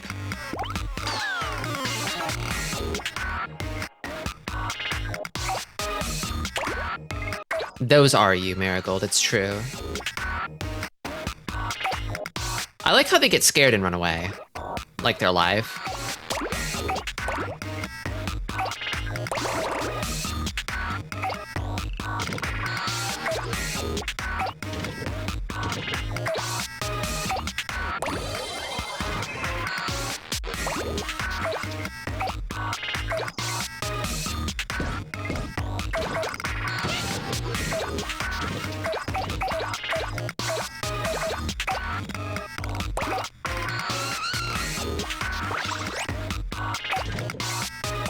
is really small. It's like a really, really small cow.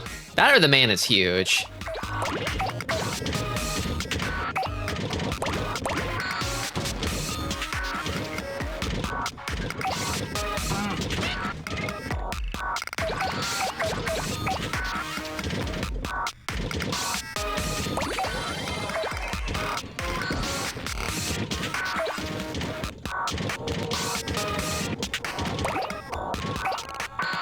Going to the shopping arcade here. Yes. Yes.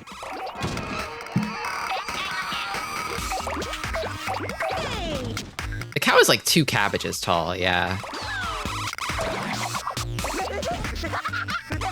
See, they love it.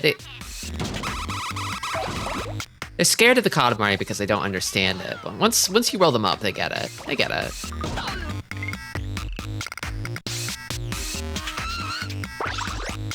They like it.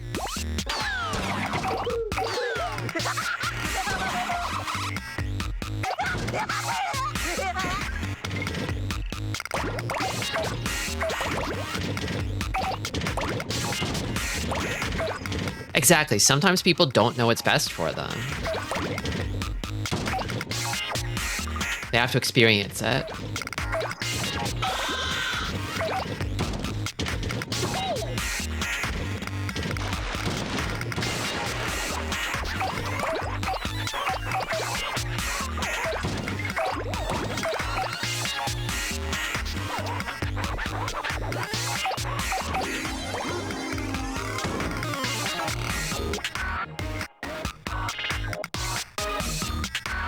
Your Katamari is as big as 1,200 plates.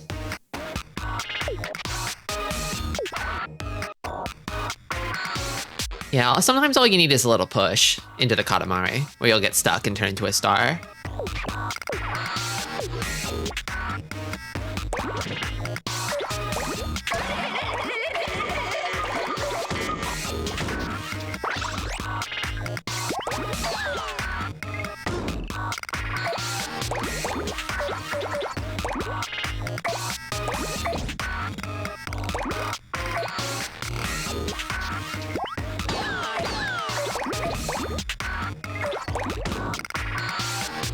Tasty flavor.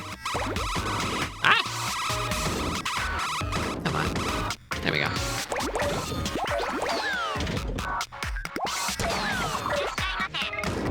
Oh gosh, traffic.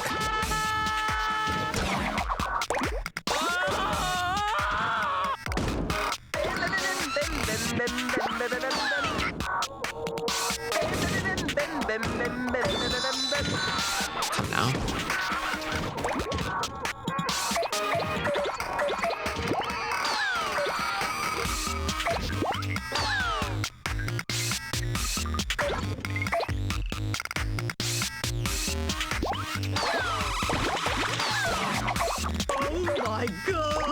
Oh my god!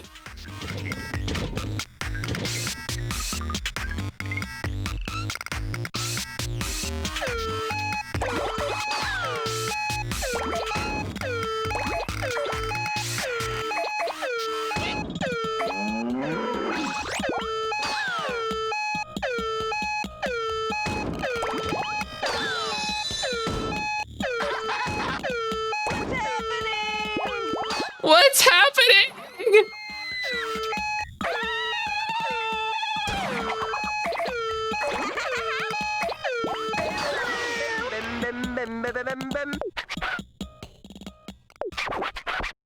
The delinquent sound, dun dun dun dun dun.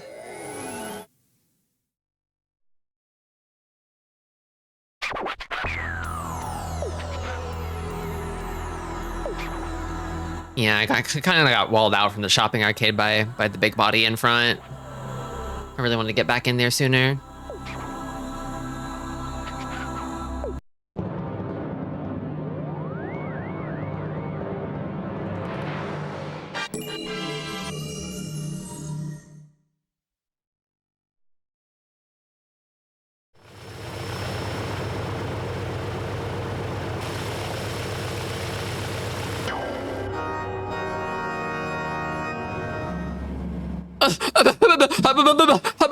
Shell Island already.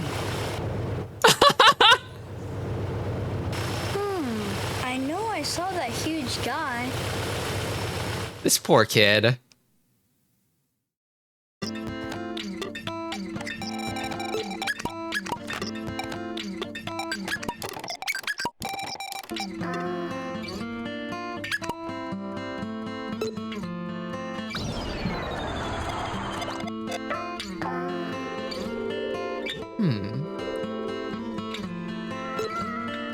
Corona Borealis.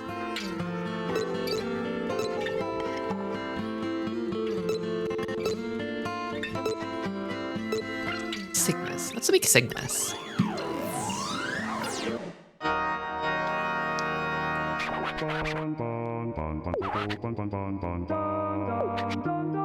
Eureka. We have it. It's not graceful.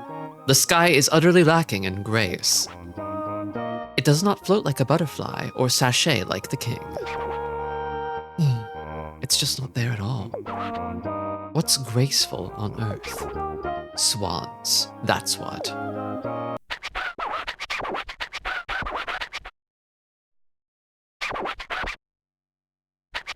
I love this Katamari.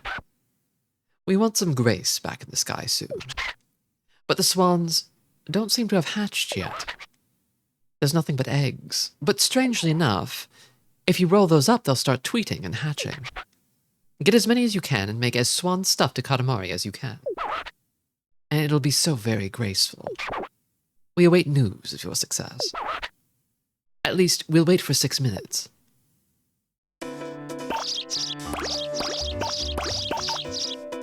Oh, yes.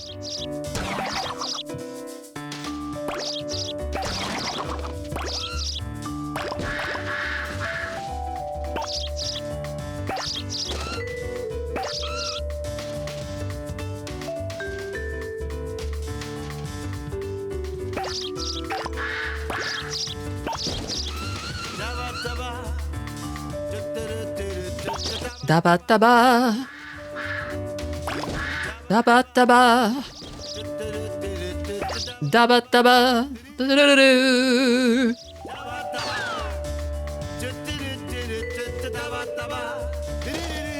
I want them.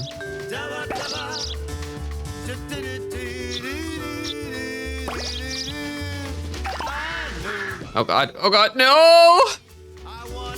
Boing? Love up to make a single star in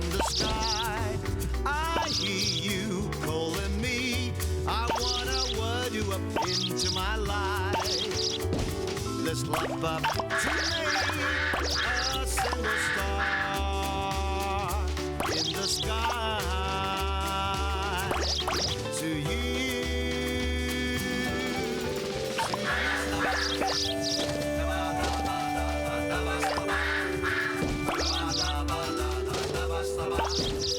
Oh.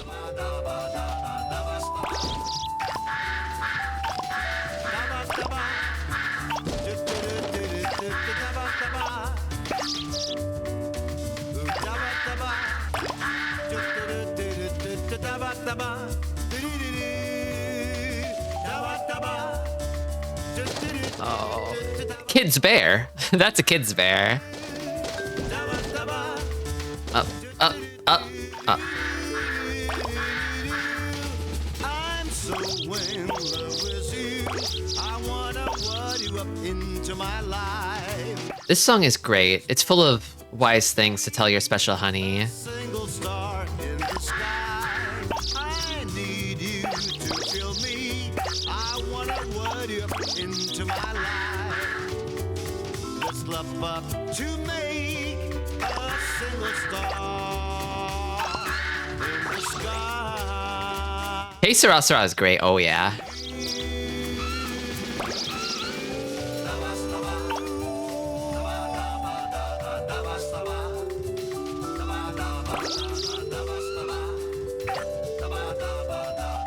Saba saba.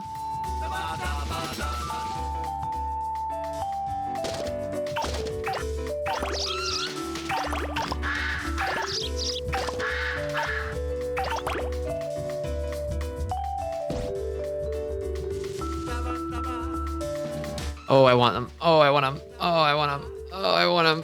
Let me get them. Oh, it's so hard. Maybe not. I know you love me. I wanna word you up into my Oh, life. okay. Where am I? Love to be a single star in the sky. I hear you calling me I want the egg. Oh, the egg. into my life. Let's love up to make a Is this like a golf machine that's dispensing eggs? in the sky. To you,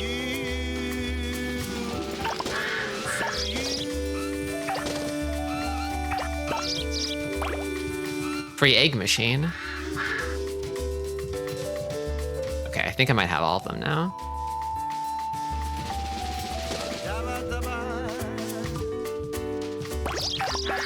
I was gonna say I wish I had like a free egg machine, but that's just chicken. That's just chicken. Chicken is free egg machine.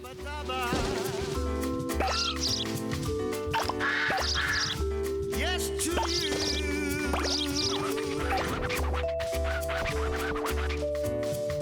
We see. Henadol, we suspect.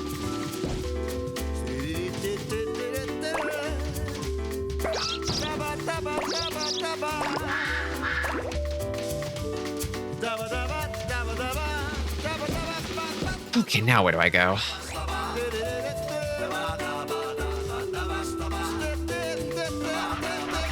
Well, it's almost over.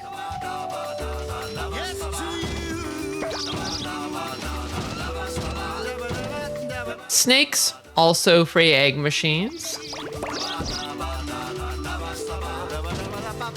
A chicken is a machine for turning feeds into eggs. Oh, I really want the big eggs on the ruler, but I might be too big for it now.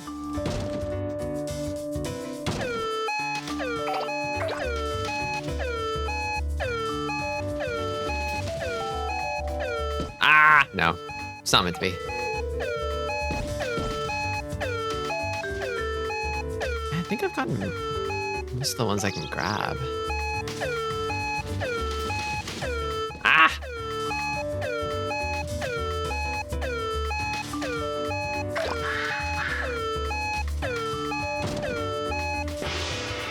Wah! Very graceful and a bit disturbing. Tweet, tweet, tweet, noisy things. We'll take the graceful rainbow back.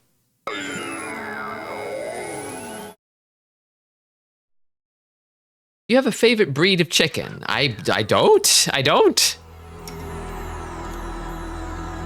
Oh, I did not do good enough. What? 38? Are you serious? There's not enough swans. There are more ducks than swans. This is supposed to be Cygnus. Aren't there too many ducks? With our miraculous powers, we'll somehow manage to make this a Cygnus, but next time, think graceful. My ball sucks. I can't tell eggs apart.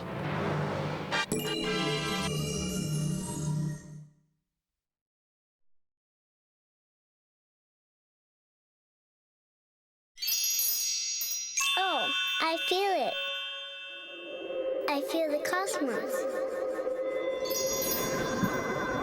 Cygnus flew back into the sky from the ashes, just like a phoenix.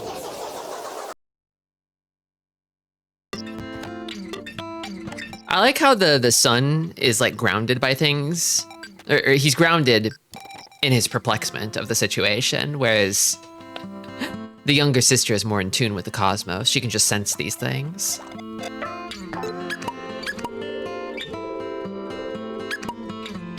I feel like leghorn chickens are a fan favorite. Are those really, really big fat ones?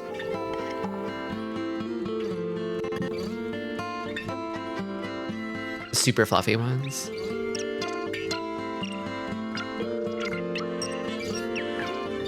Does the prince just start wondering if you leave him? He's going. There he goes.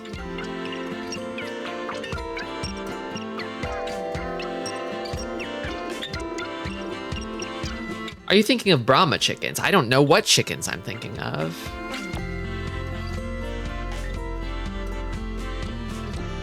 It's the type of chickens the chef from Muppets has. I see. Oh, you know, it's a hot one today. It's hot, and I think it might be getting to me. I might have to wrap here. I do want to play more, but I think I need to go cool off. It's very nearly summer. Almost summer. Not quite summer, but basically summer. Summer enough.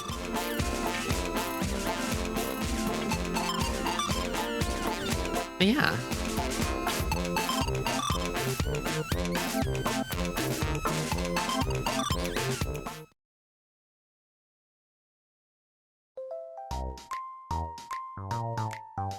Ugh. I'm pooped.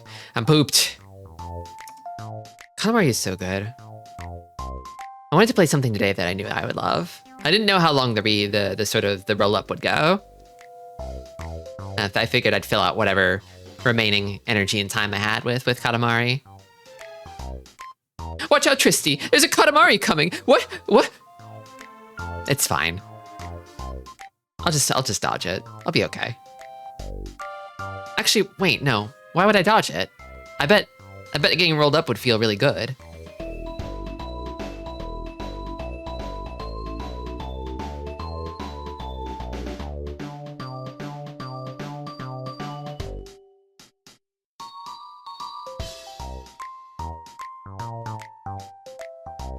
Does this work?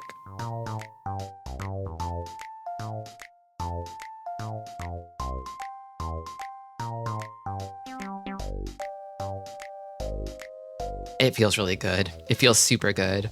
It feels really, really good, you guys. It feels really good to get rolled up in a Katamari. You gotta try this, you guys. You gotta try this.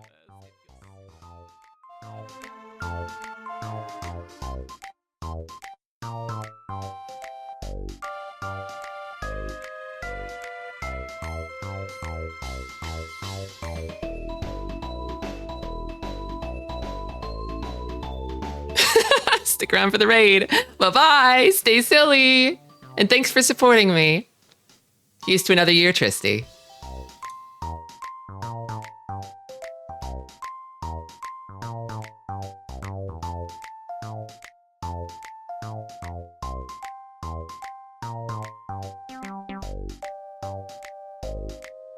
Oh, hey, Katamari.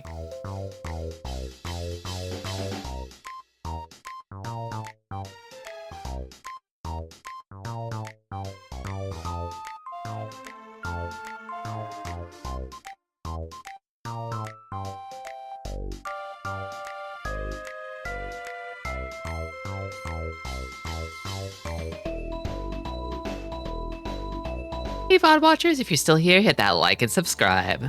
Bye-bye, and thank you.